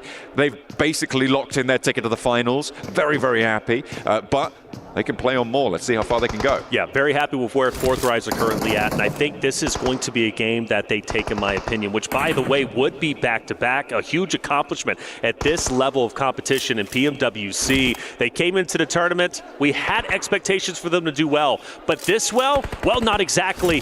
They are exceeding everybody's standards as far as I'm concerned. We see a replay onto the fight between Alter Egos and APG, and it was Rosemary up top just putting in work, not only on the faraway members from APG, but also Forthrives. That was the down that I ended up seeing in the elimination feed. So good on Rosemary to put up that fight, but we're going to have to see a little bit more as he's got to go north straight into the enemies. Fireflux wrapping around on the north side, across the open ground, straight into the duo, and they're holding well, they're holding strong. Scarface, last player to stand, but with the DBS, able to keep Solus alive as well, and they take up the mantle of the duo in the ditch here on the outside of these compounds. Now, it is all about what Forthright can do with this warehouse, right? They've had APG Alpha on that south edge, dismantled a little bit by Alter Ego, so that is the outside factor here. And this is a standoff between these two teams. It's Alter Ego and Forthright, the major threats in this lobby. Oh, wow, but getting that knock is huge. Maybe Alter Egos can start to push up. Mind you, Forthright, who knows, do they start to engage themselves? They don't have to move, but I was kind of seeing some nades cook, and if they get a couple downs themselves, maybe they do want to capitalize. This is, in my opinion, where Alter Egos need to push up. Why go to the open space? Why wrap around? Take where APG is currently at. They're they're maintaining space on the outside here. They have got a knock. Forthright actually could end this fight for them. The nades coming thrown on through. Valak with a bouncer, but doesn't quite connect. Zjol staying alive for just a moment longer. Valak in danger now, coming through from Alter Ego, could potentially be in those sight lines. You can see how close they are, but it is just shots and nades and every kind of ordnance being sent on in. Valak's getting so bold with it. Yes, and he shouldn't have done that. He overcommitted. You have to assume Alter Egos are going to be on your backside. They look like they're backing away. Maybe it was a ploy to maybe distract and give confidence to Forthright to push up into APG. Once Alter Egos backs away, Forthright says, okay, if you're not going to push, we're going to go ahead and do it for ourselves. And now you lose one player. Granted, it could have been a lot worse. If they would have full committed, man, Forthright could have been in a lot of trouble. But losing one player, that could be the difference between winning or losing this game. And now Alter Ego, having not taken the option to dive on into the fight, will not get third party. They won't get embroiled in the compound engagement. They have the outside control. They have the numbers, they have the terrain, and the circle has pushed away from both of the hard covers. Over to Fireflux. This is the other stronghold position as Krypton diverts, goes for a drive-by, back into the driver's seat, doesn't quite connect on the shots, but down go Fireflux. They lose one on the knock, but they have full control on the outside now, and neither of the two other teams can take a challenge. They can't leave whilst the other survives. Wow, look at how active Alter Egos are getting. They are taking the fight to everybody, and they are winning. Rosemary, once again on your screen, putting in the work. Now at 4 eliminations, we're up to our top 3 at the moment, and Alter Egos are steamrolling through the lobby. 10 elims, though, for Alpha. They've had a good game already. They ran across the road to R8 and allowed Forthright in the door, and that spelled their demise. For now, they do still have an opportunity to get a little bit further here. We've seen what duos can do, but with the chokehold that Alter Ego have on this circle, I don't imagine it's going to last for that long. Not at all, and man, I'm so impressed with Alter Egos. The amount of pressure, not only with their utility, but also taking the moment and shining through it. Alter Egos mowing down Forthright. They took down one earlier. They get the finish on them, and now it's APG versus Alter Egos. And Rosemary, who else? The tip of the spear, pushing forward, looking to take down APG. Take game number 4, and they will do exactly that. A beautiful chicken dinner coming through from Alter Ego. They rotate around the outside. They pen in the fight. They extract value. They get 13 eliminations on the match and 23 points to add to their tally. They are the top of their group, and they are on top of the world right now. A happy bunch of lads they are. What a great run from them in that match. They rotated far during that game. They played it well. They played it wise. and in the end, they came out on top. Without a doubt, and Rosemary, you gotta sing his praises. Rosemary was that guy for the roster, taking matters into his own hands, keeping the pressure up onto APG as well as 4Thrive simultaneously during the replay. We watch it even in the final moments, pushing straight forward, because even if he goes down, he has full-fledged confidence his team is going to have his back. Absolutely fantastic stuff. We also saw in those final moments Alpha having a decent showing, getting late into the game, a large elim count. They had some good plays there, allowing 4Thrives not a shining moment though, and 4Thrives will capitalize on that. A beautiful shutdown for Alter Ego to find the chicken dinner on match number 4.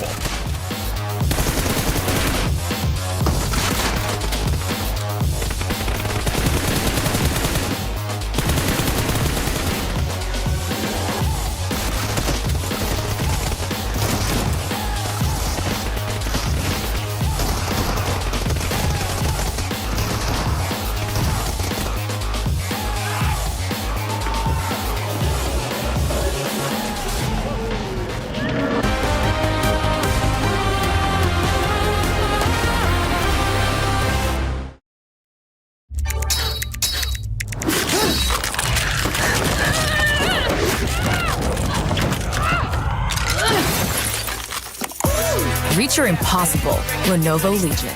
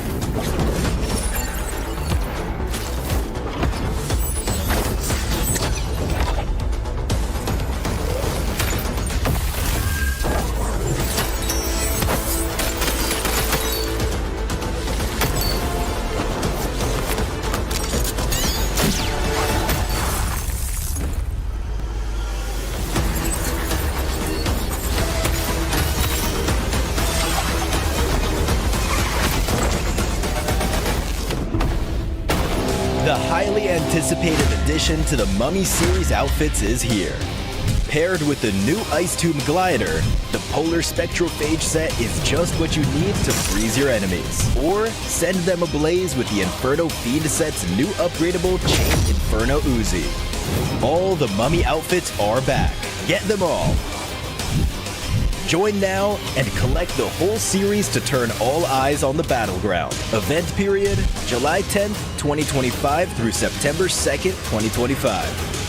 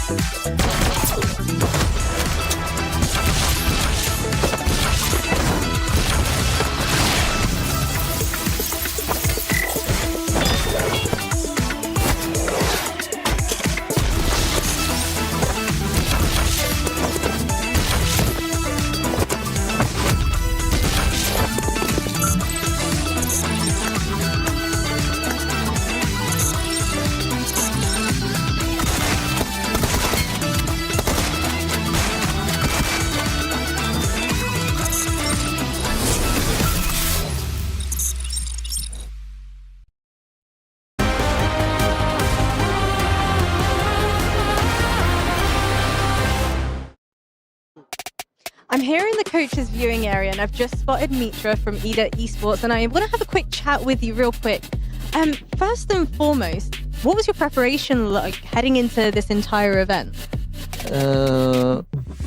Can you repeat again? What was your preparation like coming into this event? We have own game, so we just practice our game. That's it. Did watching the games yesterday help you guys at all? I did, but we don't care really opponent's game. We just have our own game. This is the main rule for us. And what's the game plan? Because you guys had a great day one. What is the plan now moving forward? Can you keep up that same momentum? I hope so. We will try our best. Amazing. Well, best of luck to you. I'm going to let you go ahead and continue watching the games. Thank you. Alter Ego being able to clutch up one of the most impressive wins that I feel like we have seen today. Because the way that this team was just moving around Neptura, it was, I think I'm running out of words here. Besides just impressive. Leapfrogging people, doing the right rotations, doing everything correctly. It's pure vibes, is all I have to say about that. It's pure vibes. Max is going to be having very many words with me after show, I think. No, I think it was really good. And I want to say vibes particularly, honestly, because how I often see a team, when I'm looking for a team that I think might win a game, I am looking for a certain kind of aggression in how they're moving. And that is like the vibe that I'm talking about. It's like all of a sudden, it was in the last game and in this game. Alter Ego all of a sudden decided we're going to win this game. Not we might win, not we're going to try and win. We are going to win. And you could see that in the way they rotate. You could see that in the way they were playing with each other, how they were moving. It was a really, really good thing. So for me, yeah, straight vibes. Yeah, I mean, we'll come back to Alter Ego because I want to talk a little bit more, and I'm sure Maxman wants to talk even more about Alter Ego. A team, though, that we've been wanting to see a little bit more of in the last match. Not this one that just happened, but in the second Erangel. Alpha Gaming was just 2 split out. They were able to kind of fix that up here in this match with some 2-2 splits. They end up with 17 points, Max. Yeah, I mean, at the start of the game, they have a good split. Good wide split into phase 2, going into phase 3. It was like, okay, that's a pretty good one. You have Rozok under control. You have Mini School, as I like to call it, between Mini Pachinki and School itself. They have these 2 really solid positions. Wait for the circle to shift, and then you can take the better of the 2 positions fully under your control. And then, 702, talking about the splits that kind of caused their demise later on in the game, they send players solo over the road to try and take care of Thundertalk at one point. That worked out, but then the same onto Alter Ego. That was really confusing to me. So I think that they're just feeling a little bit too confident. Sometimes they're like, oh, just send a player who'll take care of the squad. No, like, you're at PMWC. Okay, can't do that. It's PMWC. You're going to be in a lot of trouble. So I want them to try and be a little bit more respectful of their opponents in these matches. Well, even if you rewind it a little bit, right, towards the beginning of the match, whenever they were having a 2-2 split there towards the Rozok, you were not happy about it. I was not happy about it. Neptura wasn't happy about it either. But it's good to see that this team is at least staying a little bit more closer to each other. One team that we also saw, and we're not really going to continue to talk about them that much because they have just been so good. Yeah, if you said 4 Thrives, you're absolutely correct. They have been performing really, really well. There was some things here and there, especially for Falak in the last game. I didn't enjoy how he ended up overextending Neptura. Yeah, classic bait move, I feel like. He just decided, I don't think he knew or he realized that there might be a player still in that building after he naded it, right?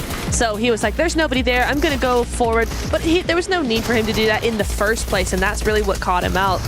So yeah, it is unfortunate that we saw that, but again, I feel it's like the one major mistake we've seen from them in this entire tournament so far. So it's like, okay, I'm going to give it to him this once. Don't do it again. There's been a couple more, and I feel like now we're starting to just start nitpicking on this team because they are starting to become the contenders, right, for champions. They do have a healthy lead whenever we end up looking at the overall. That team has just been able to continue to perform. Now, going over back to Alter Ego, I feel like one of the winning plays, and I'm pretty sure you might end up agreeing with this, Max, is when they ended up rotating south, but then we saw a nasty leapfrog.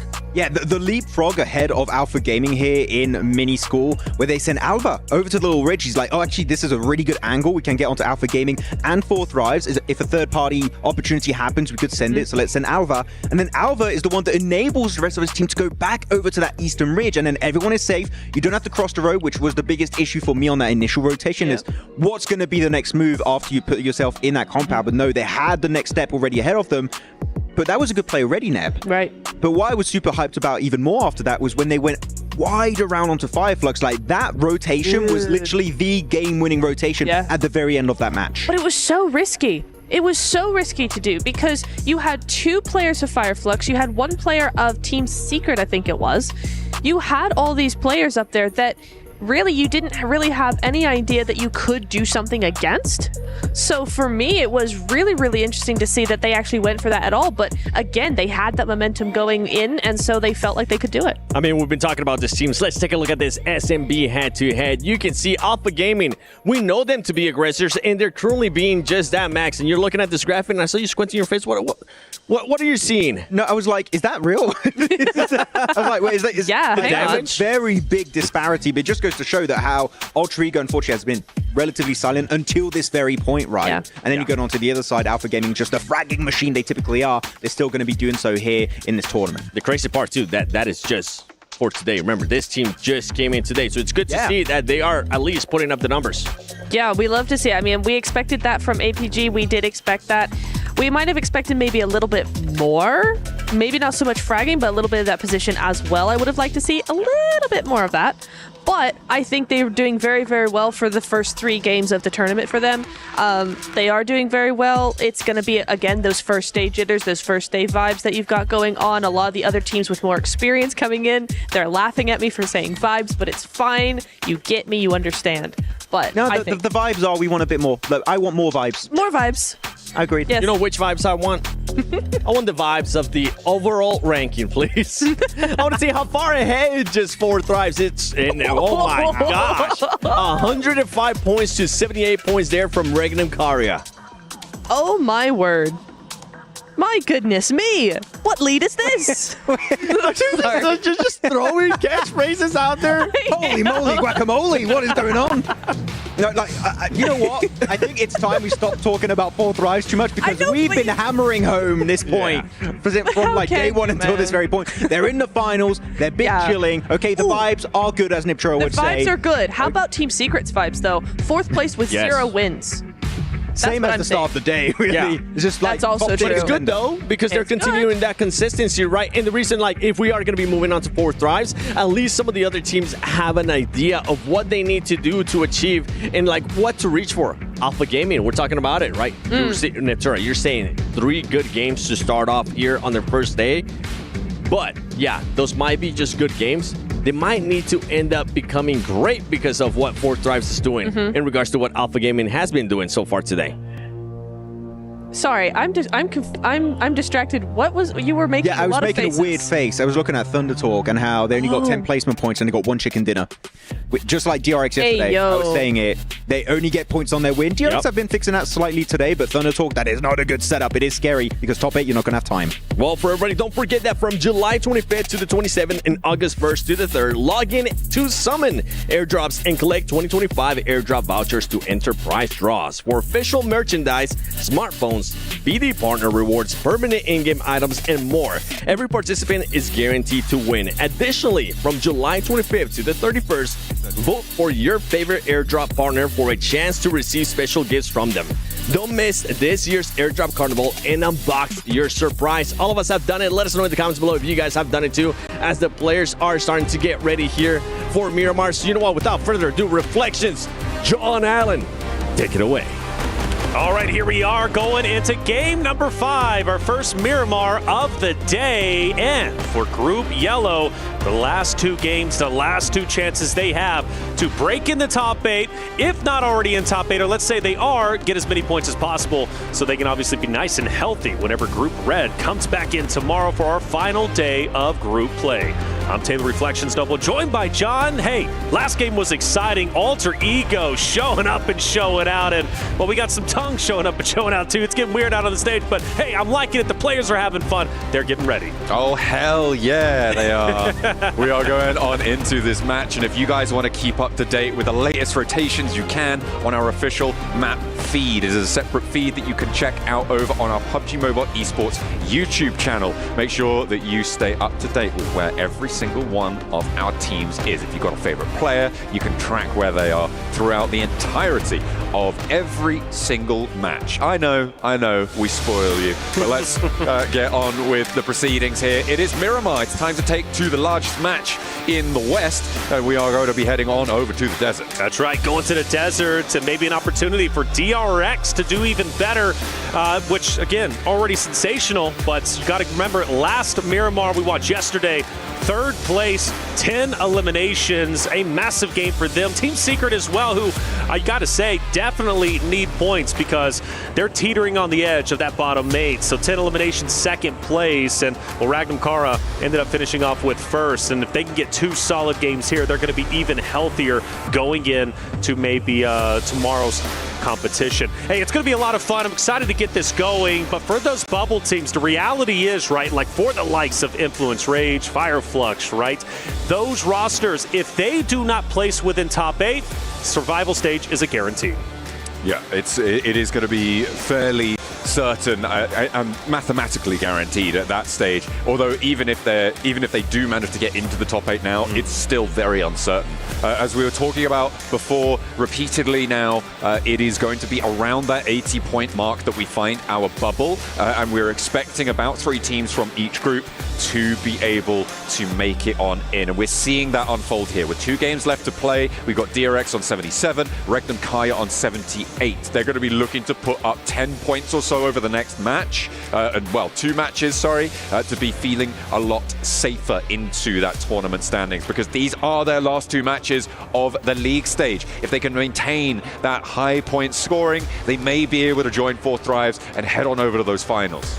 Zone moving up top left. El Pozo going to see a lot of activity. I think there was a hot take yesterday for an El Pozo hot drop. I don't believe we ended up getting it, but maybe we can get it today. Always a day late, but at least it ends up happening. And already hearing some shots. Yeah, intense game already in a little bit of trouble. Padrino off in the distance, down himself, silenced down on the rooftop. What's going on?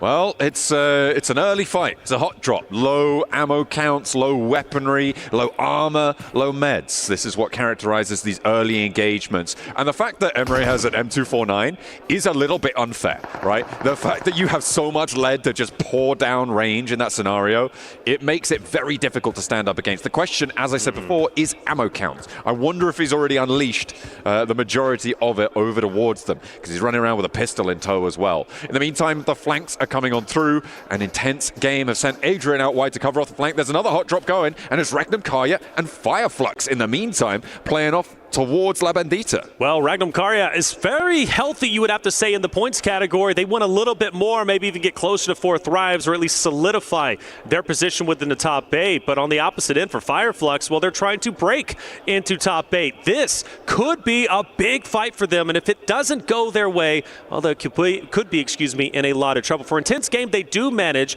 to get their teammates back up, or at least one of them, I should say. They're going to be a 3-man unit, but it doesn't mean that they're safe just yet. You got Riyadh crawling around, going for the off angle.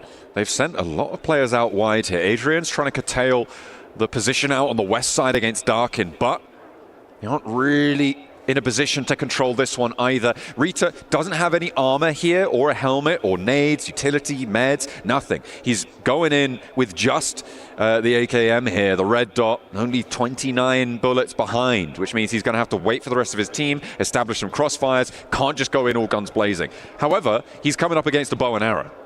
Which I'm all for. You know what, for Rafa, he's going to nail it. I have full faith. You know, I didn't see too many bow and arrow plays during Americas, but Rafa clearly been practicing, and, you know, they never want to show their full hand whenever they're qualifying in Americas. Maybe this is what Rafa's been wanting to do, the secret weapon all along. I'm here for it. What's your favorite go-to archer comparison when you're talking about archers? Best archer, go. Legolas. Okay. Come on. There we go. Well, let's see if Madcap can nail these shots down the stairs as well. Oh, surfing on the shield? I don't think so. He's not going to be able to find it, and that's only 1 knock sent back. That's the second Fireflux player to fall. And that is going to be tough for them, because Ragnar Kara, wolf packing together, it's going to be tough. Even when they go up 1 choke point right in that staircase, it's still not going to be enough, man. Ragnar Kara cannot sing their praises enough. They have done so incredibly well. And well, as we transition back onto Ida versus Intense Game, you still got Rita on the off angle, got Aaron starting to move up just a little bit closer. The question is the linchpin, of course, being Adrian off in the distance. I don't know how much he's going to be able to do or how much of an effect he's going to do. Or Rafa.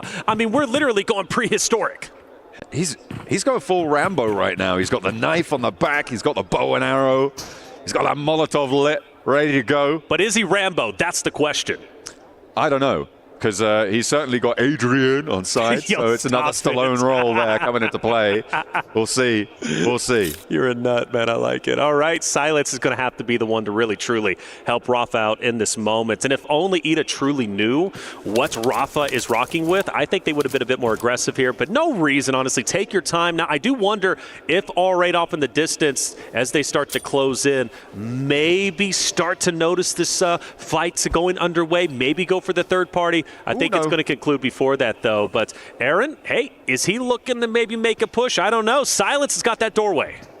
He drops the smoke there. I wonder if that's where he intended it to go. I mean, it does cover off the back door there, so he could potentially isolate the angles, but they're going for the push. Emre up now to the balcony. Rafa still with just a bow and arrow against an AUG. That's not a matchup I'd like to take if I'm on the side of Intense Game. He's going to be hearing these footsteps. He's going to be waiting for the call. He's on the inside. It's coming from inside the house, and Emre still has a little bit of a way to go. Silence holding the ground floor with the shotgun here. You can see his HP's a little bit lower, and it looks like Emre spotted something. I think the door's shut, though. Can't see him through it. Rafa can't be spotted just yet either, but as soon as he does, you got to think his chances are a lot better. And Rafa's just up ahead. Ida playing this very slow, very cautiously. Rita there in case Rafa decides to maybe jump out or maybe make a play on the outside. Unfortunately for Rafa, he's going to get gunned down. Silence down low. Not going to be able to help Rafa in this moment. So honestly, this is going to be a true 1v1 since Ida is so spread out. Goodness me. They have got that off angle from Adrian on the outside here for Intense Game. As Aaron goes up to join him. Yo, M249 versus bow and arrow and knife. And of course, if the bow and arrow wins, hey, it comes to show you Rafa might be that guy. Darkin moving down. Adrian spots him. Adrian, good trigger discipline. Finally goes on the deck. Misses too many shots, but finally clutches up in the end. My heart, it can't take it. I thought Adrian was about to choke. A guaranteed elimination. The issue is the ammo count here for Adrian on the outside. He doesn't have a lot to play with. Sure, he got the knock, but it's not confirmed yet. And Nate takes down Rafa. The Archers no more. No more indeed. Well, here it is. Silence. You've been waiting. You've been waiting all this time. You go to the classic top of the stairs and already down. Rita gets the off angle, takes him out. And Adrian, the last stand, the last attempt for Intense Game to make anything happen in game number 5. And, well, he's a maneuver and he's walking away. And honestly, he can't truly disengage because the question is, or excuse me, Eden knows exactly where he's at. Rafa goes down and so does Adrian. And, well, there it is. Intense Game, the bow and arrow, the knife, simply not stronger than the AUG and M249. The standoff there not going well for Intense Game, but now there's a third party. R8 have come to play, and they are going to be moving in from that north side. Meanwhile, the rest of the lobby has been condensing close to this location, right? We are centering up towards El Pozo, as you said, on that early circle, and now with Prestige, he's on that north edge, has got full sight lines over towards Rita. This is going to make things hard, but IDA with 3 players can still live on. Let's not forget for R8, towards the very bottom, only outdoing Gamix Esports. They still have tomorrow to play, but already 4 games have concluded, and R8 sits at just a measly 8 points. This game is needed. They need to do well. Question is, can they do it? We have a zone shift, and well, for a couple of the rosters, including R8, you got Thunder, of course, looking quite well. Team Secret, Gamex still chilling at where they currently are. You got Alter Ego, the winners, and the amazing pushers from the last game still chilling up on the northern side. Meanwhile, the 4 Thrives, APG, DRX, some scary names that are going to be rotating into a tightly contested area. You're going to hope that they can make it in unscathed, but it's a difficult and treacherous path out to the east of El Pozo. DRX currently moving up on that western side. They're going for a wide sweep here as one board behind Hyunbin. on the road. We'll see if they can get on further. Regnum Kaya, they've managed to earn a point so far this match. Any point beyond 80 that they get is looking to be gravy right now. They should be happy with their position as well in this zone. They should be okay with this spot. Currently a little bit leaning towards that south edge, but they're in and they are covered off for the time being. Kinatrope with the high ground, be in a very, very solid position. They're going to stay here as long as humanly possible. Of course, expecting potentially to be challenged a little bit later on. 4 thrives off in the distance. Regnum Karya, you got number 1, number 2 in the same vicinity. IQ taking a couple of shots. 4 thrives trying to make it through the valley here. Going on down to the side. They've covered off their south flank, but Fireflux pushing up to the road to take more shots, and they clock IQ as he goes for the cross. Look for more. Noki very, very low, but just about surviving catch. Seidels on in with the M249. Plenty of ammo, plenty of guts to go for it, and he makes the play work. A nade over the top of 4 thrives are losing 2. No 2 ways about it. They are going down. That's it, and the rest of the 4 thrives member just forced to retreat, get out of there, and live to play another day. And I know it seems a bit rough, and it is. Don't mistake it, but they're still in first place, and more importantly, walking away with the duo means, well, they can still accomplish quite a bit as they go into the later stages. But for Fireflux, you gotta appreciate them setting that trap, taking the opportunity to take down 2 members of 4 thrives. They desperately need the points. Only Noki now remains, the Clutchmeister himself, looking to try and snake his way through the streets here, but not really having too much to work with. Does manage to catch a break, though, and send into the buildings. And will head up to the top floor, tries to tuck himself away. Not buying or selling at this door. Shuts it firm in the face of anyone trying to move on close by, but I don't think he's going to have too much luck moving on forward, surrounded by Thunder Torque. Well, you say that, but look at what he did to Alpha 7 on Miramar, right? Just yesterday in this same game, game number 5. I don't know, it's going to be hard, but I'm becoming a bigger and bigger fan of Naki. He is truly the tip of the spear for the 4 Thrives esports roster. And, well, the zone doesn't shift too much, not a lot of movement. Vision still way off in the distance. You just noticed what 4 Thrives had to go to as they were moving in. Vision most likely going to see the same result. Everybody trying to make their move now towards San Martin. Looks like we might be on for an urban finish as we're heading closer and closer to the center. All of these teams trying to make their way on through. And at the moment, it is most of the teams in that San Martin position. Their positions out to the west as well, like Regnum Kaya's spot. Going to potentially be a little bit sticky. Alpha, they've still got all 4 players alive, a little bit spread from each other, but they're still on the rotate, so they haven't fully committed.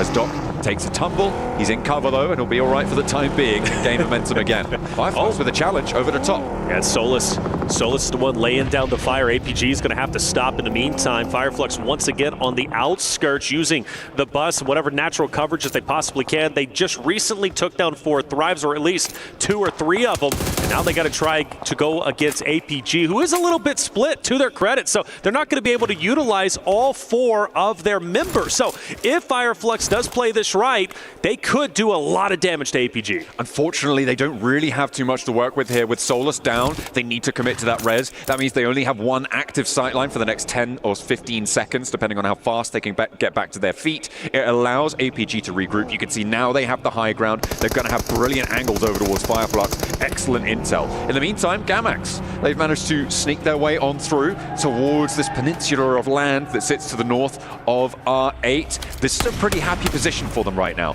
Look at the cover that they can provide towards their back. They just need to execute on those shots, and DRX are going to challenge. But Vision being on the outskirts, they finally rotate in. They crash into the hard cover, but so does APG, rotating away from the Fireflux engagement, now onto the top ground. And you've got players with off angles, you've got players inside hard cover, and it really comes down to these players on the outskirts. Zyle taking a little bit of damage, but so is Vision. Doc already going to be down top. He can't really push forward. Vision has all the line of sight straight ahead, and they're taking it to APG. I think they might be in a little bit of trouble, but again, it comes down to Zyle. I want to see what he can do on the outside. To win this fight, Zion needs to win the fight on that angle. Like you say, on the outside, it's going to come down to him. There's only 2 players on the inside, and they cannot push across the open ground towards Vision if they want to clear this fight before this position is dealt with the Nawaf out on the outskirts here. He has full cover on this run out for APG. They need to control it if they want to find that opening, that chance to move across, conclude the fight, or disengage.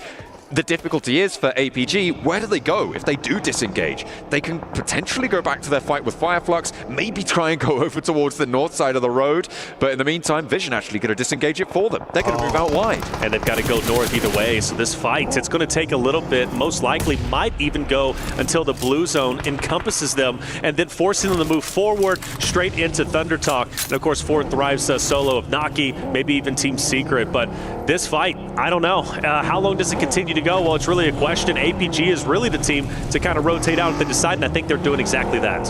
Right now, I'm looking at the sitting of the circle. I'm looking at R8's spot. Fireflux going to challenge for it, but I feel like whoever ends up in where R8 are right now is going to be able to clutch this one out. I would put my money on R8 right now, despite them not doing so well. They've got a really powerful spot with that ridgeline in tow that sits out to their east side. They're going to be happy with it. We'll see if they can capitalize. In the meantime, on the south side, there's been fights popping off. Yangon Galacticos and Kinotrope have been at it. But Regnum Karya now going to join in the fray with all 4 of their players and leverage that numbers advantage nicely. Yeah, very well done from them. They still have, like you said, 4 players. Loxy becoming a huge fan of him. He was the stat leader yesterday. Today, maybe a little bit slower, but make no mistake, he's still very much in the action, and taking down Law is going to be huge. Diego now has to fully commit to try and pick him back up. Meanwhile, Wild's going to be able to close some distance along with Tospic. This puts them in an even worse position, but the rest should come through. But by the time they do, he's not going to be able to heal up because you've got Regnum Karya starting to move forward. Laura's in as well, into the fight, trying to draw some attention, give them time, but Law's straight back down to the floor here. A spray down on the off angle. Romeo chimes on in, and he's giving them the runaround. Regnum Karya torn from the sidelines by Yangon Galacticos. The 2 players they have still up for a scrap, and Regnum Karya disengaging. They've sent Silas out wide, but he's just opening up the path for them to leave this one. Toshpik, though, seems pretty locked into the engagement. Karya with just 2 players left. Tospic up on the top side. Smile maybe going up top to get the cleanups, get the finishes. The question is, does he clear his left side? I don't know. No, he's going for loot. He doesn't know Tospic is just off to his left, and Tospic is going to go ahead and just chill out, spring the trap. Once Smile peeks his head up, he might be dead here. He's hopped back into the vehicle, though, and he may have just escaped catastrophe. He's so slow in the driver's seat. He's on the driver's side as well. Smile, he goes down. Is there a retribution? Is there an answer? No. Romeo's up and into the fight with Influence Rage in the meantime. That is disastrous. In the meantime, though, Toshpik's teammate Silas has fallen. Their IGL leader will go down to 1 player for Regnum Karya. In the meantime, Romeo still putting them through the ringer. Will lose 1, and Influence Rage are busted down to 3, but Romeo finally falls. Yeah, they take down Yangon Galacticos. Influence Rage stays up like you said. The question is, Regnum Karya, well, they're all done for as well. Fireflux against APG. Zyle's going to fall down. Reefus also very low in health. Then you've got R8 just above them. And, well, do they decide to maybe take that high ground over Fireflux? Well, in the meantime, Fireflux need to finish this fight off as quickly as possible. You know you've got it down. You know there's utility coming your way. And Scarface, half damage. He gets taken down, and there is the third party from R8. Catch now, the last to stand for Fireflux. The high ground coming into effect here. Reefus claims one of those points. Zyol is down. Alpha are flagging a little bit. Next circle is just about to pop, and finally, Marth finds that final blow necessary to take Fireflux out of the fray. The west side shift just benefits R8 more and more. APG going for the res. Oh, can't get it. There's a huge nade to drop Reefus, and he's in no man's land. And, well, surely APG is going to be down and out. The last solo forced to just retreat away. That's top. And, in fact, he's in no man's land, even outside of the current zone. He's got Thunder Talk in front of him. He is all but done for unless he makes some miraculous plays a little bit later. Meanwhile, Influence Rage, who have miraculously stayed alive with just 2 players, putting up a heroic effort here against DRX and Co. It is still, for me, a story of how far can R8 go in this match, right? They've got a lot of control. We saw how much power they had down to that south side approach. Teams like Thunder Talk gonna have to make a similar play here. They do have a little cut of the circle, still on the outskirts of San Martin down to the south side, but R8 still have so much influence over a lot of this game, and I'm hoping that they can do a little bit more. Try and stand up, like we said we wanted to see. Good shots onto Gamix. That's gonna be another one down. Just 2 more remains. Diego keeping last remaining 2 at bay. Smoke down maybe to go ahead and retreat a little bit, reposition, which is exactly what he's going to do. But by the way, update on Fourth Rise. It was Naki who was the solo. Not going to make a heroic effort in the urban landscape. He ends up getting taken down. Meanwhile, again, back on board with Diego and Influence Rage. Maybe a drive-by, pick up Lil Boy, get out of here. It's a possibility. It's something they can do if they choose to reposition. But the question is, where do they go? I think the fight is right here. Ooh, Prestige does get clocked, and it's Alter Ego from distance. So it may not be a flush here. An ID can go and get that res for R8, but that could potentially be an opening on the south side. Vision have wrapped around. Thundertalk could potentially poke their noses in. So danger abound on that south edge for R8. 2 teams of 4 will look to go for it. Here's a replay of how Fireflux fell. Marth just lighten them up. You can see the nades from the low ground and puts that nade in as well. Fireflux in a really tricky rotate approach there. It's such an open hillside. Yeah. They didn't have too many options. Yeah, I felt like they had their back against the wall for the longest time as well. You know, every time we were on board with them, they were forced to set a trap and, well, spring it just in the right moments. And one was against Fourth Rives, and then, well, they had that next opportunity against another roster. Back on board with R8. Vision down low, and the utility is just hurting them so much. Marcelo forced to crawl. Can anyone from Vision get him? Well, at least as of now, not yet. And plus, you got Noof, who's going to be way off in the distance. So for R8, loving their positioning, loving where they currently stand. And mind you, still 4 players remaining. This is the best game R8 has had today.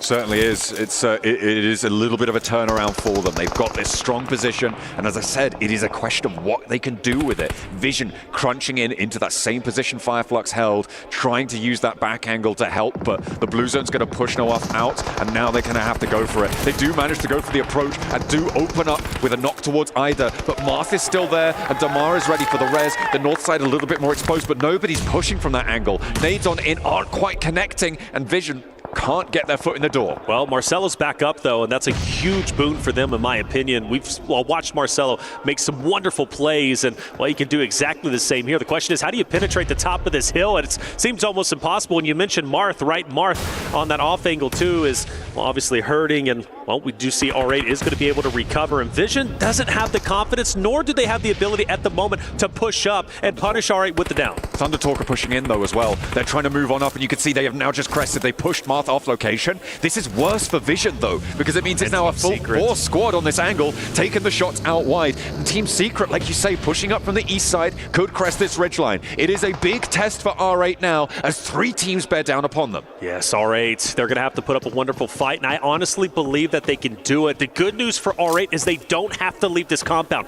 They can stay where they currently are. Everyone else, well, they're not feeling too comfortable because their back is exposed. This is going to happen to you with Thundertalk, you mentioned, coming onto the backside now. Vision forced to focus their attention up ahead. King, though, is looking at a wave of nades, and he's forced to retreat. Moves out to the side, sidesteps them. Sheng nearly tumbles himself down the hill into another, but only takes a little bit of damage from it instead. A nice hold out there from Thundertalk to keep things going for R8's hold on the north side, who have taken another knock, but they just keep funneling these reses on through. Thundertalk forced to just take a little bit of a break at the moment before they crest over that hill to challenge Vision once again. For R8, you know, they don't have to move. They're just staying where they are currently at.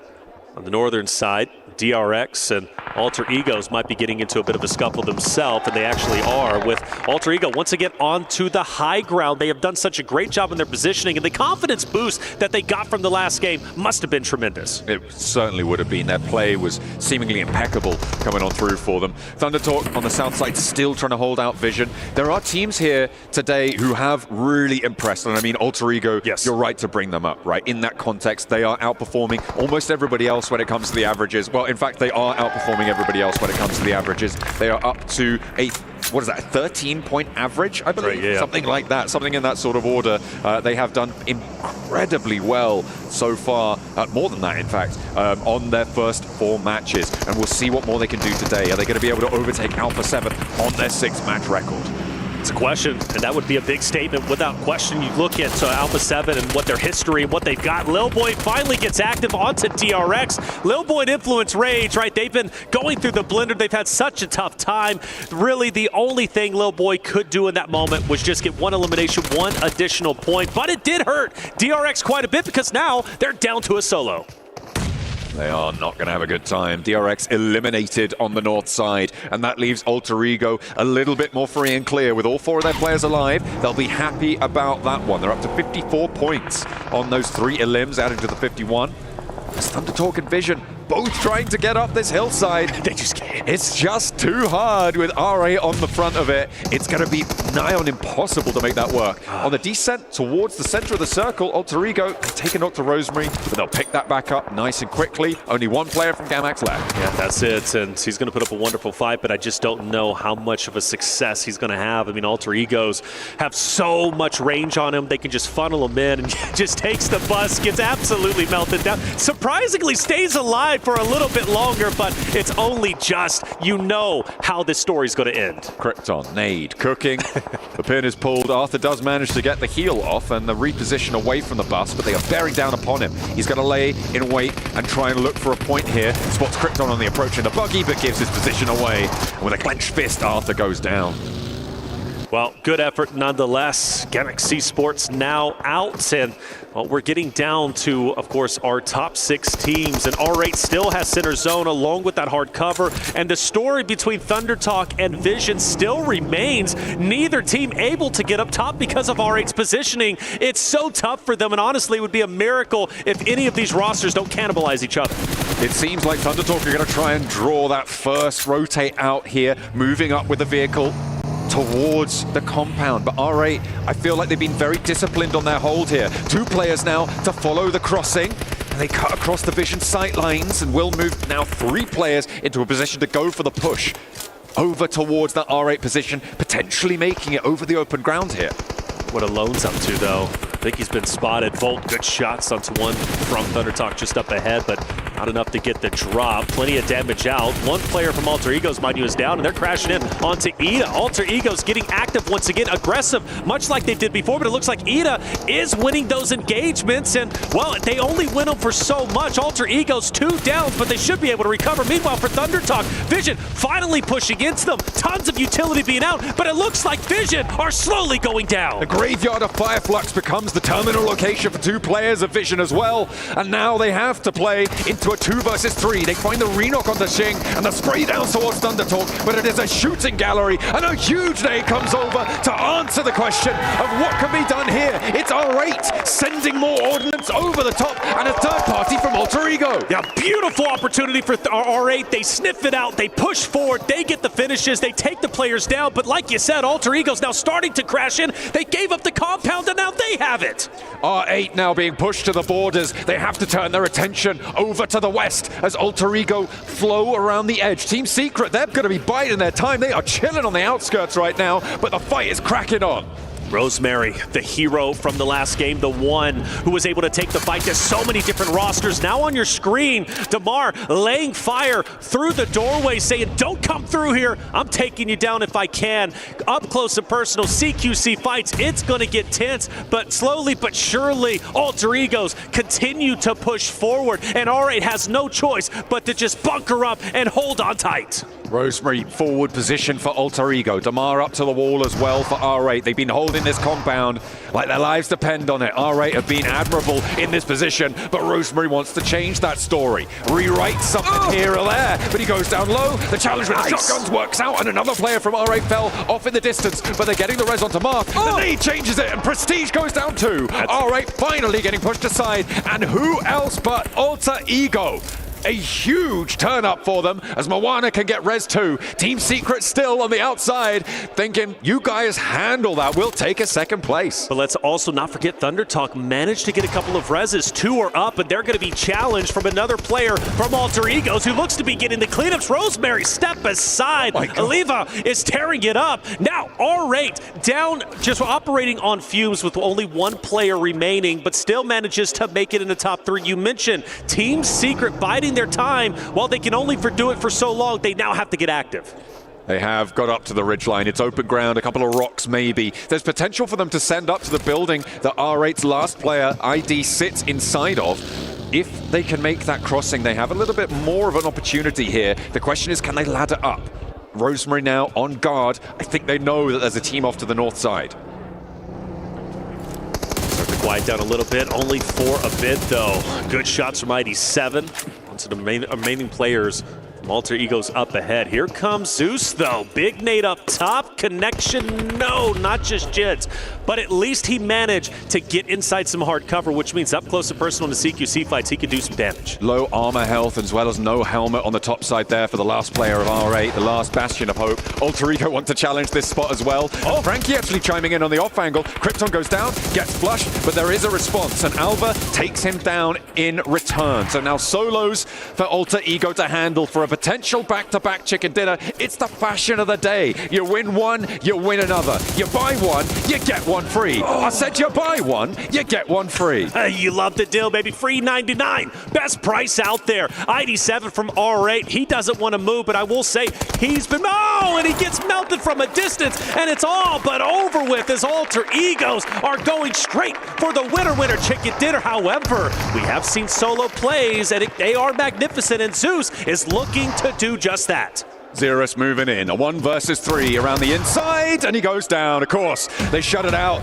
and it is all guns blazing here. Alter Ego topped their own score from the last match. It was only 23 last match. Nah, let's go again. And with that game, they have put up a momentous scoreline here on a single day. They've still got one more game to play. They are over 60 points. I think they're over 70 points. Yeah. They are potentially pushing to an 80-point boundary in a single day of games. Yeah. That is incredible.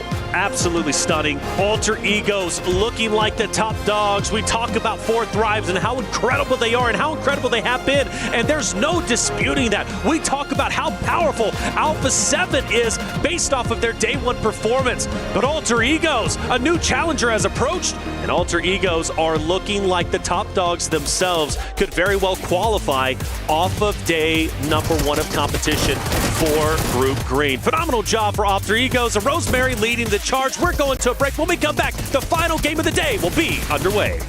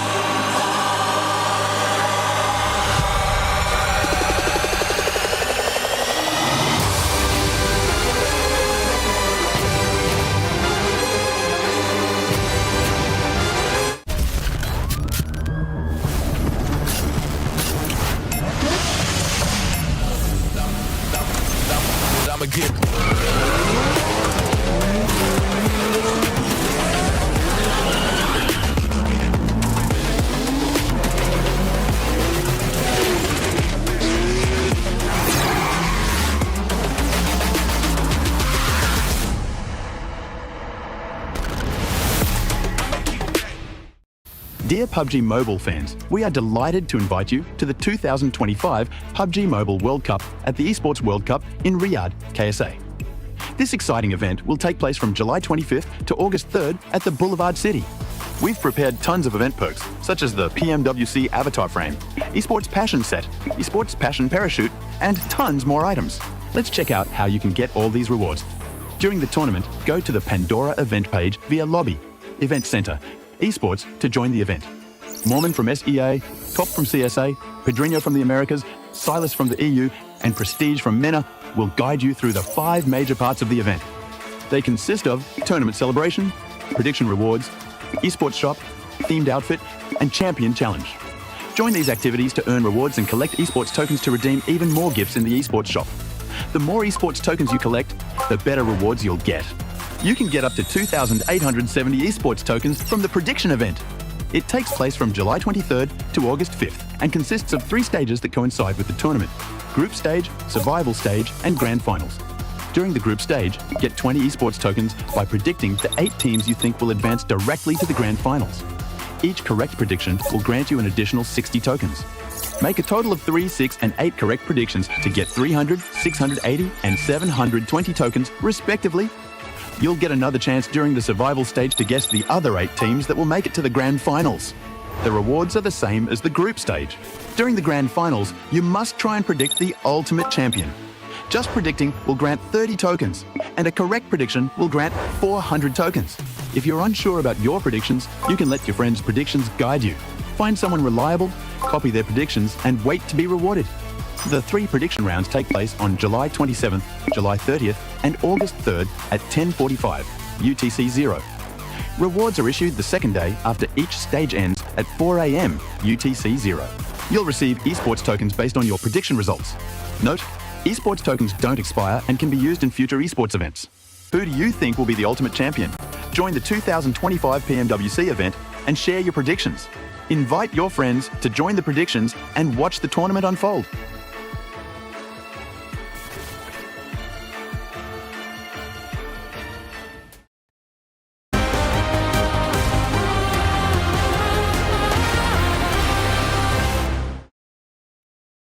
Nice son bir son bir. Bu kaya. Oynama.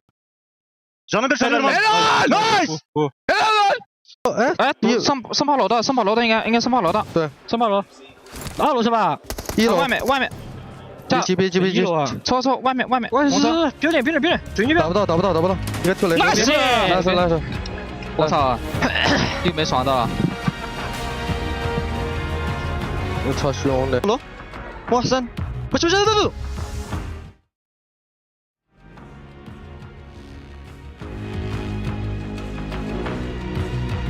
هايل دبل لوك حلوه خير روق ما بعد لا روق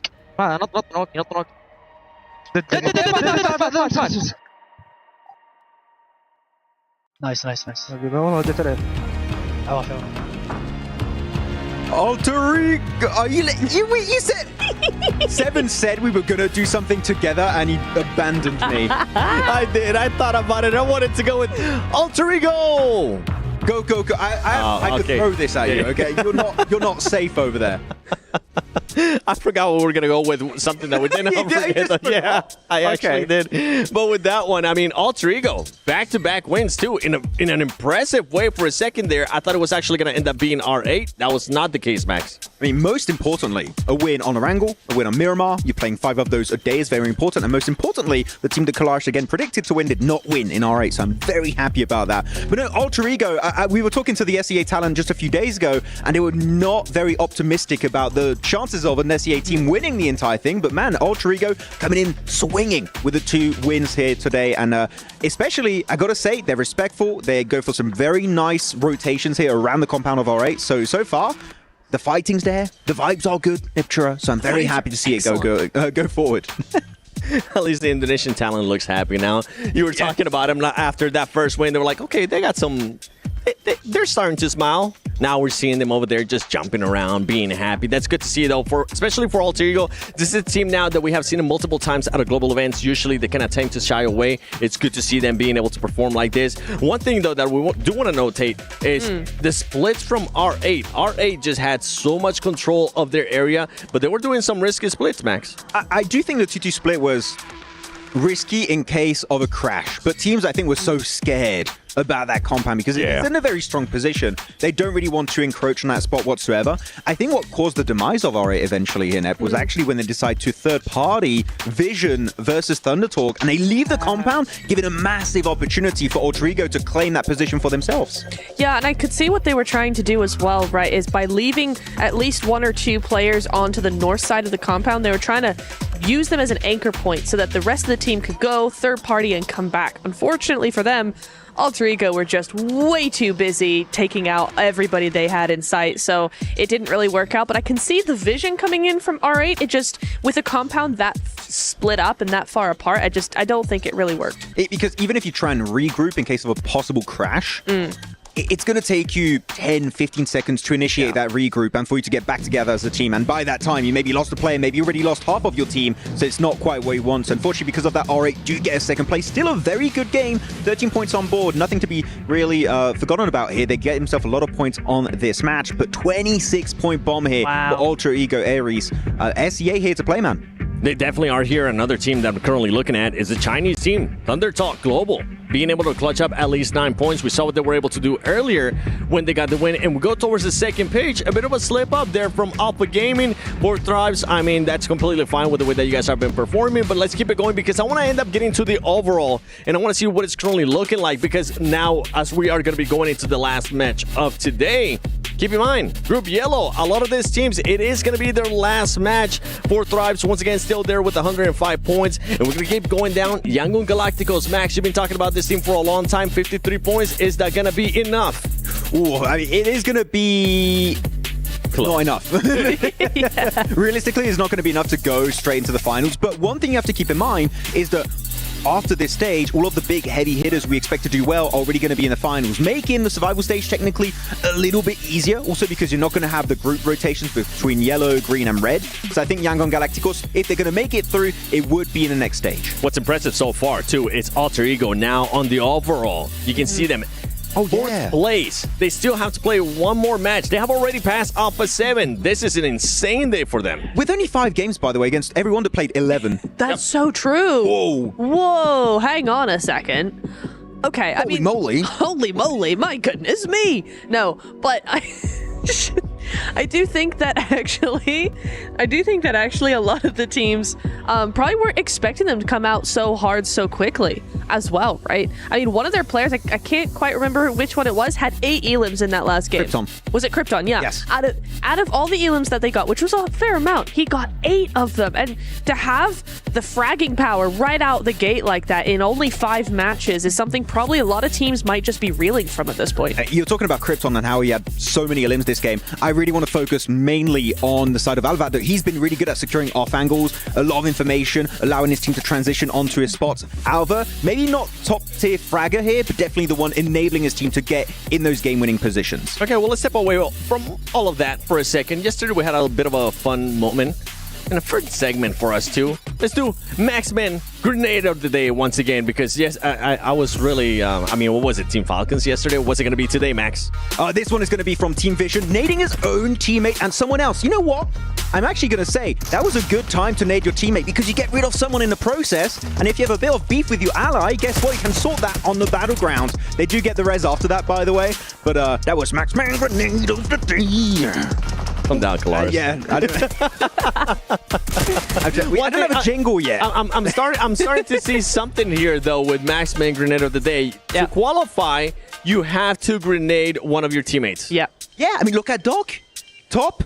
They did it. Yeah. They did multiple times in CSA. They did. And they won it. Maybe they'll come back and do it. It was the top inning if he nades his teammates. No, that doesn't work. Okay. We're denied. Chat, let us know. What should we call No, it? chat. No, don't get into that. Yeah. No. We're sticking with the docketing. It hasn't been happening that much, but going back to some of these teams and that it is going to be going to this last match. It is going to be Group Yellow. Just let's remind everybody of which groups, which teams they are. It's Fireflies Esports, Random Caria Esports, Fourth Thrive Esports. I mean, those Regnum Caria, Fourth Thrives, you got absolutely nothing to worry about. Then if we keep going, you got Team Secret, Team Vision, Influence Rage, DRX, Yangon Galacticos. I'm going to be looking at Influence Rage because, to be completely honest, Neptura, this has been a lackluster performance so far in PMWC for them. I have been confused by them. I thought we'd be seeing a lot more from a team of their caliber.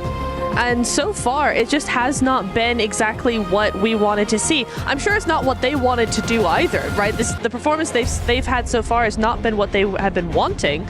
But at the same time, I think with as much experience as they have, I think we could have very easily expected a bit more from them. It is quite confusing when you look back at their results, right? They did really good in Americas. They did really good in PMGC last year, right? Actually outdoing their homies, as we call them, of Alpha 7. And the Hong Kong Invitational, you were covering. They were doing exceptionally well, almost competing for that first place against Weibo. And here, so far, they've been, sorry to be blunt, but non-existent. This is not the Influence Rage that we are used to seeing. So I feel feel like they need to be a bit more comfortable into this, and hopefully they can initiate that big old comeback. And I mean, if we're staying there with Americas there, we got a chance to see intense game as well. That's one team that's been a bit lackluster for my liking too. Hopefully they'll be able to pick it up here as we're going to be going into the last match. Miramar, who is going to take it? Our teams from Group Yellow that are not going to be able to play tomorrow, are they going to be able to step it up, or is it going to be just Group Green continuing on with the performance that we've been seeing out of Alter Ego? Let's send it over to the casters, none other than John Allen and Reflections.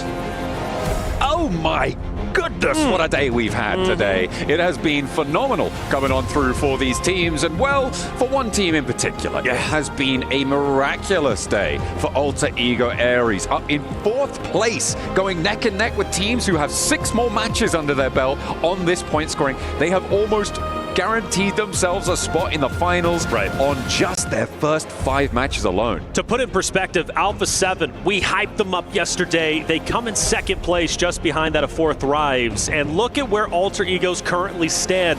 77 points. They have surpassed and even thrived over Alpha 7. And of course, 2 different groups playing against each other. I understand that. But the fact that Alter Egos has done this well is truly wonderful. And while they've still got all day tomorrow to play, I cannot wait to see how far they can go, and more importantly, can they stay consistent? This is one day, and it's phenomenal, but will tomorrow also net the same results? Well, we'll have to wait and see for tomorrow, but the end of today will bring the end of the run for 8 of our teams. And right now, I'm looking at, well, maybe a few more than we would have expected from this group to jump up over where we think that bubble might be. We've got Team Secret, who have been slowly, silently pushing their way on up towards the 80-point bubble. They're on 75 points here. A big game to close out the day. That could see them safe. We've got Regnum Kaya Esports as well as DRX, both on that threshold as well. Both looking to put up numbers here. So we've got 3 teams to watch out for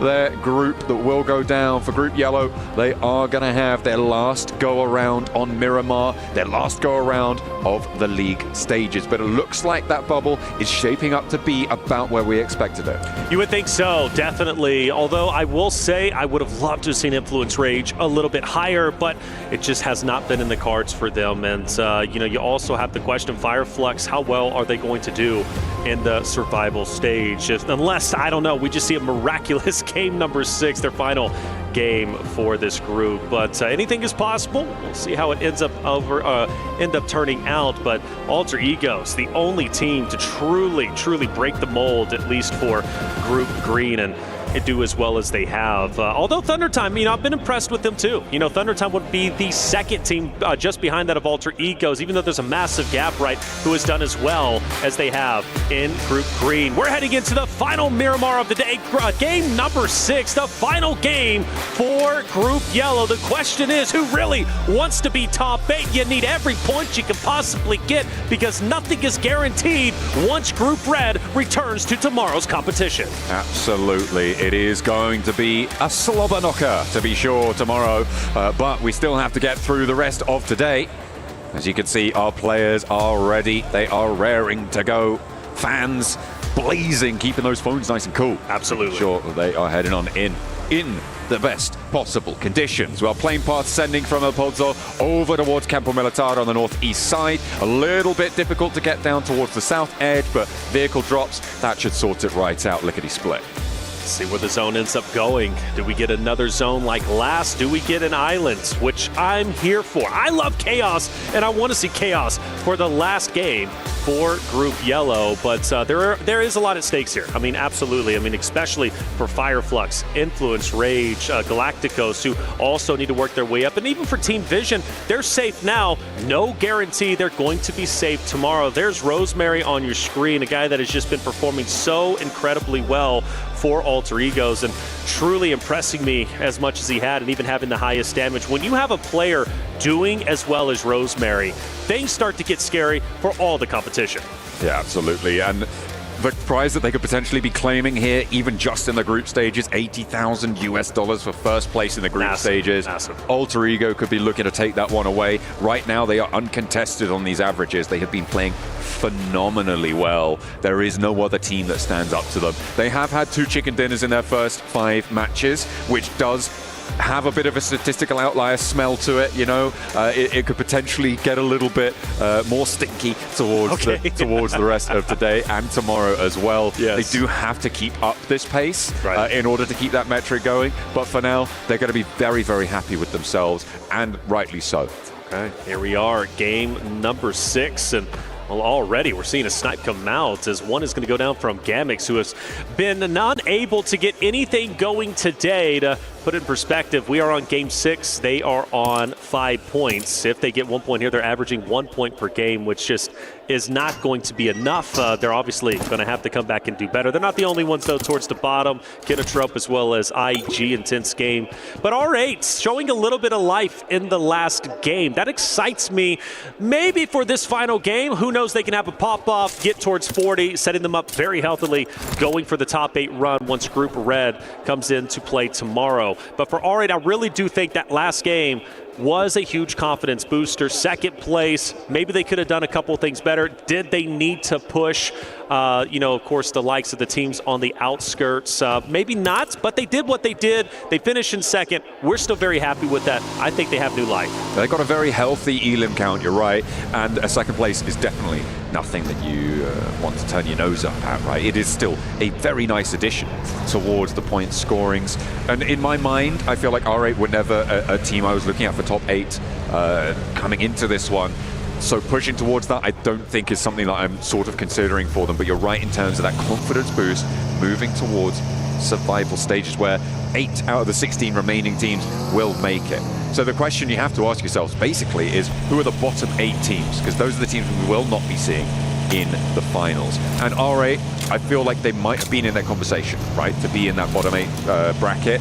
But with that game, they can start to fuel the gas tank, see if they can keep up pace and keep things going, because they're going to have to get, first of all, away from influence range. Yeah, that's the question. Can they get away? And I think they'll be just fine. Influence range, can go ahead and park the bus in this compound. R8 will continue to disengage themselves a little bit further away. No problems there. We did see a drop in the elimination feed for Ragnar Karya, and that's going to be Silas, a guy that has quite a bit at stake, right, when it comes to this event, trying to go for the Triple Crown. And while the chance is absolutely still there, second place looking very healthy, and the point should be at that point threshold for top 8. But Silas going down this early, well, begs the question of what the rest of the game is going to look like for them. And that was a long shot coming out from alone in Team Vision. Hitting them with, I think, the most aesthetically pleasing gun in the game. Is that right? The Winchester there. Just I love the lever action sound, that shot, that the look of the scope as well. It's such a unique gun. It's so bad, but you just like it's all that build up for it. It's aesthetically pleasing.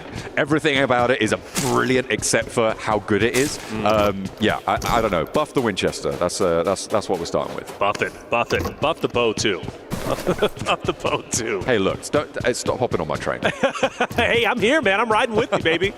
Riding with you all tournament long. Well, at least for Silas, I believe he gets picked back up. No, he does not, excuse me. He's fully down and out. That's going to hurt for the final game, of course, for Group Yellow in regards to Ragnar Karya. But that's okay. They still have 3 strong, 81 points, and a chance to finish off very, very strongly if they do. DRX coming out from the southern portion into APG. Kinetrup also doing the same thing. Meanwhile, for Yangon Galacticos, they've got the high ground and infinite vision. That sounds pretty scary. Infinite vision, seeing everything? Everything. Goodness me. I mean, that sounds like he's seeing Ghost right now. He's taking out the tires. Taking out the tires, that's right. On the vehicle over across the way, making sure no rotates without their say-so. Nice stuff. Let's go, crowd. Get loud. Love you guys out there holding up the signs. We're getting active here in Riyadh. And tell you what, the crowd loves the games. Tomorrow's going to be packed full. Home team comes back once again on the stage. True. It's going to be insane. They do need to pick up the pace, though, for the Falcons. I 100% agree. They have maybe dropped the ball a little bit. They had 1 or 2 showings, but it's not been ideal. We'll have to wait for tomorrow to see if they can get up towards the top 8, because we were talking about teams that we were considering in various conversations, and Falcons are definitely a team Absolutely. that I would have put in my top 8. I'm not going to speak for you. No, I agree. I think most people would put them into their top 8 coming into those finals, so we'll have to wait and see if they can stand up to the mark. And the mark is being moved right now by these teams towards the top, right? We've got 4 teams coming now for Group Yellow. 4 Thrives, Regnum Kaya, DRX, and Team Secret, all of whom are on that boundary of where we're expecting that bubble to be. The question of how many points they can put up in this match will be the answer to where we're, well, it will be helping to solidify the answer of where we expect this bubble to be. And at the moment, around that 80-point boundary seems to be relatively secure. But I didn't really expect Team Secret to be able to keep pace here. I feel like they haven't done anything today, but all of a sudden, here they are. Absolutely. Team Secret have been consistent, right? That's what's key. You know how they've done it?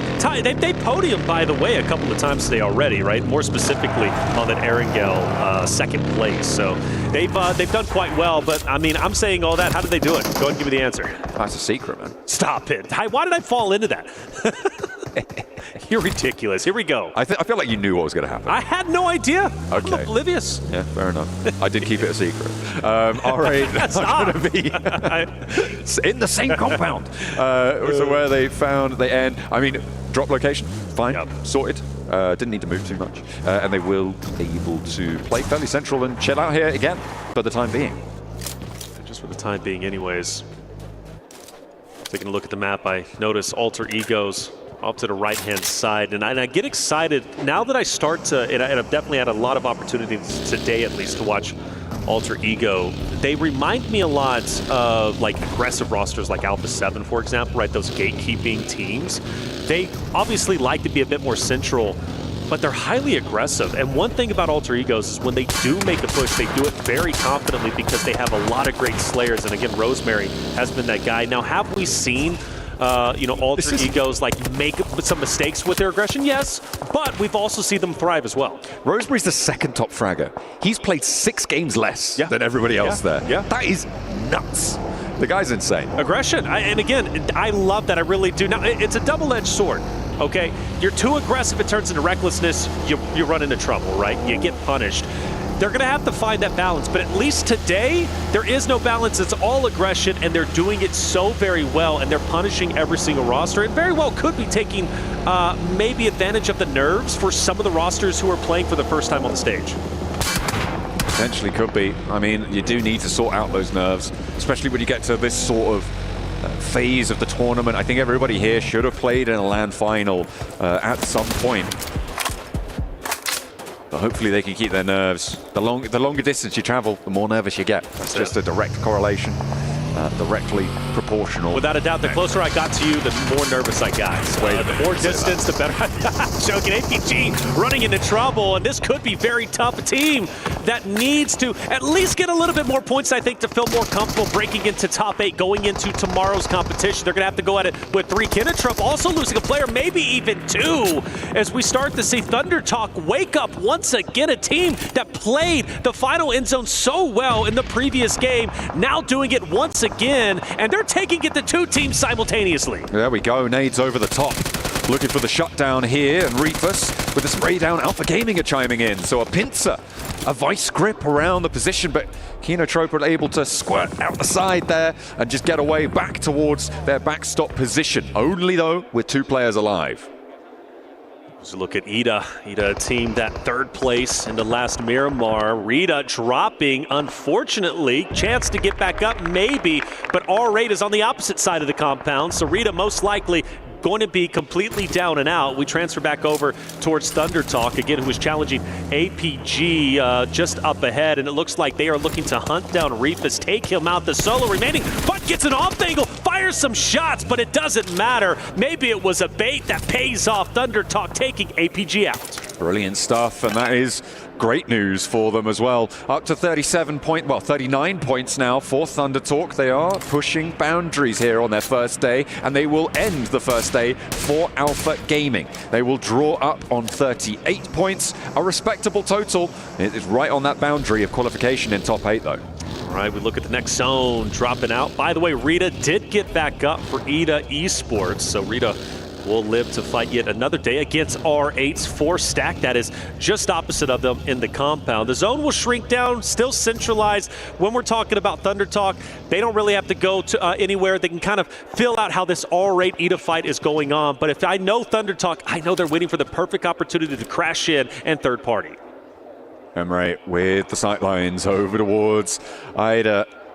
He's just not taking those shots, doesn't have the team backup. It's really difficult, especially with those DMRs, to go for those shots. You know it's unlikely that through a sliver like that, you're going to be able to get that full knock. So generally a better idea to get a team shot going. Loxy, ooh, Regnum Kaya going to lose a player in the meantime on the north side of this engagement. And R8 going to be able to chill out just that little bit more.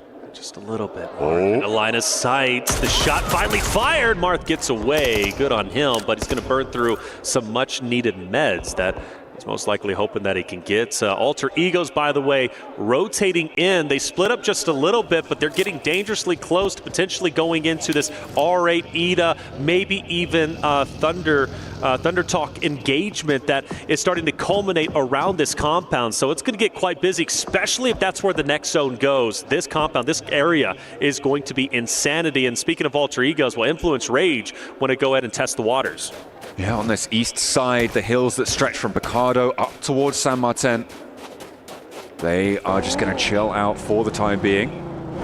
Rosemary needed to get a res sent his way, but that's being picked up as we speak. They will be back on their feet again. So disengagement coming through from Alter Ego. Not going to get embroiled with Influence Rage on the north side, but the question is, where do they go here? It's a difficult decision to make. There's not too many super strong positions that aren't already occupied now. Ooh, DRX, Magnum Karya, so close to each other. Second time, back-to-back games, Tospic has been setting a trap, laying low until the right moment to attack. Sis starts to move up. Again, Tospic, all eyes on him. And when he does challenges, Wild way off in the distance, able to help. I don't think so. So I believe Tospic is going to be all on his own in the current moment. Yeah, Wild is far split on the north side from him. He's very central though. And the question is, does DRX want to start something in the middle of this zone? And at the moment, they're at 3 players, they're on that boundary. Maybe they just want to live a little bit longer. I feel like that Elam point might be worth it, but R8 are ready to take that fight, right? From that eastern side, they'll peek over that lip, they'll take the shots as soon as they hear them pop off. You've also got to worry about your northern flank coming through from Intense Game. See if they can find it. Ooh, another knock from Influence Rage over towards Rosemary. Alter Ego, in the meantime, all the while, have been sending back up a little bit towards that northern side. Rosemary, a knock again sent his way. The blue zone's right there. And the pickup doesn't come through. Alva needs to be fast on this one. And he's into the same sight lines. Diego gets that flush. Not nice. All right, so losing your top Slayer, in fact, the top Slayer, right, when it comes to our tournament so far, that's gotta hurt. What can Alter Ego do without Rosemary? What you gotta say, hey, their game today, their scores have already been phenomenal. Even if they let this one go, they're still going to be just fine. But for Alter Ego's Influence Rage, that story is still going to unfold. They have the 2-2 split. The only thing that I question is Diego and Law. I hope they don't get a little bit over-aggressive. They need to backtrack because Fireflux is just on the opposite side, and I believe they might run into each other. So that would be my biggest worry if I was Influence Rage at the moment. It is pretty tricky to navigate from that eastern side. The circle has shifted down to the south of the road, nice and hard towards Power Grid, keeping R8 again in this central location, so another opportunity for them to keep the wind in their sails and keep on going. Romeo, we've seen what damage this guy can do. We'll see if he can do a little bit more over towards Gamax, who have lost one already. They've taken a knock as well, so they are playing on as 2. Yangon Galacticos get a sidle on into the compound there. The concrete's trying to keep safe around it, but Gamax can't suppress him. Smile is on the hunt, and that is one more under the belt. Gamax going down without a fight. There it is, without a fight, and well, today just not going their way. They finished with a total of 5 points, averaging less than a point a map. Tomorrow has to be much better. But for Yangon Galacticos, right, this is their final game. They currently sit in 7th place. They're at 56 total points. They need everything they can possibly get, and that fight is a start. Influence Rage finding another tag on towards Alter Ego. As Alter Ego do try and send forwards. That was Krypton who moved in. This was an early scout from them, but Influence Rage have had their number for a while now, and Alter Ego may have bitten off more than they could chew. Gone down. Alter Ego's forced to just survive with just 2. Like you said, getting picked off one by one. Thunder Talk up ahead. They're taking shots. Moana's going straight into Jing, who might apex that hill, take a couple of shots on the car. He tries it, but just, Bono hits the buggy, and he might be down and out. I think this is Alter Ego's fully finished off. Moana hits the dirt. Has to try and keep safe now. A little bit too far away from Thunder Talk to fully commit, but there is Team Secret. The nades pouring on over the top. They move away from one another, stop an immediate knock and flush on the entire team. That nade would have found both of them, but Alva had repositioned away. That's what you're looking for. Thunder Talk are going to take shots. Team Secret want a slice of the pie here as well. We'll see who's able to pick up the pieces, but it might just divert the fight between these 2 4-player squads. Oh, AJ from Thunder Talk takes down one from Team Secret, who might be crumbling right before our eyes. Zeris still has to move forward to help his team out. Thunder Talk is mainly doing this fight with just 2 players, mind you, and Jing has been the linchpin, and he's been the one starting the fights for this Thunder Talk roster. And it looks like Alter Egos are sending a solo out, just try and get away as this fight is currently underway. Team Secret going for the revive, and Thunder Talk can't get the nades over to get the cleanup. Is Alpha going aggressive down towards the south? Maybe he's looking for the fight. Over towards the edge, but AJ misses that spray on the cross, and it allows 2 players from Team Secret to find that res, get back to a healthy position, and now Frankie is feeling a lot safer, has the backup of 2 teammates on the off angle. Circle shift out to the west side now, and over towards 4 Thrives, Yangon Galacticos. All right, still seem very solid where they're currently at. I don't foresee them having to move anytime soon. We look at intense game against Vision, and looks like a big win so far for IG. Much needed points. They've been relatively quiet all day today. Game number 6. Would it be unorthodox for this roster to be the best in the lobby? But they're going to have to do it with just 3 players. And so I want to say if they can hit about 30 or so points, I still have good faith. Maybe they can make a top 8 run with a heroic effort in tomorrow's competition. Regnum Kaya hoping that I'm right on my bubble prediction right now, because they've just been eliminated. They have 81 points at the moment. That might well be enough, but only tomorrow we'll be able to tell. Or maybe the rest of these games here. Looks like Alter Ego's miracle run may be drawing short, as we've seen the numbers start to dwindle on this match. Vision, they were looking to try and chase, but they were a real outside chance on this one, and they potentially are going it down. But Never Alone, he's not going to give up. Not without a fight. No, not without a fight indeed. Great shots on the Fireflux, and well, they're in a bit of shambles at the moment, and Alone is the large reason for that, but they are going to be able to recover. And Alone, he's making a last-ditch effort. He understands, hey, this is our final game. We've just got to go for it. And if it doesn't work out, well, we're in no better position than they were before. 56, most likely. They understand just simply isn't going to be enough. But the true question is, for IG just up ahead, how do they take this attempt and how do they take this fight? And also, can Alone get some off angles on some of the IG members? Potentially looking for some shots here. Never Alone does have 2 nades, 2 Molotovs in tow in his backpack, so could potentially leverage those. In the meantime, Influence Rage go down, by the way. That will draw their tournament to a close for the league stages on 54 points. Not going to be enough to find themselves in the top 8. They are already down in 9th place, so they are guaranteed not to be going through directly to the finals. We'll be seeing them in the survival stages. Alone continues to push up the hill. Got to think Catch understands this. He throws out a couple of nades in Alone's path, but Alone does manage to get some distance between him and the roster of Fireflux. And, once Alone, so this is the thing, right? You see IG, they can maybe pincer Fireflux here if they can time it correctly, if Alone decides to challenge. It would be a perfect scenario. They would have to time it very, very right. But if they do so, hey, things could get quite weird. But in the meantime, it does look Fireflux wants to make the attempt. They're pushing up, and Silence needs to be ready. And the pincer may be the other way around here as Intense Game have a backstop of Yangon Galacticos. It is just Romeo here, but SayCloud's not too far off either. The spray down works out well, though. Scarface, Solus fall. The answer is sent back the way of Intense Game, but the front axle careens over the dunes here, and Silence once more. He's chewing through them and spitting them back out. Wow, Fireflux are gone. They choose to leave alone, and then go straight into Intense Game. They get a couple of downs, but Intense Game's going to be able to recover. Now the question is, do we see Yangon Galacticos start to move up to potentially gather some ground? You notice Romeo is going to be relatively close. He's going to be the tip of the spear for the Galacticos roster.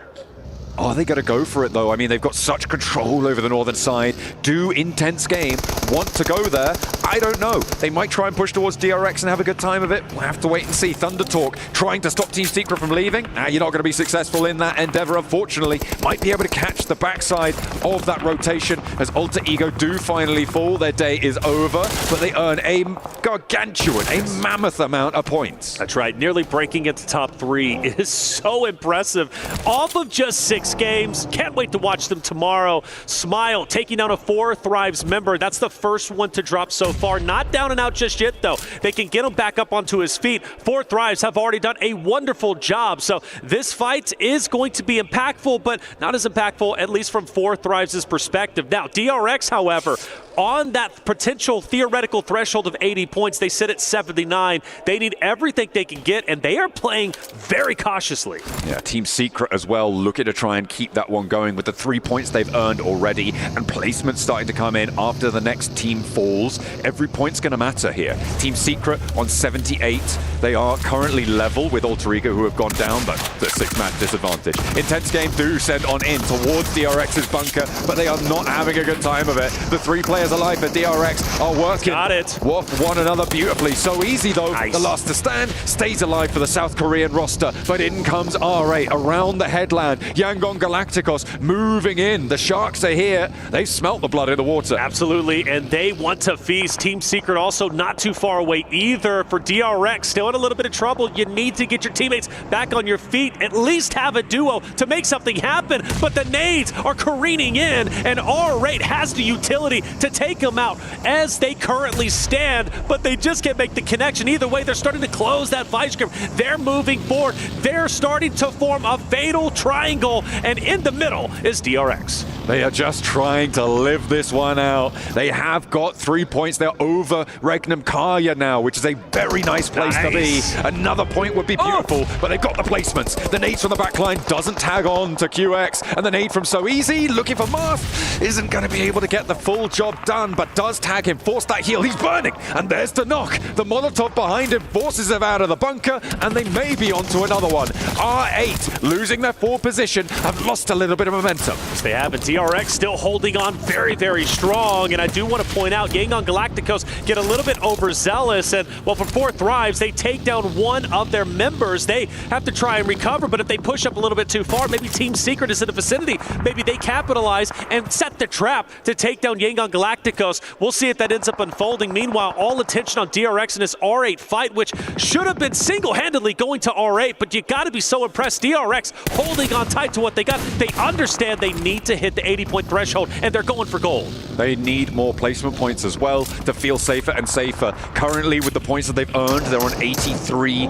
points. They are ahead of Regnum Kaya by 2, and that's before you add whatever placements they get in this match, whatever more they're able to earn. It's going to feel nice here for DRX, and it's very likely now that we'll see them moving on up and in towards those finals. We'll see how far they can go. 4 Thrives right now with the challenge of moving on in, and they opt to take the northern rotate, try and flow in behind Yangon Galacticos, and maybe backfill on this rotation. Let's see what they decide to do. I thought Phallic and 24 were going to push up onto Smile. Luckily, they don't. And the reason why I say luckily is because you had Romeo and Say Cloud, who are off in the distance for Galacticos, who were going to have the great angle to potentially punish them once they apex the hill. Anyways, Phallic still stays. He wants presence on top of the hill, and Smile knows this, and both are careening towards each other on their stomachs. Ooh, it's slow, it's steady, but it is potentially fatal. Phallic He knows. With the advantage, I think, on this engagement. Smile will crest the ridge.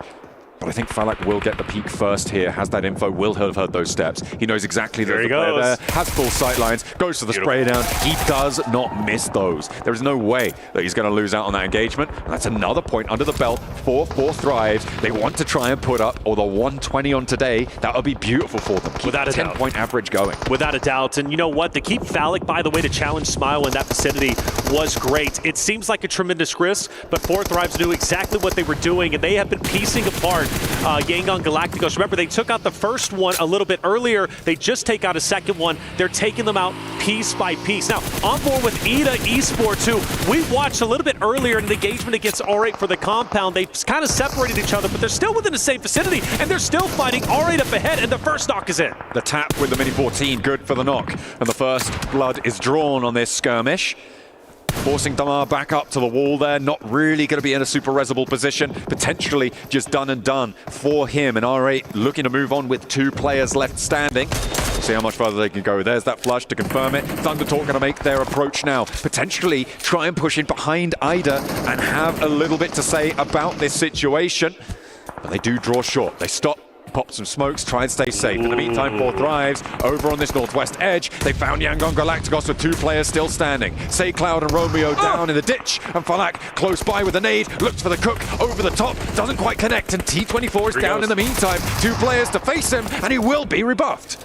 Well, he gets taken down. Revenge is in the cards for Yangon Galacticos, taking on Thrives, dodging buggies. Do we go over the top? Well, IQ goes for the attempt, backs away. What are we doing? You had full ground to do it. Nades are being cooked. If he could just apex that hill, he's taking them both out, but he doesn't know. And the nades come in. Can IQ live? Yes, but just barely. You can't res Falak here. Surely not. There's no reason to even go for it, but he gets a couple of shots on the Say Cloud. IQ finally drops, and now it's up to the clutch master himself, off in a distance of Naki. 6 teams now remain, and in the top side it is DRX still going. It is Team Secret still going, but Team Secret take a knock sent their way in the meantime as IQ was bleeding out before Noki's feet. He's not going to make that dash. There's no way that he can get over there. Doesn't have any nade, any Molotov to back him up. Only smokes, and you can't be using those right now. You need those as a solo to go further. Another team drops, and now 5 teams remain. These placements are adding up. The P90 for Noki, a 1 versus 2, but it's a needle threaded from the backlines there from Romeo to see Noki down. But a tremendous day, a tremendous 12 games for the Thrives Esports roster as they finish, at least at the moment, in first place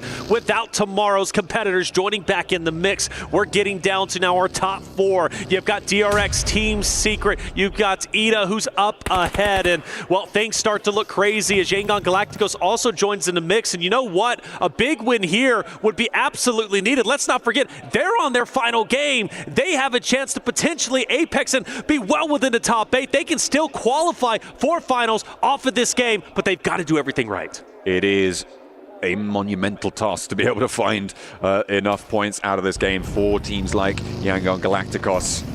It's going to be a real tough time. Ida, though, this could also be a massive game for them. They're up to 8 elims already, up onto 41 points now on the tournament with those elims. It's a question of how much further they can go. With 4 players alive, they do have the dominant position. They are looking to try and flow around and control that south edge. We're into stage 9 here, nearly coming up to the 30th minute as our circle is closing dead center. It will be on top of Team Secret. Everybody too just is going to collapse straight in to Team Secret, who I feel like have kind of been running on fumes for a while. We've looked at them make some great plays, but they've been in this little ravine for the longest time, and finally some shots are being fired. He just going straight into him. Hold up, DRX melting them down, and is this the end to Ida's run?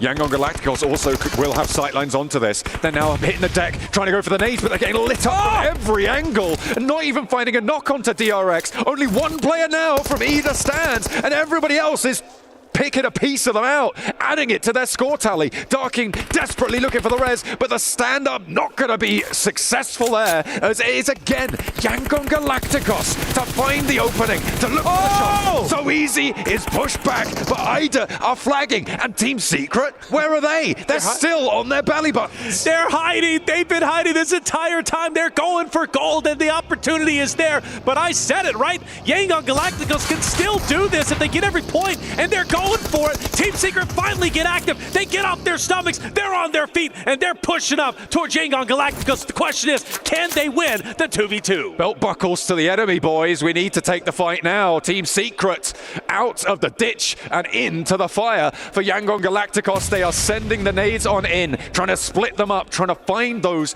little bits of information that they can play off. 6 smokes still available for SayCloud, but it's not really going to matter too much. They are into the final circle. It is closing, and they stand up. The first stock is there. Team Secret now in a 1 versus 1 trade. Romeo, who's been devastating, but it's shotgun shell for shotgun shell, and Yangon Galacticos able to close it down. Will it be enough? Question is, will it be enough? Is exactly the question we should be asking ourselves. A tremendous win, a great finish for the 12th and final game for Yangon Galacticos over in the Group Yellow region. Man, well done from them. And I said it, look, I think they can do it. I really do. I was feeling it in my bones. 2 players left. They went all the way. A tremendous win. You got to give them credit. What a romantic close down to that game, Romeo. I love it. Absolutely beautiful stuff coming on through from Yangon Galacticos. They held a wide split on that northwest side for a long, long time. They forced a lot of fights to play in different areas of the map, and they extracted value from a lot of them. Some third-party picks, that setup over towards IDA, tearing them to pieces as soon as they went towards DRX ditch. It was really nicely held in those final moments. A nice result coming. Yeah, and let's not forget, Fourth Thrives was tearing them apart piece by piece at one point, and Fourth Thrives wanted to take them down, wanted to finish them off. So Yangon Galacticos had to go through so much adversity in order to take that game. Let's go to the studio because it's time to break down Game 6 and the entirety of Day 2. That's right, Reflections. Yangon Galacticos, Max, a team that surprised us from the first game that we played in Day 1 with the amount of eliminations that they were able to get. Could this be enough to qualify them straight to the grand finals? I mean, they were in the top 8, right? And now actually getting themselves a chicken dinner. Not just a chicken dinner, but a double-digit elimination chicken dinner. This is the perfect time. But it had to be now because it was the last game. They had no other option. But they do actually get themselves the win. Now it's going to be stressful because don't forget, tomorrow they're not playing, right? So they're going to be one of those cutoff point teams possibly that's going to be at the bottom of the top 8 if they do end up qualifying. So there's going to be a big target on their back. That's the point threshold we need to reach. So it is going to be the team to beat in tomorrow's 6 matches. And for this team, I mean, we got to talk about the other team too there towards the end. Team Secret, they have been so consistent. And something that you mentioned earlier too, Neptura, is that this team has been able to maintain themselves there towards the top, even though they haven't gotten any chicken dinners. And once again, right here, they don't get a chicken dinner, but they do end up getting 11 points.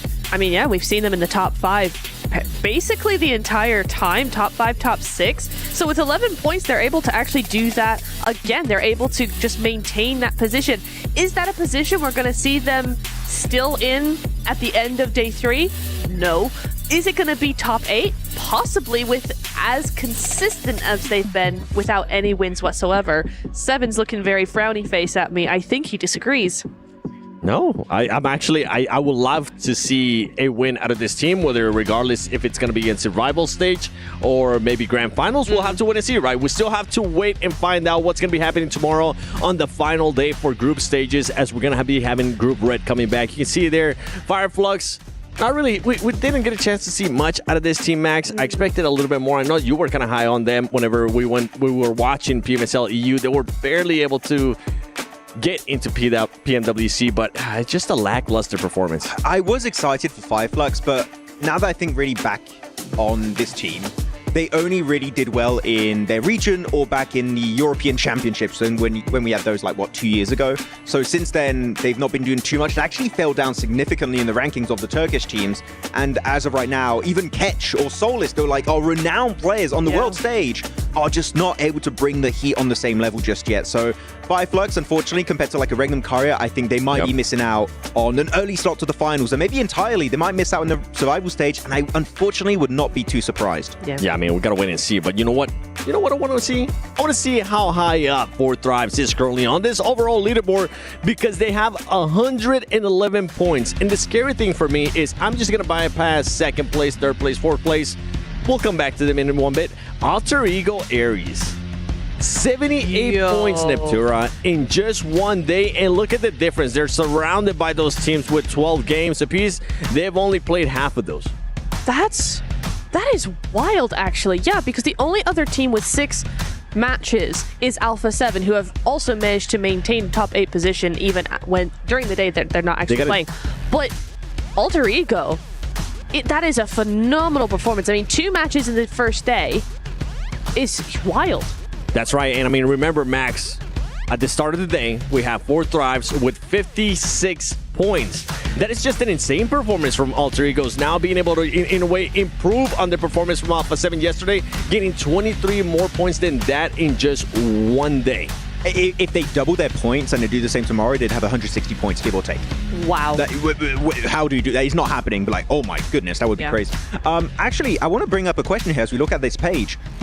Who is currently not safe out of all this? I think Alpha 7 are safe and Alter Ego because they are playing tomorrow. They're looking very good in my opinion. They are going to be rising up in the rankings compared to the teams that have played 12 matches. Team Vision, they're going to fall, all of that. But like, what's the cutoff here we're looking at for you guys? You just said it. You think just Team Vision? Team Vision, yeah. That's the only one you think they drop off. You don't think Yangon Galacticos could fall off despite Alpha 7? Alpha 7's going to push down Vision and Yangon 100%. I think the better way to look at this, right, is remember the cutoff point, right? You got 59, 55. If we can, let's go towards the second page because then we kind of get a better idea of how some of these teams have been performing. And based on this, I mean, just look, IDA performed well, TT as well. Which one are you looking at, Natura? Hora, for sure, will be stepping up massively tomorrow as well. Alpha Gaming should be doing something. I mean, 38 is low for them, but I think we'll see more coming in from them tomorrow. Weibo Gaming as well, TT, both the PEL teams I think are really going to do something here. R8 have been looking okay. So like any of those teams, honestly, on the second page that are playing tomorrow have a chance of doing much better. One chicken dinner's enough. Yeah. Yeah. I'm going to say I'm sticking with Team Vision. Right now, some of these other teams haven't really shown me that much. Something that I wanted to point out for you guys there in that other page was APG. They just continue to not being able to just clutch up those placement points. This is something that has been going on throughout the whole year, Max, something that we've been pointing out every single time we see this team when it comes to a global stage. Yeah, we know you can get the eliminations, but when it comes down to displacement points, they're just not there. It's because they lose players for weird reasons. Okay, I could have used a way worse word, but I'm being pretty nice right now. Which one? Not gonna say it. They keep sending players. I think it was who was it? It was Reefus earlier versus the side of Thunder Talk, and then there was going to be Alter Ego in that position. There was no reason. You can play it passive. You can respect your lobby. Like, sure, you're big Alpha 7. Everyone's scared about you because you're such a world-renowned team. Like, fair enough.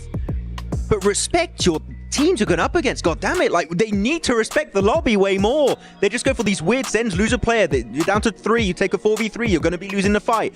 Please, tomorrow, rethink it. Stop wasting lives of your teammates. I agree. I have to agree with him. Look, I like Alpha Gaming. I like them a lot. I think they've got a lot of good things. I think there's a lot of potential there to do really, really well. So it's so frustrating when they do things that just seem a little off, outside the box. We don't want you to think outside the box because the box for Alpha Gaming is already so big and so interesting. You don't need to think outside of it. Stop. Draw inside the lines. Outside the box vibes, yeah. Outside the box vibes. Yes, outside the box vibes. I'm owning it. Outside the box vibes. No. Get out of here. We're going to end up moving on from this vibes. The only vibes that I want to see is the Kriya top plays because so far, I mean, we got a chance to see them earlier in the day when we were looking at those day ones. Let's see what we got so far here for day 2. And we're going to start off with Ida. Okay, not bad. I wonder if we're going to be getting some APG at least top plays because they did have some good plays. But I'm with you, Max. I really enjoyed what you were talking about there in regards to that team. It does seem like they just do very questionable things, not respecting the lobby. It feels like they still think they're just in their own region, PMSL and CSA. Look, they're the best team in CSA by a significant amount. Like, Hora, 4th Rise are doing good. Actually, 4th Rise kind of eclipsing also the results of APG, so they're making a big statement here. The playstyle that APG have is just not really well suited for this right now. So you need to respect the lobby, be a little bit more careful. This is PMWC for a reason, and they need to be a little bit more cautious. As we go through some of these other top plays. And Influence Rage, we did say it, right? We wanted to see a bit more, and they are done. right? Because they're not in the top 8, if I'm not mistaken. So they're going to have to go through survival. And we know they can make it, but it was a weaker start than I expected from a team like Influence Rage.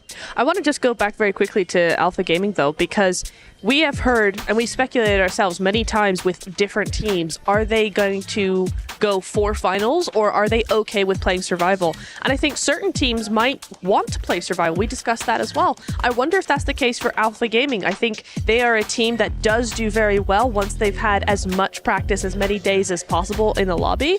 Are they just kind of messing about for a little bit, to an extent? You know, I'm not saying anything, but are they kind of just playing until they need to? Okay, so Look I'm going to at that say... smirk. I know, he's ready. I'm sorry, because you're saying like, oh, do they want to play survival stage? I think if you want to play survival stage, you're crazy. You don't know what you're talking about. You want to qualify for the finals as soon as possible, because do you really want to put your spot for the finals at risk twice? No, because... For Spotify, like, for the Lion Shell, $3 million? Like, come on. Like, you need to want to qualify right away.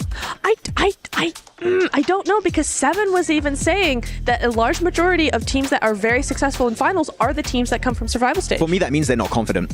That's it. Like, oh, we're going to get more prep. No, you're just not confident you're going to beat the top teams in the lobby. That's what I think it is. Interesting. Time will tell. Collecting all that data will tell. Before we even show it, though, we got a Sony hero of the day. Any guesses? Ooh. It's a very clear one. Yeah, I feel it's like. gotta be Naki. No, now you got that was your guess. Dang Max. No, there's no way you're Rosemary, yes, Krypton, but I would have to say Rosemary on my final pick. Krypton's a good one. Krypton had a good one too, yeah. I would have to say a Rosemary. So you know what? Just show me the Sony hero of the day. Come on. Because if it's not Rosemary, okay. 5,000 damage by himself? Yo. What? Okay, that is a... Is that the most? On a day? I think that's up there. That's better than yesterday for sure. Oh, yeah. Hey, hands down. Yesterday it was 3,425. Yeah, and we were like, oh, wow, that's so much damage. 5K? That is ridiculous. Whoa. Like, without really... Keep in mind, that's without really playing long-range DMRs, which usually enables you to get way higher damage. No, this is AR shotguns. Right? Jeez, and he gets that much damage. Like, the elimination for that much damage is quite low. 18 eliminations for 5k damage. Like, you would expect maybe to get around 25 or something. But, Rosemary, SCA MVP for a reason, right? And here able to show that they're here to play. And SCA, again, their own talent from Indonesia were doubtful, but I'm so glad to see that not only Rosemary's performing, Krypton's up there, you know, Alva in particular, the setups are looking beautiful. Yes. And I hope they keep it going in tomorrow's 6 matches. That was a nasty angle there by Rosemary. And even though he doesn't have a bunch of eliminations, right, even though he does have an insane amount of damage, I'm still enjoying seeing that kind of stat. Because it just shows that it's playing part of the gameplay for that team, especially today in Neptura. No, it really is. It's all part of it that, you know, you have such specific roles, and I think in the meta right now is that we have been discussing this, right? The meta is 4 fraggers. You have to have 4 fraggers, and then those fraggers also have other roles, right? For Rosemary and for the rest of the team, I think they know their job so well that they're able to put Rosemary up on the front, but then other times it is other people. It's Krypton on one side. You know, if you have a team that is really good at what they do, you're able to actually utilize them in so many other roles and so many other ways that you get a team like Alter Ego who are able to just do everything. Yeah, like you're always a fragger, that's your main role, and then it's like, oh, I'm also an IGL. but if that matters, I'm also IGL or support on the side. It is very important, and everyone on Alter Ego can do it. And they've shown it here today, especially with that back-to-back ride that was very impressive. And the fact that they not only do a back-to-back, I mentioned it earlier, but it's on an Erangel and it's on a Miramar. You have 5 of those per day. It's a really good setup for what's to come on the side of Alter Ego. Time will tell if it's only just a one-time thing. I'm hoping that that's not going to be the case, because we did see some amazing stuff from the whole squad, as you guys have been mentioning, from Rosemary as well. But let's take a look at the Honor Domination. Rosemary, not surprised there, by the way. This is just players that have been able to get 3 or more eliminations per match, and Rosemary was able to do that 4 times today out of 6. And Alva 3 times out of 6. Like, it's not just one player of the team, it is 2. Actually, wait, talking about Influence Rage earlier, Jago actually is up there. Oh. So that's, I mean, only Jago's up there. So some things may be happening with the rest of the team, but... Yeah. And then Doc. Oh no, Doc's there. Oh no. I'm having PMGO flashbacks, 7. I don't like where this is going. So I didn't want to say it, but the docketing has been happening today. No. Even though it hasn't been Slightly. super obvious, there has been positions here and there in Neptura where I feel like it has happened, not just with him, with the whole squad. I was going to say, it's apparently infectious. Yeah. Because, it's particularly, I think, in the last Erangel, they ended up doing it Reefus, yeah. one by one. Reefus did it, then Doc did it, and then Ziol did it, and then Top did it because he was the last one alive, or however, whatever order that was in. Doesn't matter. They still all did it. So. And then the manager did it, the CEO did it, the entire squad did it. It's yeah, a it's downhill infectious. slope. It's unfortunate. If they don't make it to the finals, that's going to be the issue. That's going to be the reason why they don't qualify. Yeah. Okay, okay. Chill, Zen. He's mad. If they don't do this, they could win Global Tournament 7. This is why I'm quite passionate about this, because it annoys me to hell and back. And it's not like we've been saying this since PMGO. I've been saying it since last year with Jason, okay? We know this is a constant issue. And he's just like... I'm pretty sure Doc is just like, come on, man. I'm just trying to get back into the finals. Top is probably just having flashbacks of what happened at PMWC 24, where they were coming in as one of the favorites, and then it didn't end up working out for them. So I'm hoping that's not going to be the case. All right, that's what I'm going to be hoping for. He's like, I really miss action. Why do you have to retire? we played as a duo, Wadley. No, I think he can work on it. He's been improving in PMSL CSA, but I just want it to happen here. That's right. But don't forget, everybody, from July 25th to the 27th and August 1st to the 3rd, log into Summon Airdrops and collect 2025 airdrop vouchers to enter prize draws for official merchandise, smartphones, BD partner rewards, and permanent in-game items. It's just going to be more for every participant. It's guaranteed to win. Additionally, from July 25th to the 31st, vote for your favorite airdrop partner for a chance to receive special gifts from them. Don't miss this year's airdrop carnival and unbox your surprise. And a big surprise for us right now is that the docketing is happening, and we're hoping that it doesn't continue to happen. Because that's one team that I would honestly like to say I would love to see them in the grand finals. I would love to see their actual full potential if they just fix those little tiny things, Neptura. I mean, we could talk all day about everything that's been going on with them. We have talked about them for a while, and I think it really is. It's down to all those little tweaks, and I think for a lot of other teams maybe who are looking at them and going, okay, so what isn't working?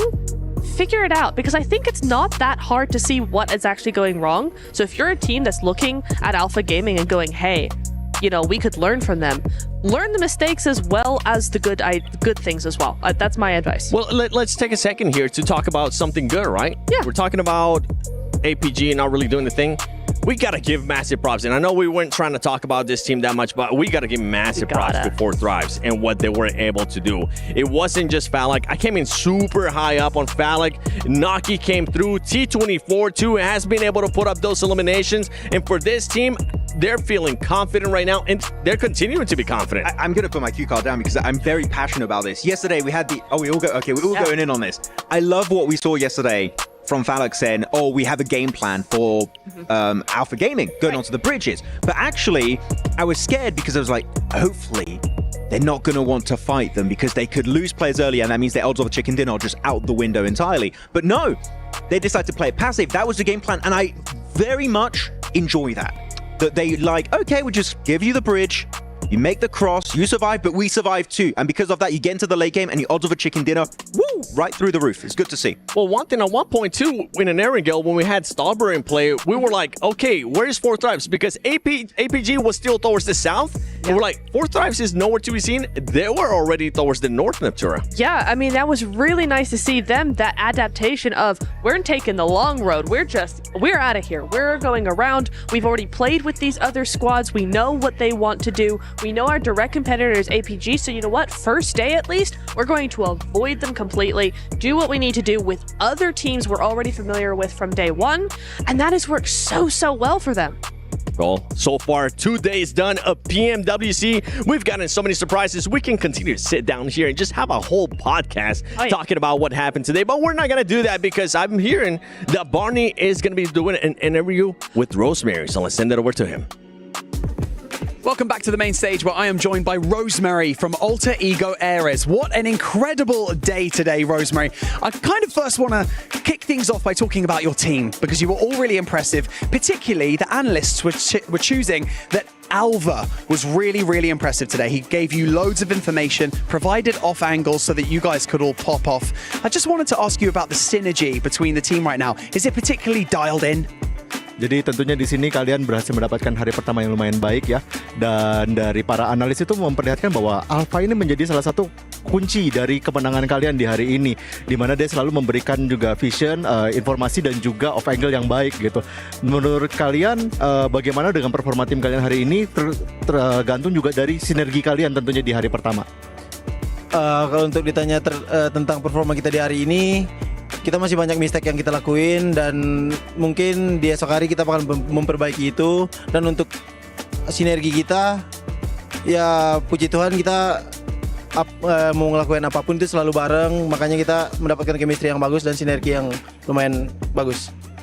Okay. I think overall we still make many mistakes actually today, but hopefully we will able to fix that tomorrow. And about our synergy, yeah, our synergy is like doing great at the moment, but still we want to do better and we will try to be better tomorrow. Yeah. If that was you guys making mistakes today, I feel bad for everyone that's going to go against you tomorrow. Now, okay, we've established that today you had such a great day. Let's look into tomorrow, okay? Are you guys going to ease off the gas a little bit? Because you've more or less guaranteed yourselves a spot in the finals with the amount of points you accumulated today. But are you going to ease off or are you going to pile more pressure tomorrow? Jadi tentunya dengan hari yang baik di hari pertama ini kalian ada kemungkinan besar sudah masuk ke dalam babak grand final ya untuk di besok. Nah, bagaimana dengan besok? Apakah kalian bakal lebih santai atau mungkin kalian tetap mencoba berusaha supaya mendapatkan poin sebanyak-banyaknya? Dengan hasil yang kita dapat di hari ini, ya itu puji Tuhan lah kita mendapatkan hasil yang bagus. Tapi di esok hari kita bakalan lebih try hard lagi biar nggak ada mistake lagi yang kita lakuin di satu match pun. Yeah, I think tomorrow, of course, we're doing great, and we will look forward for tomorrow. But we still, as I said, that we still make many mistakes, and for tomorrow, we actually will be more try hard than today, and we're just gonna try to be the best version of our team tomorrow. Wow, going to try even harder tomorrow. It's going to be such an impressive watch. Thanks so much for joining me in this post-match interview. What a great day for you guys. We can't wait to see you tomorrow. And with that, day 2 of the group stage is over. Tomorrow is our final day of the group stage, where we're going to see all of these teams try and secure those spots in the finals. And if not, they'll be battling their way out of the survival stage. So we're going to have to wait and see what's going to happen then tomorrow. We'll see you back here, same place, same time. See you then.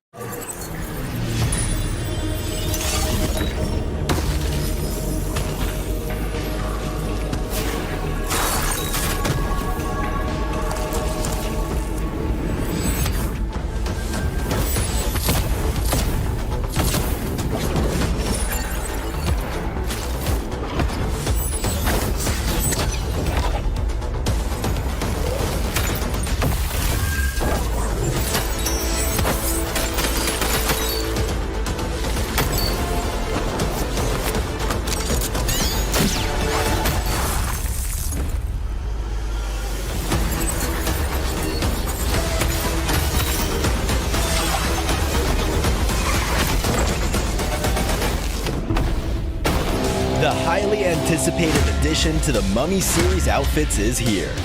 Paired with the new Ice Tomb glider, the Polar Spectrophage set is just what you need to freeze your enemies. Or send them ablaze with the Inferno Fiend set's new upgradable chain